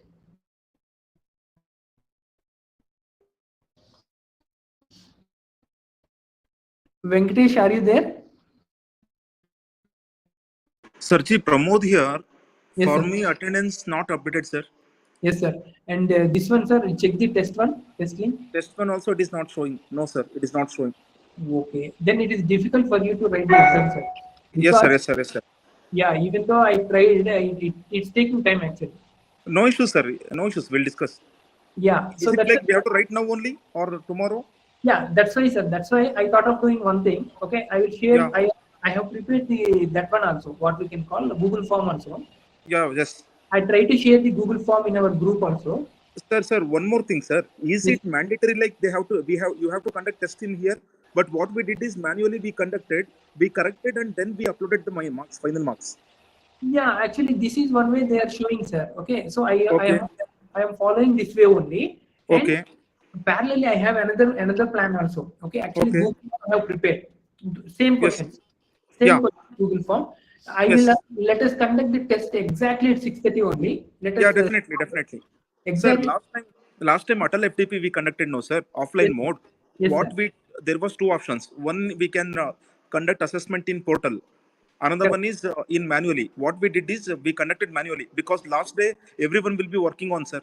It is very difficult to open. So Correct. consolidated marks be uploaded, and they considered also participants got the certificate also. Exactly. So that's why, sir. Today also we will conduct the same Yes, sir. thing. Yeah, 6:30 sir. to Yes. all participants kindly listen to me. From 6:30 to 7 o'clock, I will float that Google form. Okay, so please try to attempt by 6:30 and close at 7 o'clock. And Chitra madam, if you got permission from portal, please try from portal, madam. If you are unable to do that, maybe any glitches are there, please come back to our Google form also. Sure, sir. Sure. Yes, madam. Maybe within 5 minutes, you take the decision and come to Okay. no problem, because everyone is Okay. going direct with Google form only, so no need to worry. I will communicate because I got the same problem to my friend also. I mean, my another coordinator, and he also mentioned the same thing. We have done like this, but we failed it, so we are going with another exam. Nothing wrong. We can sort it out in 1 or 2 days. Sir, that feedback link is not working, sir. Now, feedback link, whichever it has been posted, no, sir. Now it is not working. Once again, I'll share, sir. Pramod, sir, once again, I'll share. Kindly, madam. Okay, Kindly. sir. Yes, madam. Thank you, I'll madam. send it, sir. Now itself, I'll send it, sir. Thank you, madam. Thank you, madam. Thank you. Savita madam, did you send the feedback for the Rajkumar sir also 13th? Yes, sir. That one I'm sending, sir, now. No. It was I'll already share. it was already It is there. shared, sir, but it is not opening, sir. Okay. Once again, I'll check and I'll share, sir.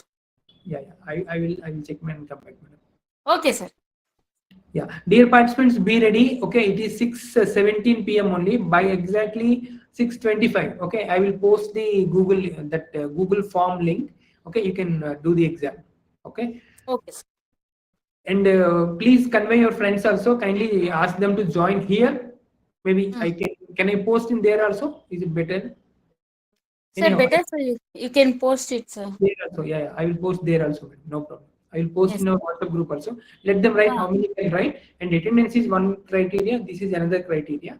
Based on that, they will give the certificate. Yes, sir. Where it is? So it is day wise. Day wise. Yeah, I'm seeing.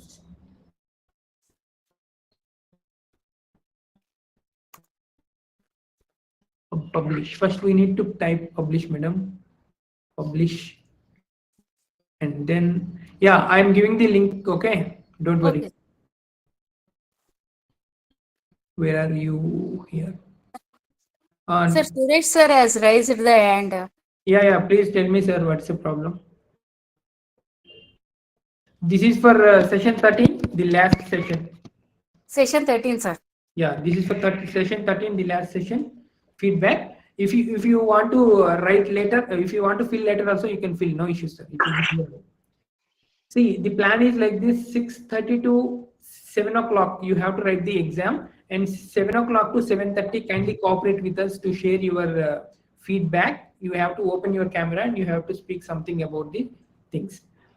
Asking for access permission. Who is asking? Just wait.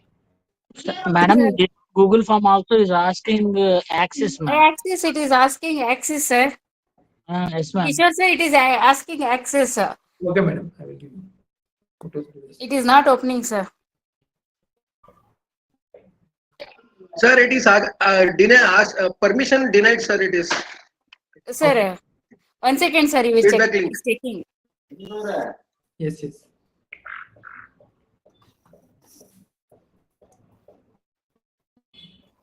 Publish. Send.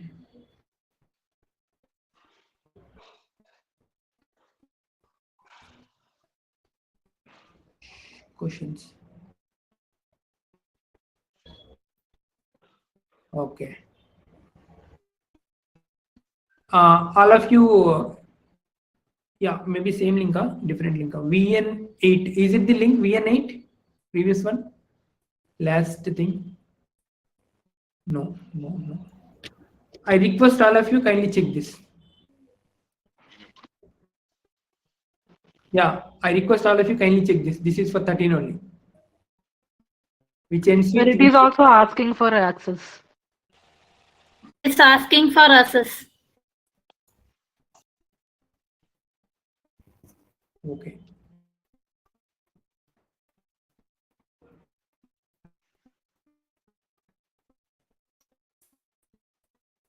Okay, I can give the access, but for all these people,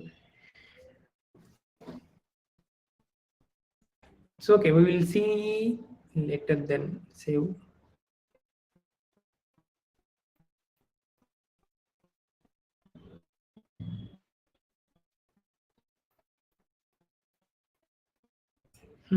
Now you try. I am giving one more.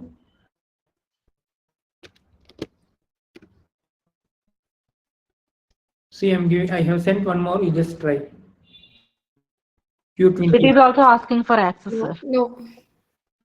This is the third one I'm trying.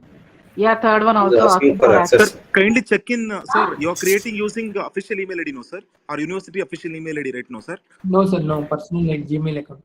Sir, kindly check this the settings, sir. Setting. It will be there. Not allow everyone. Kindly change the settings, sir.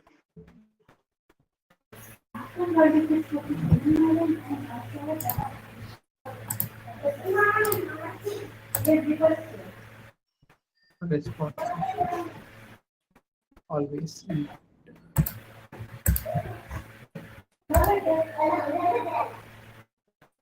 Sir, while copying the link, you need to set edit option to all. Okay, sir. I have done that. Now I have done that. Hopefully it will work. Hopefully it will work. Kindly check.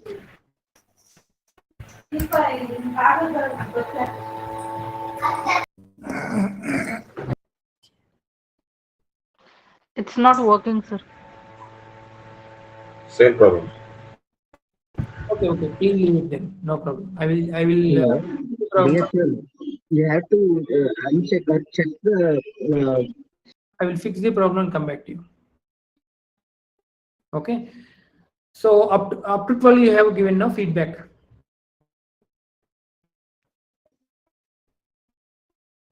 Have you given? Yes, sir. Up to 12 we have given. Yeah, that's fine. Okay, we will go ahead with the time is running short. Okay, 6:23 by 6:24 I will give the. Sir, apart from institutions, other can also use that link, sir. That settings has to be done for the Google Form, sir. Pardon, sir?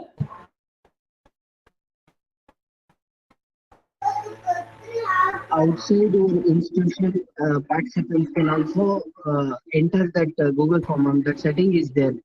It will be restricted to your institution login only. It has to be unchecked, ma'am. Yes, I am not at all using my institutional email account, sir. I have created a fresh Gmail account only. But anyhow, that's it. That's okay. No problem. We will trace it out. Not an issue. And the thing is, by 6:25, I will give you the question paper. Okay, you have to answer. It is in Google Form only. Okay, please answer that one. Later we will see the things. Okay, by 7 o'clock, all of you again be here only. It will be end. This meeting will end maybe after 8 o'clock only. Okay, 6:30 to 7 o'clock is your examination, and 7 to 7:30 is your feedback. Is there any feedback link for last session? Yeah, for that only. I tried. I will make it set right and I will get back to you. Okay, no need to worry. It is possible, sir. If it is possible, can you share it on a WhatsApp group? Because Yes. due to network issue, it's this meeting is sometime disconnected. So that is why I'm asking for it. Okay, sure. Yes, sir. Yes, sir. We will share it, sir. Okay, thank you, ma'am. Thank you. So once from 7 to 7:30 you have to give the feedback. Okay, you have to open the camera and you have to speak actually. Okay, it's not like written and it's a verbal thing. And after 7:30 we will go for the valedictory. Okay, 7:30 to 8 o'clock is dedicated for valedictory. I request all the participants to be in the valedictory. Okay, after 8 o'clock we will disperse. So this is the plan actually. Okay, this is the schedule what we have planned. 6:25, the time is 6:25. So can I post?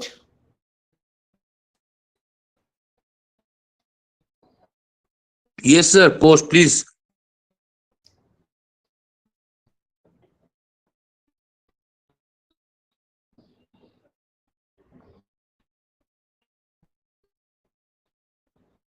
So I am posting in directly WhatsApp only. Okay, you can proceed there only. Yes, I have posted.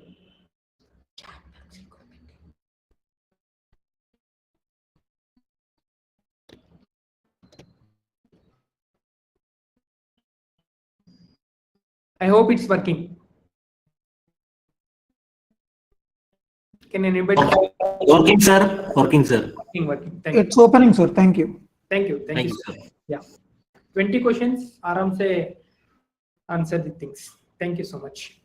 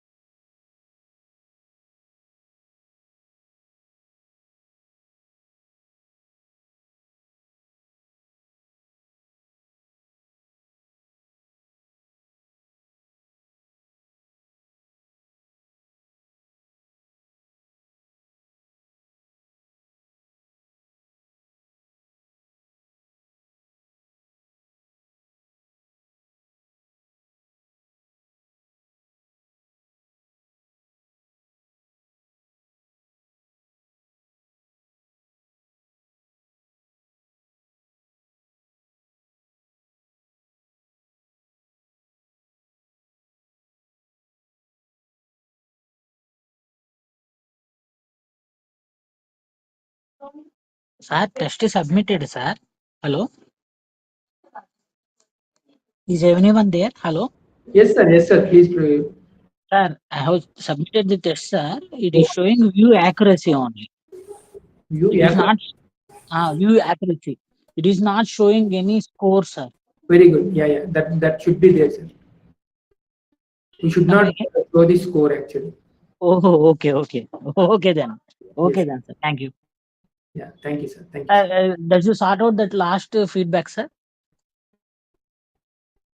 Session 13 one. Yeah. Tell me, sir.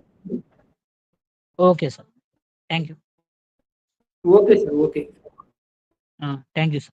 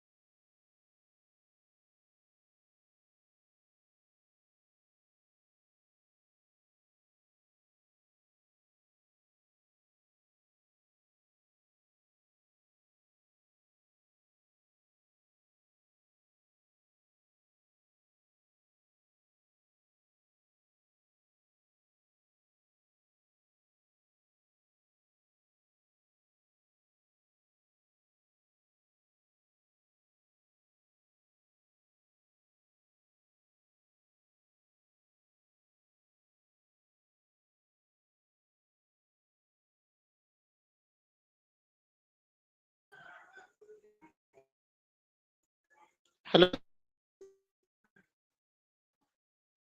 Yes, please.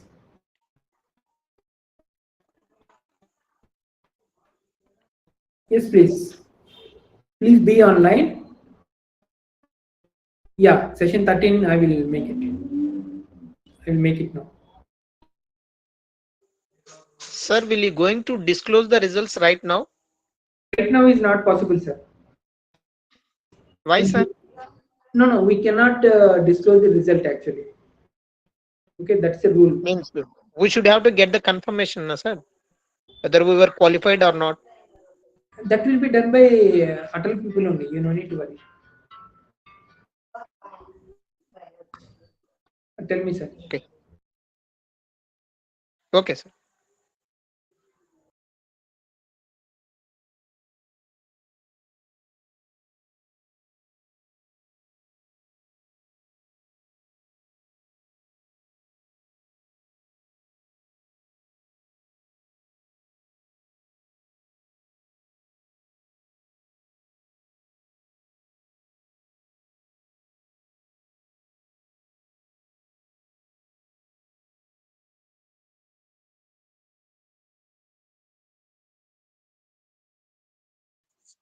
Sir, this is Raghavendra.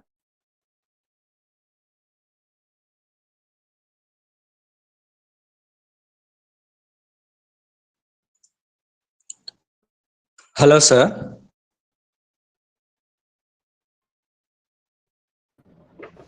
Tell me, sir, Raghavendra, sir. Sir, I have submitted the assignment. It is showing submitted. Yes, yes. Have you received? Yeah, I will receive, sir. You don't worry. Okay, okay. Yeah, I will receive.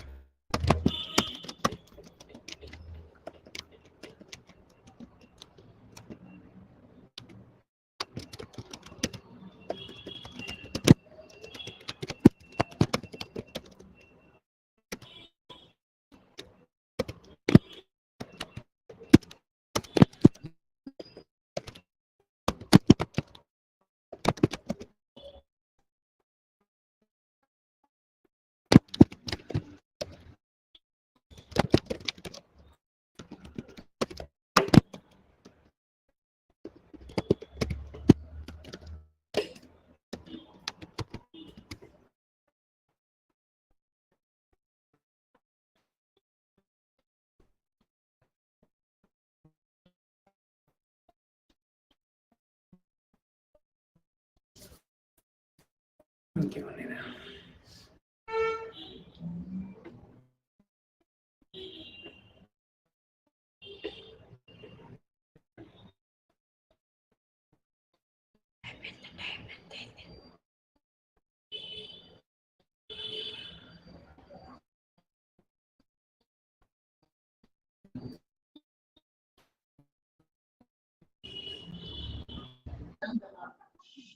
ಇಲ್ಲೋಡ್ರಿ ಇಲ್ಲಿ ಬರ್ರಿ ಇಲ್ಲಿ ಅಮೃತ ನೋಡ್ಬರ್ರಿ ತೋರಿಸ್ತೀನಿ book ಹಿಡ್ಕೊಂಡು ಹಿಂಗ್ ನಿಂತ್ಯಾಳ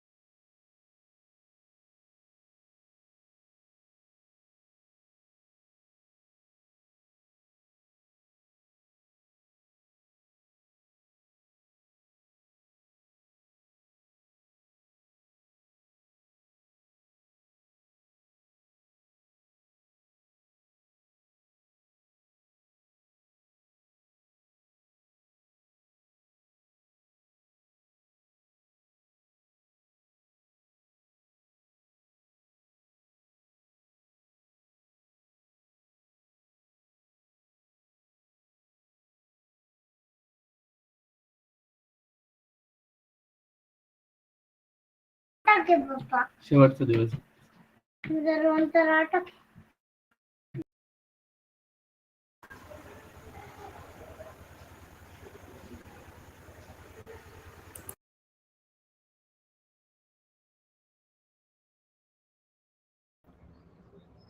Let's take a short break, okay? By 8 o'clock we will be here. Please stay here only, okay? From 7 o'clock onwards we will go ahead with the feedback session. Thank you, sir. Okay, sir.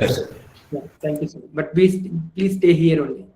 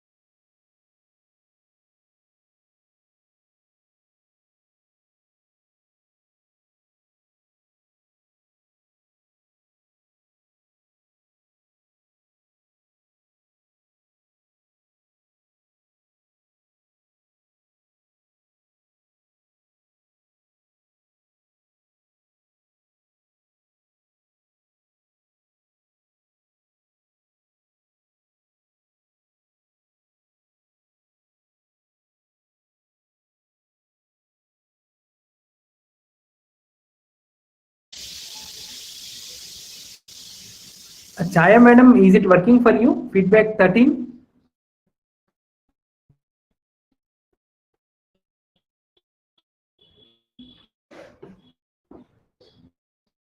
Gurumurthy sir, you should not. Yes, Hello. yeah, is it working for you? Yeah, sir. Now it is working. I have submitted. Even my colleague Nanda ma'am also has submitted. I think. Okay, thank you, madam. Thank you so much. So all of you kindly note feedback 13 is currently accessible. You just fill that one. Sir, one more doubt. Once you have finished your exam, kindly fill that one. Sir, Please post the feedback link again in the WhatsApp group or in the chat box. Should definitely. Sir. Yes, sir. Please proceed. Myself, Dr. Manjunath from Davangere. Tell me, sir. Sir, I already submitted the test answers. If I once again open that link. Hello, sir. Hello, sir. 1 minute, Aditya sir. Manjunath sir, please proceed. Sir, I already submitted the test response. Okay, sir. So once again, after submitting the Hello. view accuracy. Aditya sir, please wait for a while. Okay, sir. Manjunath sir, please proceed, sir. Sir, after submitting the test, it is showing this view accuracy. Yes, sir. Okay, once again, if I open the link, once again it will show empty. I think it is taking multiple response. Okay, let it be. Let it be. So that's not for that reason I asked. If it is okay, I already submitted. It has shown view accuracy. And once again, if I open the same test link, it is showing once again. Sir, it's okay, sir. I will take the first one only. No problem. Okay, sir. Okay. Thank you. Everything will be recorded, so no need to worry. Correct. Okay, sir. Okay. Thank you. Yes, sir. Thank you. Sir, can I ask a question? Yes, sir. Please, sir. I have submitted the test on your Google form that you have shared. Yes, sir. Okay. Yes, sir. So we have to do it in ATAL portal also, sir. ATAL portal you cannot do, I think, because I didn't enter your attendance. No. Okay, okay, okay. Then you will forward the answers. Oh. Yeah. I will say to them this is the case. If they really required to go through ATAL only, then I will ask them to request one more time slot. Then we will proceed once again. I will get back to Okay, you. okay. For today, just to submit in your Google form only. No other thing is required. No other thing is required, sir. Thank you, sir. Thank you very much. Yes, sir. Pleasure.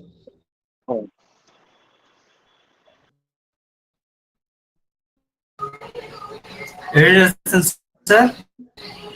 Yeah, tell me, sir. I am Kishore. Tell me. Sorry, sir. Sir, here in Atal portal, there is a feedback form is there in, sir. Whether we have to fill up now? Yes, sir. Yes, sir. You have to fill that feedback form. Correct. So all of you kindly fill the feedback form from ATAL portal. If it is open, if it is unable to open, it's fine. Later you have to fill it. Okay, sir. But for me it is opening, so that's why before submitting, I'm just asking you for your permission. Yes, sir. Yes, sir. Please fill, sir. Thank you, sir. Thank you. Sir, I have trying. I'm trying from here. Trying. If it's not going to join, please 10 times. Sir, I think see. Bharti madam.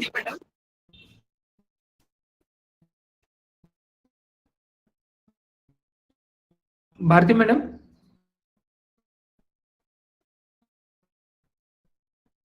So all of you, please don't take any trouble from ATAL portal now. Okay, all of you fill this Google form only, whatever I have shared.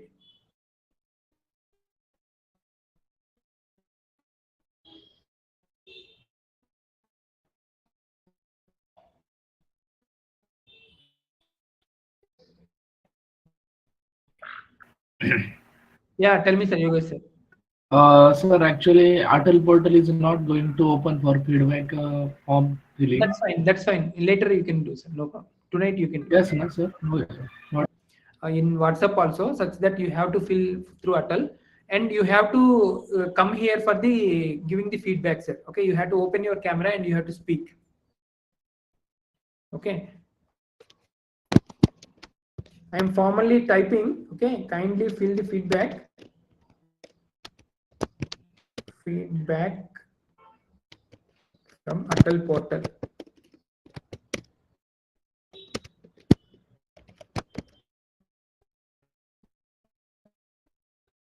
This is the formal information, sir. So whenever the portal is ready, portal is opening, you please post there also. That is also important, sir. They will see that one also. And we will also take one feedback, overall feedback, but we don't want to trouble you now. Okay, we will post that one during maybe after the validity. But you need to fill that one also, please.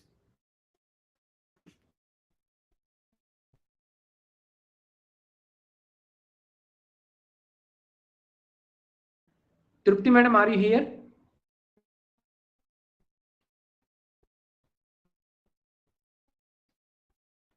Yes, sir, I'm there, sir. Yes, madam. Okay. Shall we go ahead with the feedback sessions, madam? Yes, sir. Yes, sir. Yeah, it's better if we open our camera because they are telling to us only, that's why. Sir, I'll just on in another 2 minutes. Sure. No issues, man. Take your time. Dear participants, kindly come for the feedback session. So those who want to speak something to give some feedback on FDP, please open your camera and you can speak now.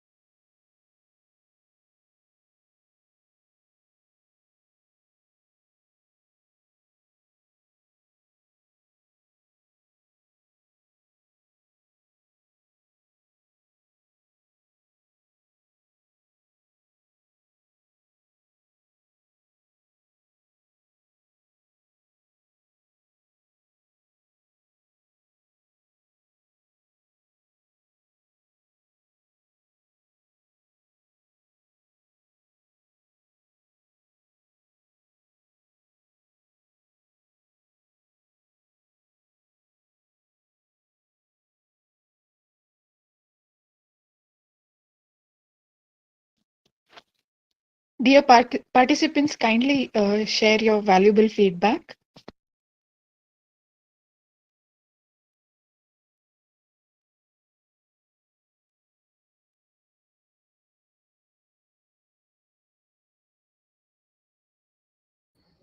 Soni madam.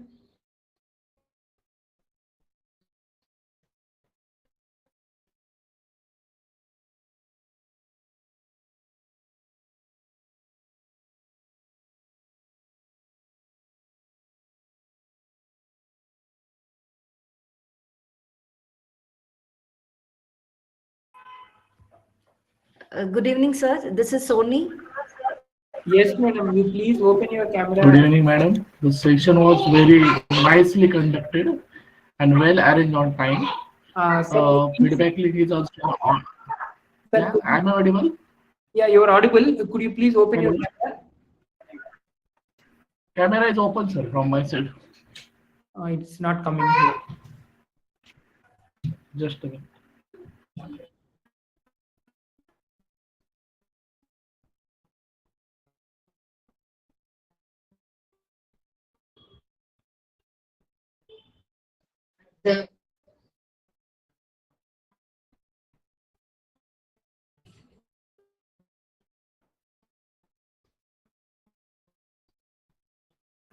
Am I audible, sir? Yes, sir, you are audible. What's your name, sir? And visible? Yeah, you are not visible. Yogesh Shivaji Power. Yogesh, sir, you are not visible, sir. Yes, sir. Yogesh sir, video is on, sir. Is visible. Okay. Yes, sir. Yeah. Tell me, sir. So, yes, sir. Session was very nicely conducted by the organizing team, and the support provided by the organizing team is very nice. And all the sessions are well mannered and well arranged by the organizing team. And resource person are very nice, so that we are getting all the related with the renewable energy, then what the AI tool to be used in the renewable energy, and what is the basics of the solar.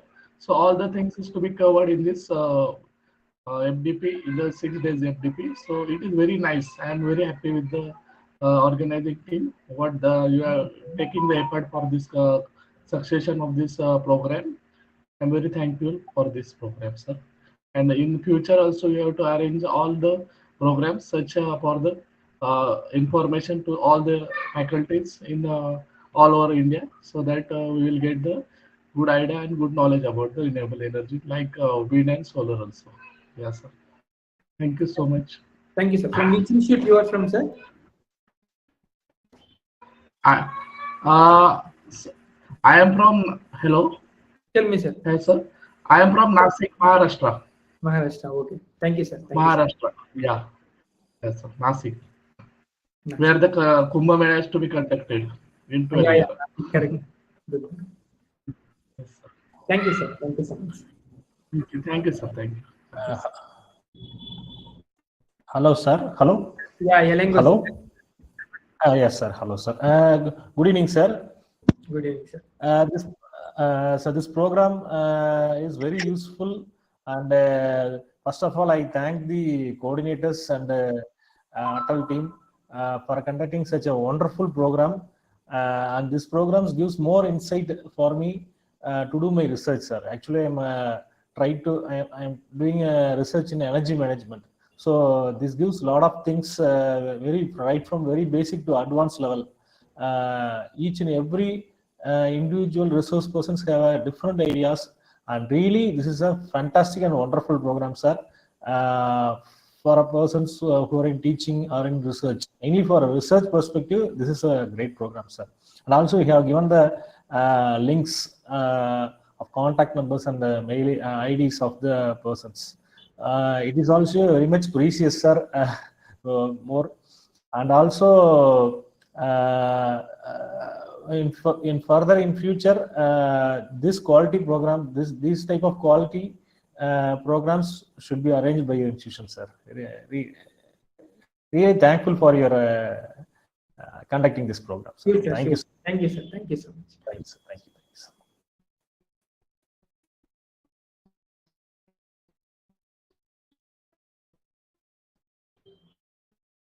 Good evening, sir. Myself, Dr. Manjunath from Davangere EEE College. Good evening, sir. Sir, first of all, I appreciate coordinators for choosing the resource persons to cover all the domains in the FDP field. Thank you, sir. Yes, sir. The youth session was good.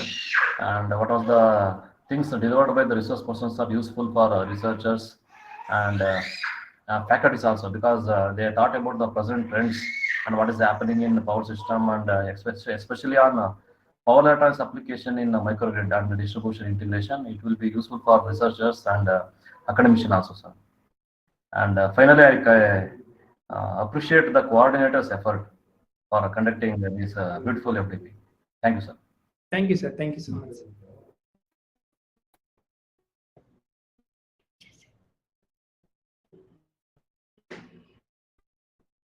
Any others? Karibasaraji, sir.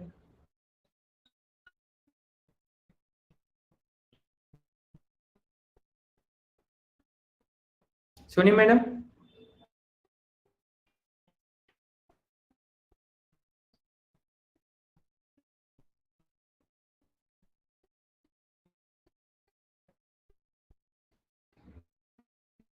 Soni, madam, are you there?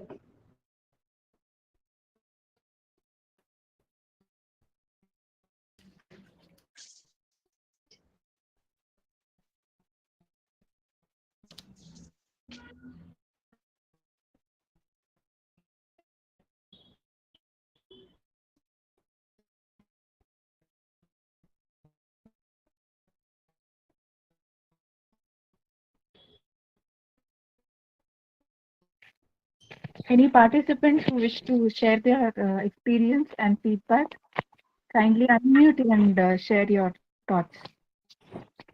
Hello, sir. Good evening. Good evening, Akshit. My feedback is the resource persons were good and very excellent in their field. They gave good insights, and I think this program is conducted free. So that's very important. We are getting so much knowledge free of cost, sir. And the management team made good efforts to arrange everything properly, everything in time, and maintain 100, 150 people. So good, sir. Overall, it can be further conducted, sir, something like this. Sure. Thank you, sir. Thank you, Akshit. Thank you so much. Pradeep, sir.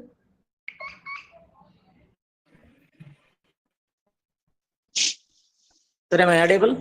Yes, sir. Yes, sir. You are audible, sir. Please. Sir, congratulations to our whole team, Dr. Kishore sir, and as well as Trupti madam, for taking this extraordinary effort to conduct the FDP, because it's up to 10 o'clock you need to have in the online, and also resource persons are very knowledgeable, sir, and we are looking forward to more such kind of FDPs in the future also, sir. Thank you, sir. Sure. Thank you, sir. Thank you, sir.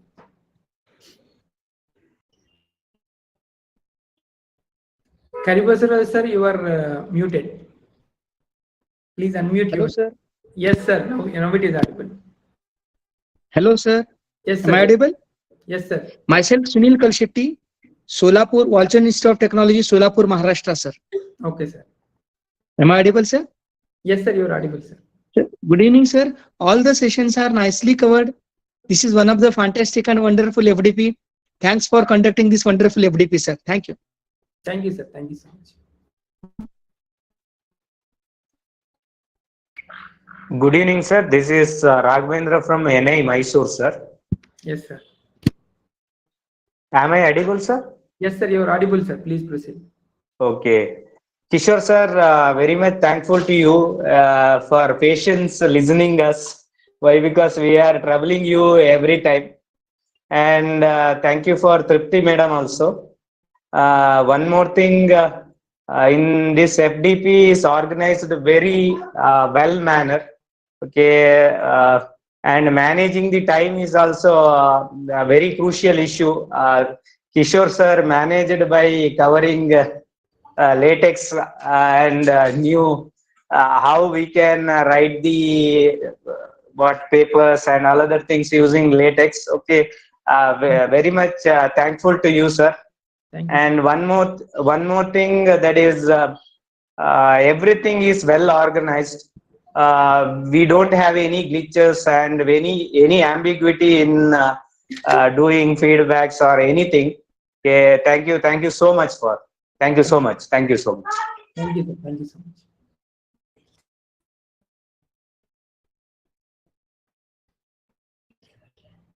Karibasura sir. Sir, you're still muted. Karibasura sir. Just check your mic. Check, please. Yeah. You're still muted, sir. Please check your mic.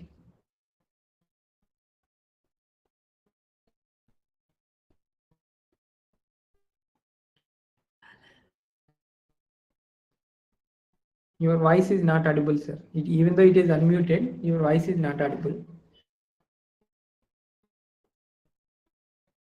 Yeah, you can join from mobile, sir. Any other participants who likes to tell their views? Meanwhile, I request all the participants to be online. At 7:30, we'll be starting with the valedictory function. So kindly be online, all the participants.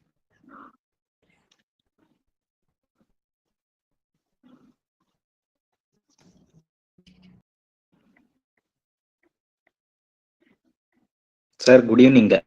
Myself, Puneet KM from Sri Jayachamaragendra College of Engineering, SJC, JSS Science and Technology University, Mysore. So, actually, it is my privilege to share my feedback on this entire FDP. So, basically, when we try to look into the topic of the FDP, so it is an interdisciplinary topic.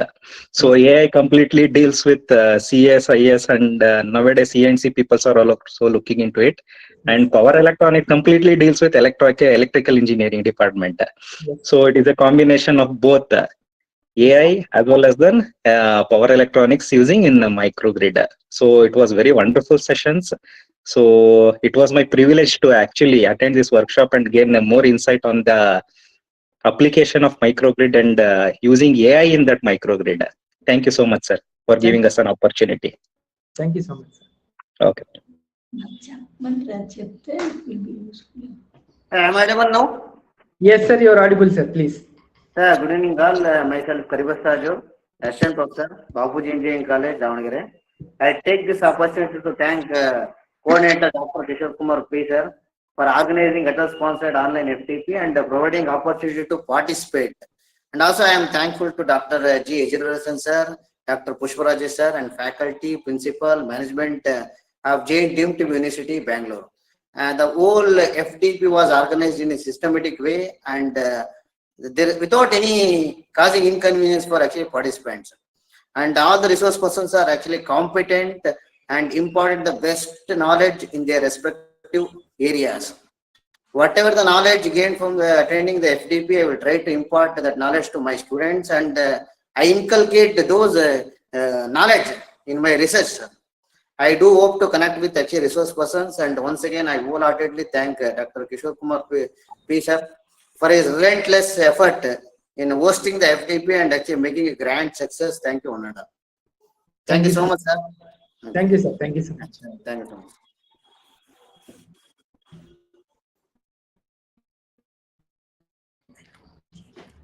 Vinodini, madam, please, madam.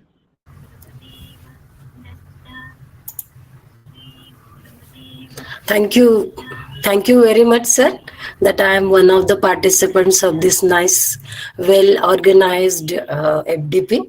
And the speakers chosen by you, they were very competent, knowledgeable, and whatever the information shared by them for the microgrid or VLSI or this every topic we're touching to this AI means how we can implement AI technique to get more and more move towards the new technology that we can, though it is a power electronics field, we can combine with AI and how we can get our controller faster, that we get idea and many more means I have no words, because many more hints we get for the research, or for develop our research work, or go inside or deeply inside connecting with AI. So I'm very thankful to all organizers, Trupti madam and Kishore sir. Also, you gave some flavor of overlap to how to write our report and do presentation. I'm very happy that I'm part of this FDP. Thank you very much. And I'm Vinodini Bole. I'm from the COEP Technological University, Pune, Maharashtra. Very good, man. Thank you so much. Man. Thank you so much. If somebody has raised their hands, okay, so you can open your camera and you can speak.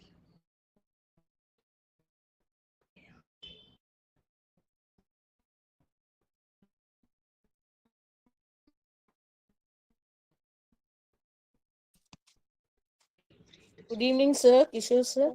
Good evening. Can you Madam. hear me? Yes, madam, please. Sir, this is Punita from Sri Venkateswara College of Engineering, Puducherry. Okay. Sir, I am currently pursuing my PhD in Pondicherry Technological University. My research area is actually autonomous microgrid. It was wonderful session, and I've taken a lot of insights from every experts, which make me to continue my research in over all the problem statements and challenges which they have given us, very insightful for me. And I will I make sure I have so many things in my mind to get to give my research work future. And I also thank so many experts, which I should mention: Balakrishnan sir, Dilip sir, and Edi Larsen sir, who have given all the things.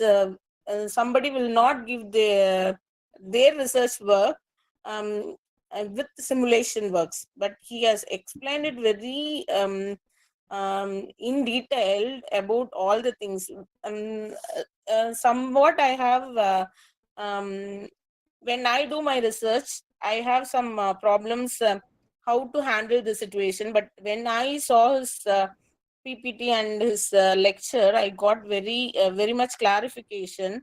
So thank you so much. So I have attended so many FDPs, but I'm really appreciating all the experts who have given in detail about the microgrid and grid connected AI techniques, everything. Thank you so much, sir, and wonderful team you have given to us. Thank you so much for your team also. Thank you, sir. Thank you so much.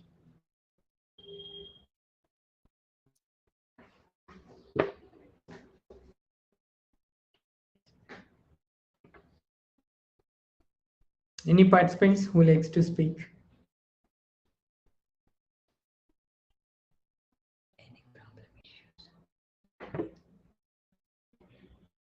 If you find any difficulty in going ahead with this FDP, also kindly note, madam. And kindly note, sir, if you feel any difficulty with this FDP, so that we can rectify them in further FDPs.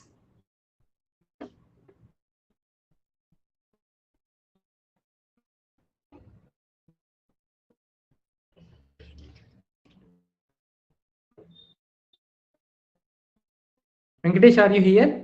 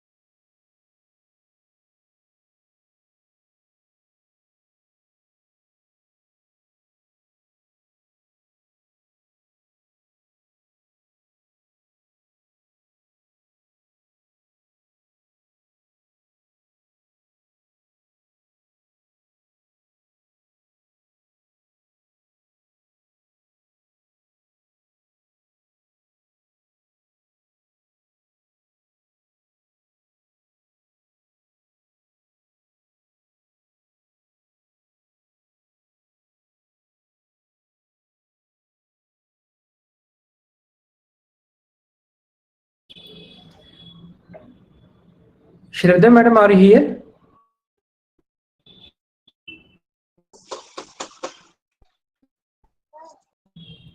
It's not audible, sir.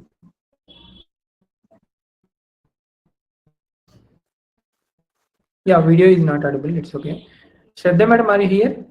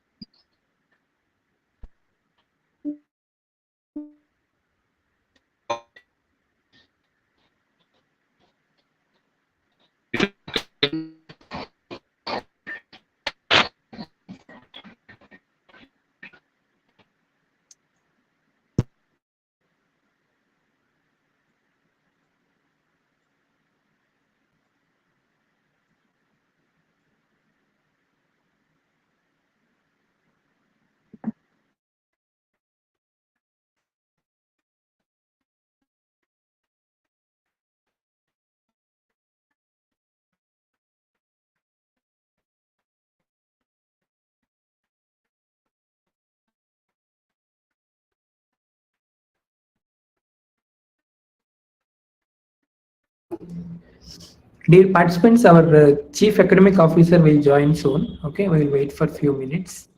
Then we will start validating. Sir, can you hear me? Yes, yes, sir. Madam has joined. Madam has joined. Madam has joined. Yeah. Trupti madam, kindly proceed, madam.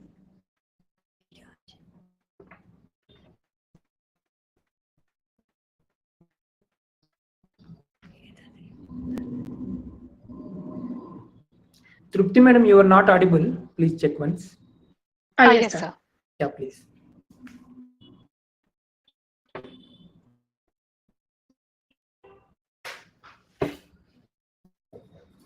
Still, you are not audible, madam. Yeah. Just. Yeah. Very good evening to one and all present here. I welcome all the dignitaries and the participants for today's valedictory function. Before we begin with the valedictory function, we wish to seek the blessings of Almighty. I request Nandita for the invocation. Nandita? Yes, ma'am. Am I audible? Yes, you are audible. A very good evening to one and all present here. So let us start with a devotional song. As today is Saturday and well known for Lord Vishnu, we will cherish him today. కాడ పుట్టినట్టి ఛాయల పంట ఎంత చందమాయ చూడరమ్మ చందమామ పంట కాడ పుట్టినట్టి ఛాయల పంట ఎంత చందమాయ చూడరమ్మ చందమామ పంట కాడ పుట్టినట్టి ఛాయల పంట వలరాజో పంపున వలపు విత్తిన పంట చలువై పున్నమి నాటి జాజర పంట వలరాజు పంపున వలపు విత్తిన పంట చలువై పున్నమి నాటి జాజర పంట కలిమి కామిని తోడ కారు కమ్మిన పంట మలయో చోతమలు అని మర్రి మాని పంట కలిమి కామిని తోడ కారు కమ్మిన పంట మలయో చోతమలు అని మర్రి మాని పంట కాడ పుట్టినట్టి ఛాయల పంట ఎంత చందమాయ చూడరమ్మ చందమామ పంట కాడ పుట్టినట్టి ఛాయల పంట విరహూల గుండెలకు వెక్కసమైన పంట పరగా చుక్కల రాసి భాగ్యము పంట విరహూల గుండెలకు వెక్కసమైన పంట పరగా చుక్కల రాసి భాగ్యము పంట అరుదై తూర్పు కండ ఊరగ పండిన పంట 20 శ్రీ వెంకటేశుడింటిలోని పంట అరుదై తూర్పు కండ ఊరగ పండిన పంట 20 శ్రీ వెంకటేశుడింటిలోని పంట సందెకాడ పుట్టినట్టి ఛాయల పంట ఎంత చందమాయ చూడరమ్మ చందమామ పంట సందెకాడ పుట్టినట్టి ఛాయల పంట ఎంత చందమాయ చూడరమ్మ చందమామ పంట సందెకాడ పుట్టినట్టి ఛాయల పంట ఛాయల పంట ఛాయల పంట ఛాయల పంట. Thank you. Thank you. Nandita, could you open your camera if you don't mind? Yes, sir. Yeah. I will take a photo.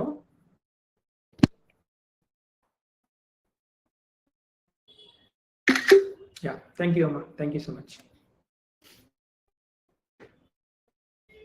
Tripti madam.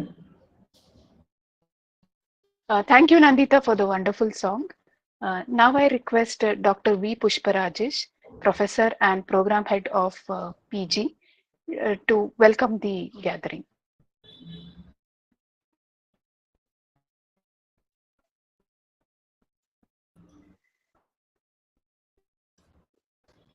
Pushparajesh, sir.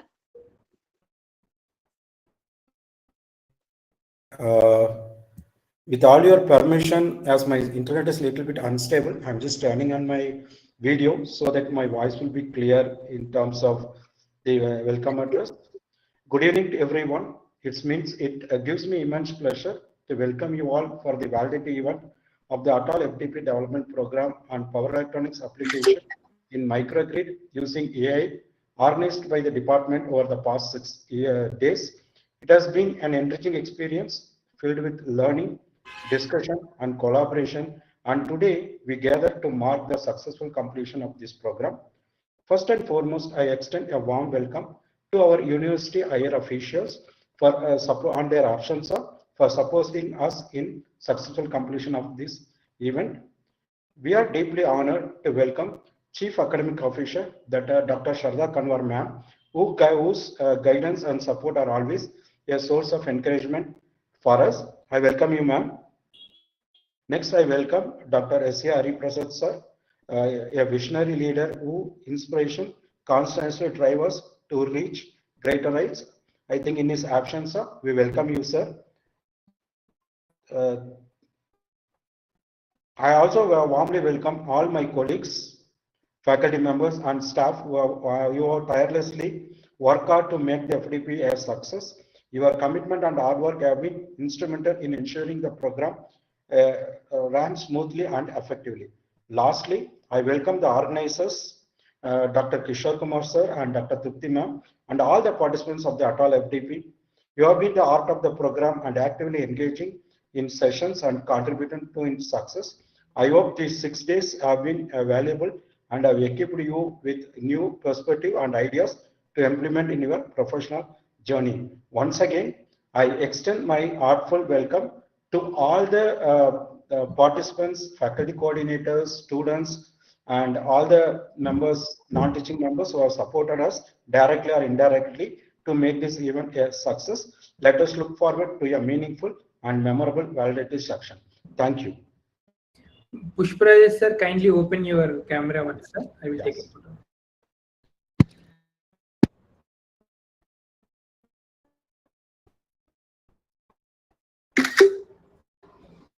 Thank you so much, sir.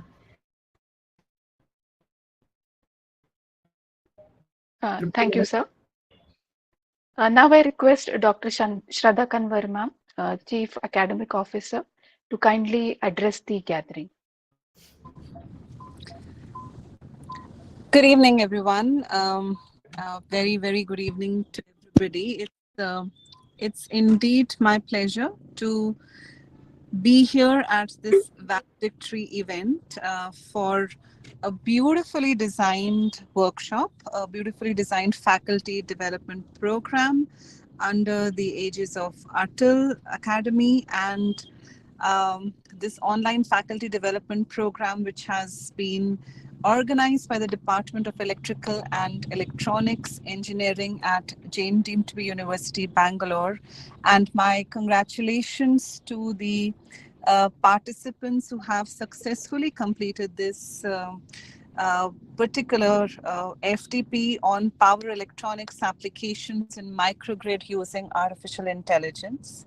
And my congratulations also to the organizers of this event. It's very heartening to see a very focused effort towards a theme which is very contemporary, because we talk about artificial intelligence around us, but how it can also enable automation and enhancements in the power sector, and using electronics is something which is extremely useful for our future research and development.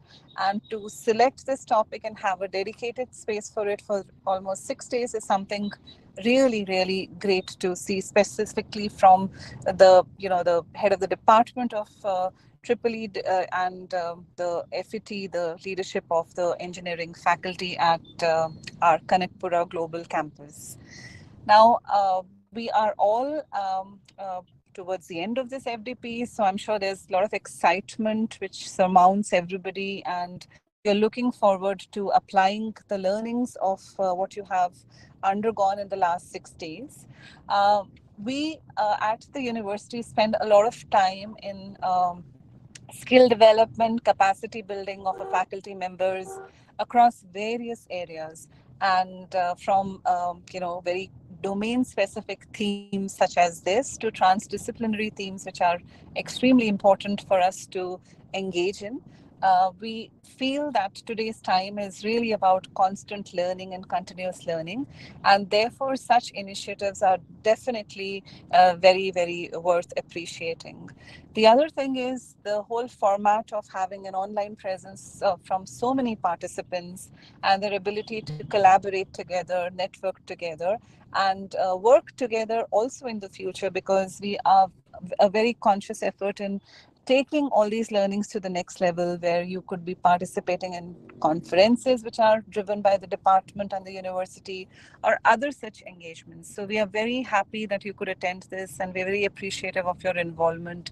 And of course, we will look forward to all of you visiting our campus in the future, coming towards creating of certain research clusters that we are working in specifically in the domain of artificial intelligence, which is prevailing across different disciplinary boundaries.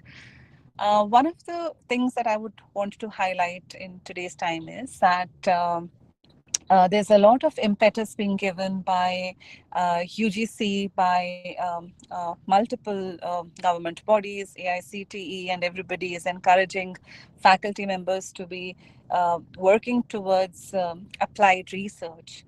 And whatever has been gained in these 6 days, we would be very happy to accommodate your interests in working towards some collaborative research projects with the department. And I'm sure Sir here has also discussed this with you, and we'll want this to be going ahead with the same enthusiasm. We have initiated a couple of things in the past couple of years, which I thought is a good platform to share with you in case some of you are interested in also joining us in that journey. One of it is our academic leadership series. So we have capacity building around creating academic leaders, and academic leaders in the space of having a profound knowledge in terms of their research expertise and the innovation culture that we try to create at the university, but also in terms of administrative responsibilities and innovative pedagogical and andragogical frameworks. So we would be very happy to associate with all of you who are participants of this particular faculty development program in the future as well. I also wanted to highlight to our participants that EEE department has been doing exceptionally well in driving a lot of initiatives around capacity capacity building. The areas that they are looking at also encouraging is where students' employability readiness and their entrepreneurship is also strengthened through some of the initiatives that we keep taking in terms of strengthening their disciplinary knowledge as well as improving their overall skills and competencies so that our students are ready for the jobs of the future. So if we look at multiple industries around us, the presence of different kinds of professionals in various industries requires a very holistic skill set, even in the technologies that they are having as an expertise. And of course, artificial intelligence, machine learning, data science, IoT, robotic process automation, and the combinatorial intelligence of all these skill sets can give a huge advantage to our students. And that is the same. There has been a increase of almost 300% in the green jobs or jobs related to sustainability in the future. And we are making a very conscious effort that our students, along with the core skills that they acquire, are also familiarized with these areas, because whether it is the energy sector or any associated areas, we are wanting our students to be very prominently contributing over there. Another area that we are looking at and we wanted to share with you is in the space of manufacturing and when it comes to electronics and semiconductor chips, etc. And we know how India is going to be dominating this particular market in the future. And we are looking at collaborative projects with interested scientists and research scholars who can come together, and faculty members who can come together and work with our faculty members as well as our students and our research scholars in together creating products and also creating products as a service, because our university is highly focused on entrepreneurship and creating a very functional and a very relevant and a very futuristic startup ecosystem. So this is also an opportunity for me as the Chief Academic Officer of the university to share with all of you some of the initiatives that we are taking and leading from the forefront, which are in resonance with what AICTE and what UGC also expects as a university, and how this faculty development program, which you have all participated in, is the foundation of one such great initiative, which can be further strengthened and further built as we go along. My heartfelt congratulations and sincere appreciation to all the participants who have been here. It's a long day. I'm sure it's something that you have been working hard towards in the last few days as well. So congratulations for completion, and much appreciation for all your efforts in being part of this particular engagement, and also to the organizers for making this happen, and definitely for taking this topic to the next level, and look forward to seeing a great journey in continuation of today's last day of this session.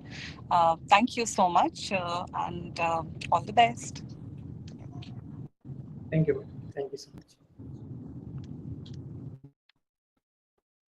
Thank you so much, Shraddha ma'am, for your motivating words and inspiring us, and constantly encouraging us to organize such events. Thank you, Shraddha ma'am. You're most welcome. I'm sorry for my very dark video. I'm still traveling, so all you can see probably is a dark background and lots of vehicles around. But great to see this, and congratulations once again.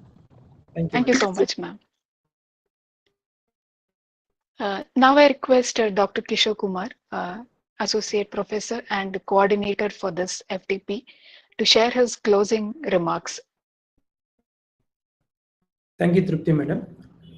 Thank you so much for all the participants. From bottom of my heart, I thank ATAL Academy and AICTE for giving the great opportunity, and I thank all the dignitaries of JAIN University, right from Chairman sir, Vice President sir, and VC sir, Registrar sir, and Shraddha Kanwar madam, and also our director sir and our HOD sir, and all other people who are really working directly or indirectly with us. So this is a really great event to conduct because we have covered around 197 participants are there. So 197 participants with they are coming from 80 colleges. So it is a very good thing, and many people are very active. And out of 197 people, so 175 participants are regular in their attendance, and maybe they might have done examination also today well. So definitely we will process within few days, maybe definitely maybe on Monday, if not on Tuesday only, we will try to close it out. And it's a very great thing. As you know, this is the closing of the 6-day program. So 6 days, 2 sessions every day, and the last day today is very hectic because 3 sessions this day and 3 sessions in this program also. So we feel very much happy and very much comfortable to give a way to identify the people and to give a way to transfer the knowledge from academicians and from foreign country people. Who, from resource persons, we have identified 2 resource persons as per the ICT norms only, and we identified 2 resource persons from the foreign country and 6 to 7 people from industry, and remaining people are from academia, and in that also we have selected the prominent people from 2 IITs and 1 NIT, and remaining 2 faculty members are our own JAIN University faculty. They are really prominent in microgrid area and electric vehicle area also. So I feel very much comfortable with all the resource persons, and I got very great feedback from all the participants, especially regarding the identification of resource persons and excuse me, and whatever the knowledge they have shared. Especially I got a really great feedback from the participants. So I feel very much comfortable and very much blessed by conducting this type of event, because all the participants are very happy with the resource person's identification and also the knowledge shared by the resource person. And as every time we are telling this one only, so this is the starting point, obviously, because you know something now. So try to apply in your fields, and try to contact with these fellows if you really required. That means if you are having any confusions or any further study, if you want to know more than this, definitely you can contact the fellows, our resource persons, and I have already shared their phone numbers and email IDs with you. So please make use of that. And whenever you need any type of requirement, for example, you might have lost some of the phone numbers of or email IDs of any resource person, we are here. You can use us as a hub for this event. So we can have collaborations and contacts also. Even I have the list of participants also with their phone numbers and email IDs. So it's a great collaboration among around 80 colleges, and ours is one university, and from 13 different resource persons, means definitely it is more or less like around 100 institutions collaboration is happened here. So I feel very much happy and very much comfortable, because this is a great opportunity to collaborate all these fellows. And if it is offline, maybe it may be much interactive, but still if it is offline, these many people may not be able to come. Yes, this is online, so people can be able to come and they can able to share their views, and they can happily do their they can happily enjoy their evening and share their knowledge here. So we feel very much comfortable in conducting these type of events from electrical and electronics engineering, faculty of engineering and technology, JAIN deemed to be university. We are really enthusiastic to conduct these type of events in future also. So I require all your cooperation in this regard, so that we can make ourselves very happy in conducting this type of events in future also.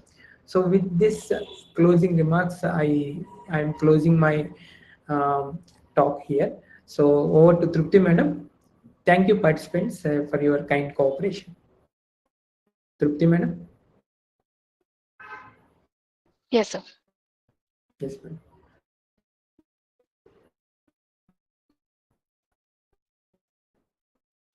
We are about to close the valedictory session. Before that, I would like to thank a few people for helping us in organizing this FDP successfully. Firstly, I would like to thank AICTE and ATAL Academy for providing sponsorship for conducting this online FDP on power electronics in microgrid using AI. I would like to thank our visionary leader, Dr. Chenraj Roychand, Chancellor, JAIN deemed to be University, for constantly motivating us and supporting us in organizing such events. I would also like to thank Dr. Raj Singh, Vice Chancellor. I would also like to thank Dr. Jitendra Kumar Mishra, Registrar of JAIN deemed to be University. I would also like to thank Dr. Shraddha Kanwar, Chief Academic Officer. And also I would like to thank Dr. Santosh, Joint Registrar, JAIN deemed to be University.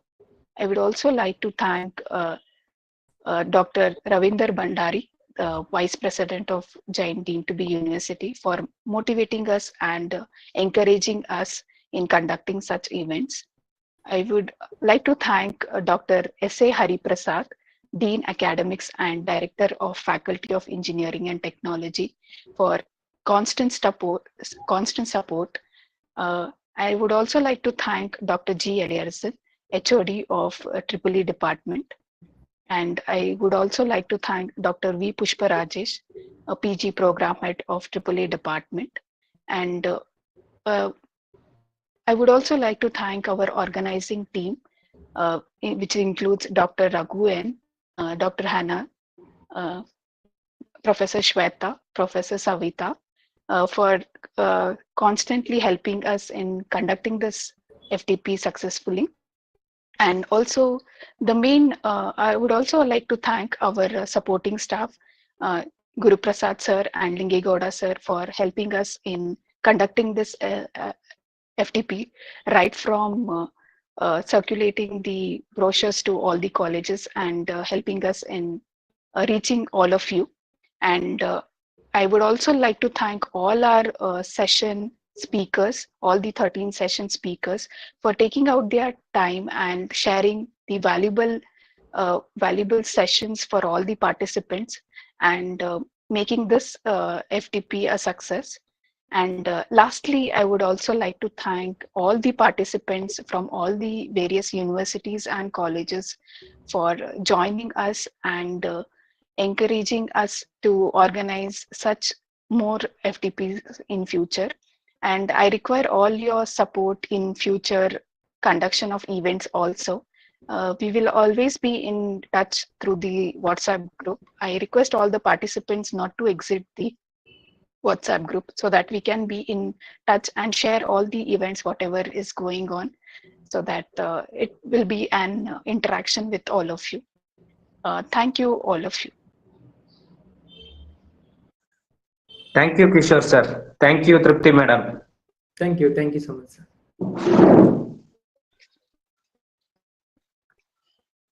Shall we close, madam? Sir, Have you anything taken you want to any, share? sir, have you taken any live feedback from participants? Taken. Yeah, ask some participants. Yeah, participants, you can, if you want. Any participants wish to share the feedback in valedictory also can share. Devraj sir? Devraj sir, something?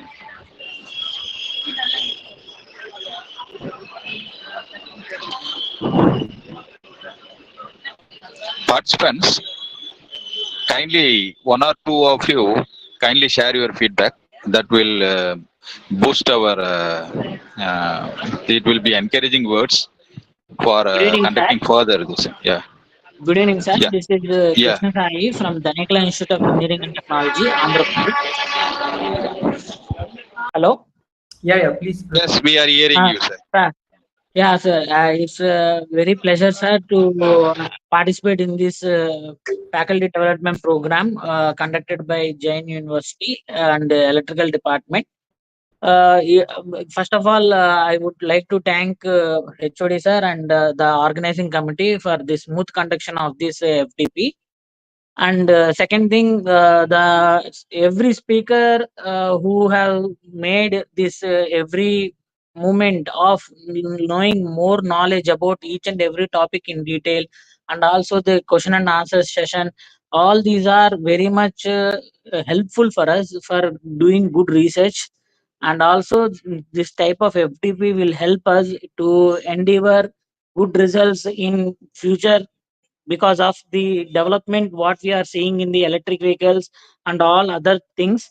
We need to have an idea about all the types of domains, good knowledge. And nowadays only single knowledge about one topic is not necessary, but multidisciplinary is more, which has to be learned from this type of FDPs, where we can have more knowledge from different types of guest speakers. And also, I would like to tell that in future also I would collaborate with this type of FDPs from this Jain University.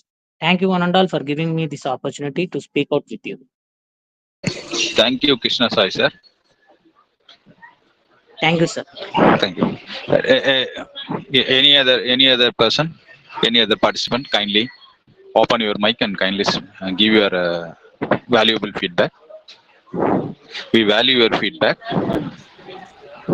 Good evening, sir. Good evening, sir. Yeah. I'm Yeah, Dr. Archana ma'am. Archana Deshpande. Yes, ma'am. The program was very informative, sir. The speakers were so knowledgeable, and we learned so many things from this program. And I think you should always conduct such type of programs. And this will help the society also. Many of them are not aware of the solar system. And now because of this, people will get aware and they will start using it. Thank you, sir. Thank you so much. Thank you, Archana Deshpande, ma'am. Next. Good evening, sir. Yeah. I wholeheartedly Pravina? thank all the organizers, sir. HOD sir, coordinator Dr. Kishore sir, my guide. So, thank you for the opportunity, sir. Actually, really the organization is very good, sir, and all the resource persons are very nicely delivered all the sessions. And actually, it is with my research topic, it is really good, and it's very, very informative, sir.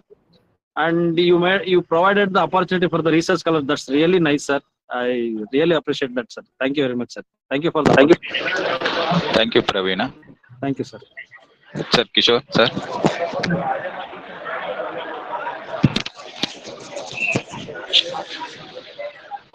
Yeah, we have got some light feedback. Thank you, participants. Yes, sir. Yeah, Tripti ma'am, take over. Yes, sir. Thank you so much, sir. Thank you all the participants for sharing your valuable feedback. I would also like to thank the management, the facilities team, and the CC team for helping us in conducting this FTP smoothly. The CC team especially for helping us in getting the live stream on YouTube. I would also like to thank the management and the facilities team for helping us in organizing this event successfully. So that's all from our end. Kishore sir, anything you want to share? Yes, madam. Thank you. Thanks for kind cooperation of all the participants and my co-coordinator Tripti madam and organizing team Raghu sir and Savita madam, Sweta madam and Hana madam and our HOD sir, Vellasan sir, and also thank you so much for Pushpura sir. So whenever I ask them for a talk, they are immediately accepted. So thank you so much for that nice support, sir. And with this, we have covered all of our faculty members have involved in this activity. So we feel very much comfortable and very much happy. And participants, as Tripti madam said, we will be in contact through WhatsApp group. So you better don't exit from the group. So whatever events are there, we will definitely share it with you, and whatever events may be there from your end also, please share it with us. We will definitely support in future also, and we will definitely go ahead with the great collaboration. Trupti madam, thank you so much, madam. Thank you, sir. And I forgot to mention, thank you, Kishore sir, for making our department visible through this FDP. And thank you for your kind cooperation and making us together to work on this event. Thank you so much, sir, Kishore sir. Thank you, madam. Thank you so much. Shall I end the meeting, madam? Yes, sir.